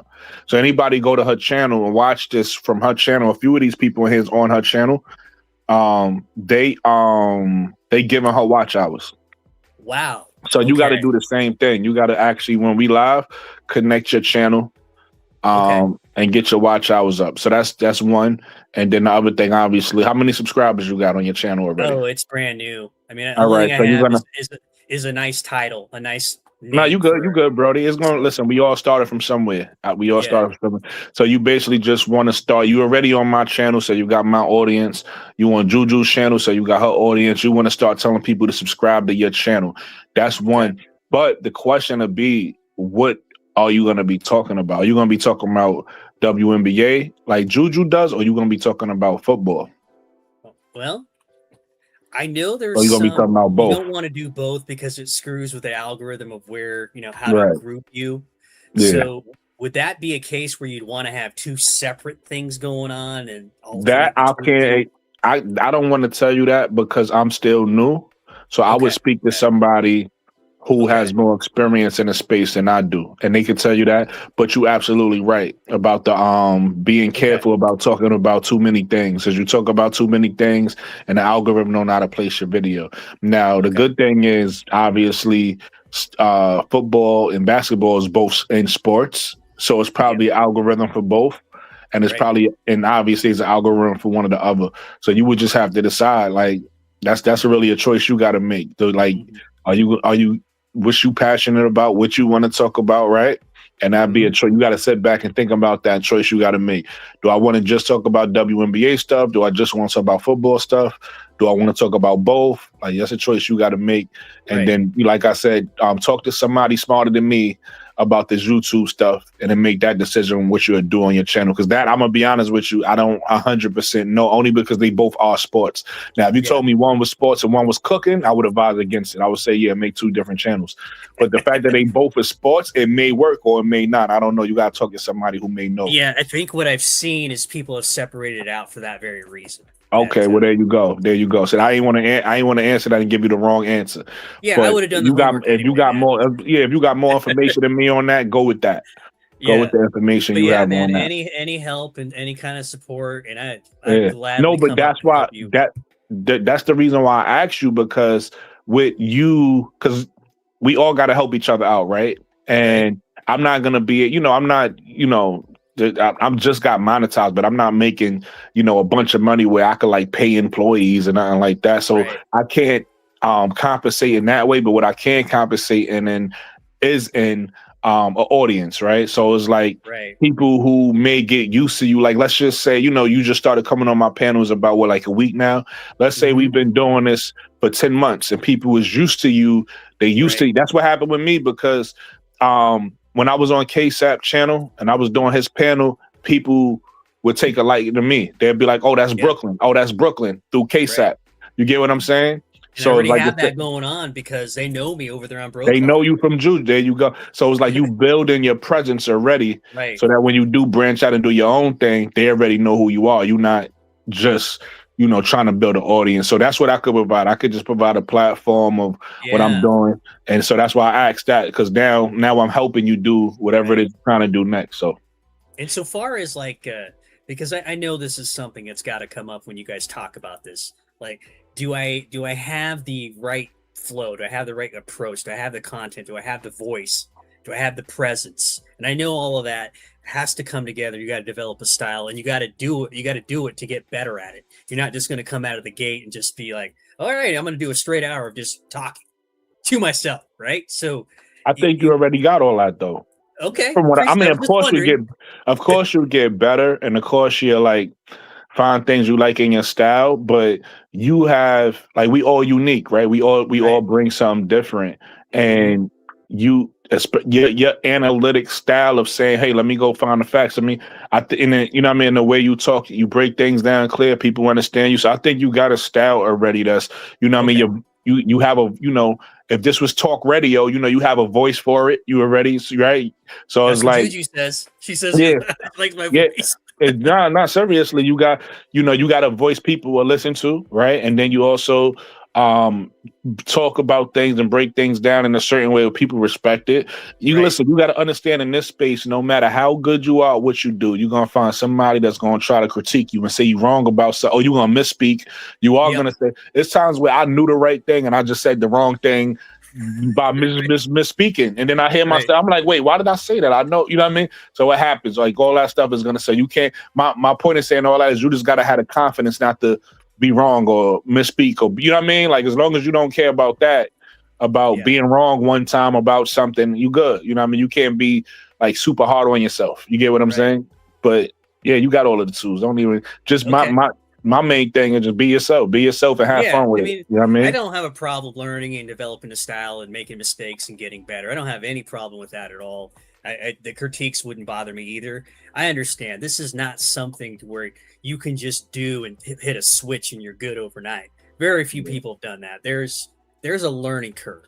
There's something like that. And somebody's going to call you out, like you were saying about your audio. If somebody hears me type, they're going to call me out. I've seen that. I've had it happen with you and Juju. So those are things you just learn over time. And I learned that from KSAP, right?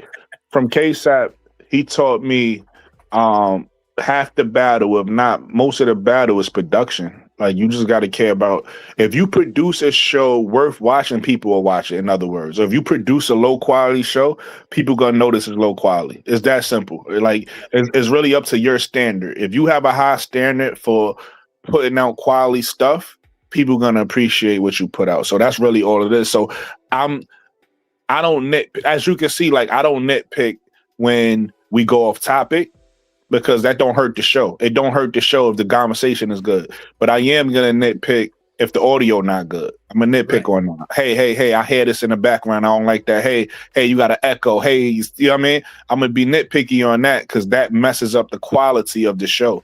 But if we sitting here and we supposed to be talking about one thing and we go off on this, as long as the conversation is good, I'm not gonna be nitpicky to be like, hey, we off topic. Hey, you know what I mean? So it's like, it's really about the production of the show. But we're gonna wrap this up because it's getting late.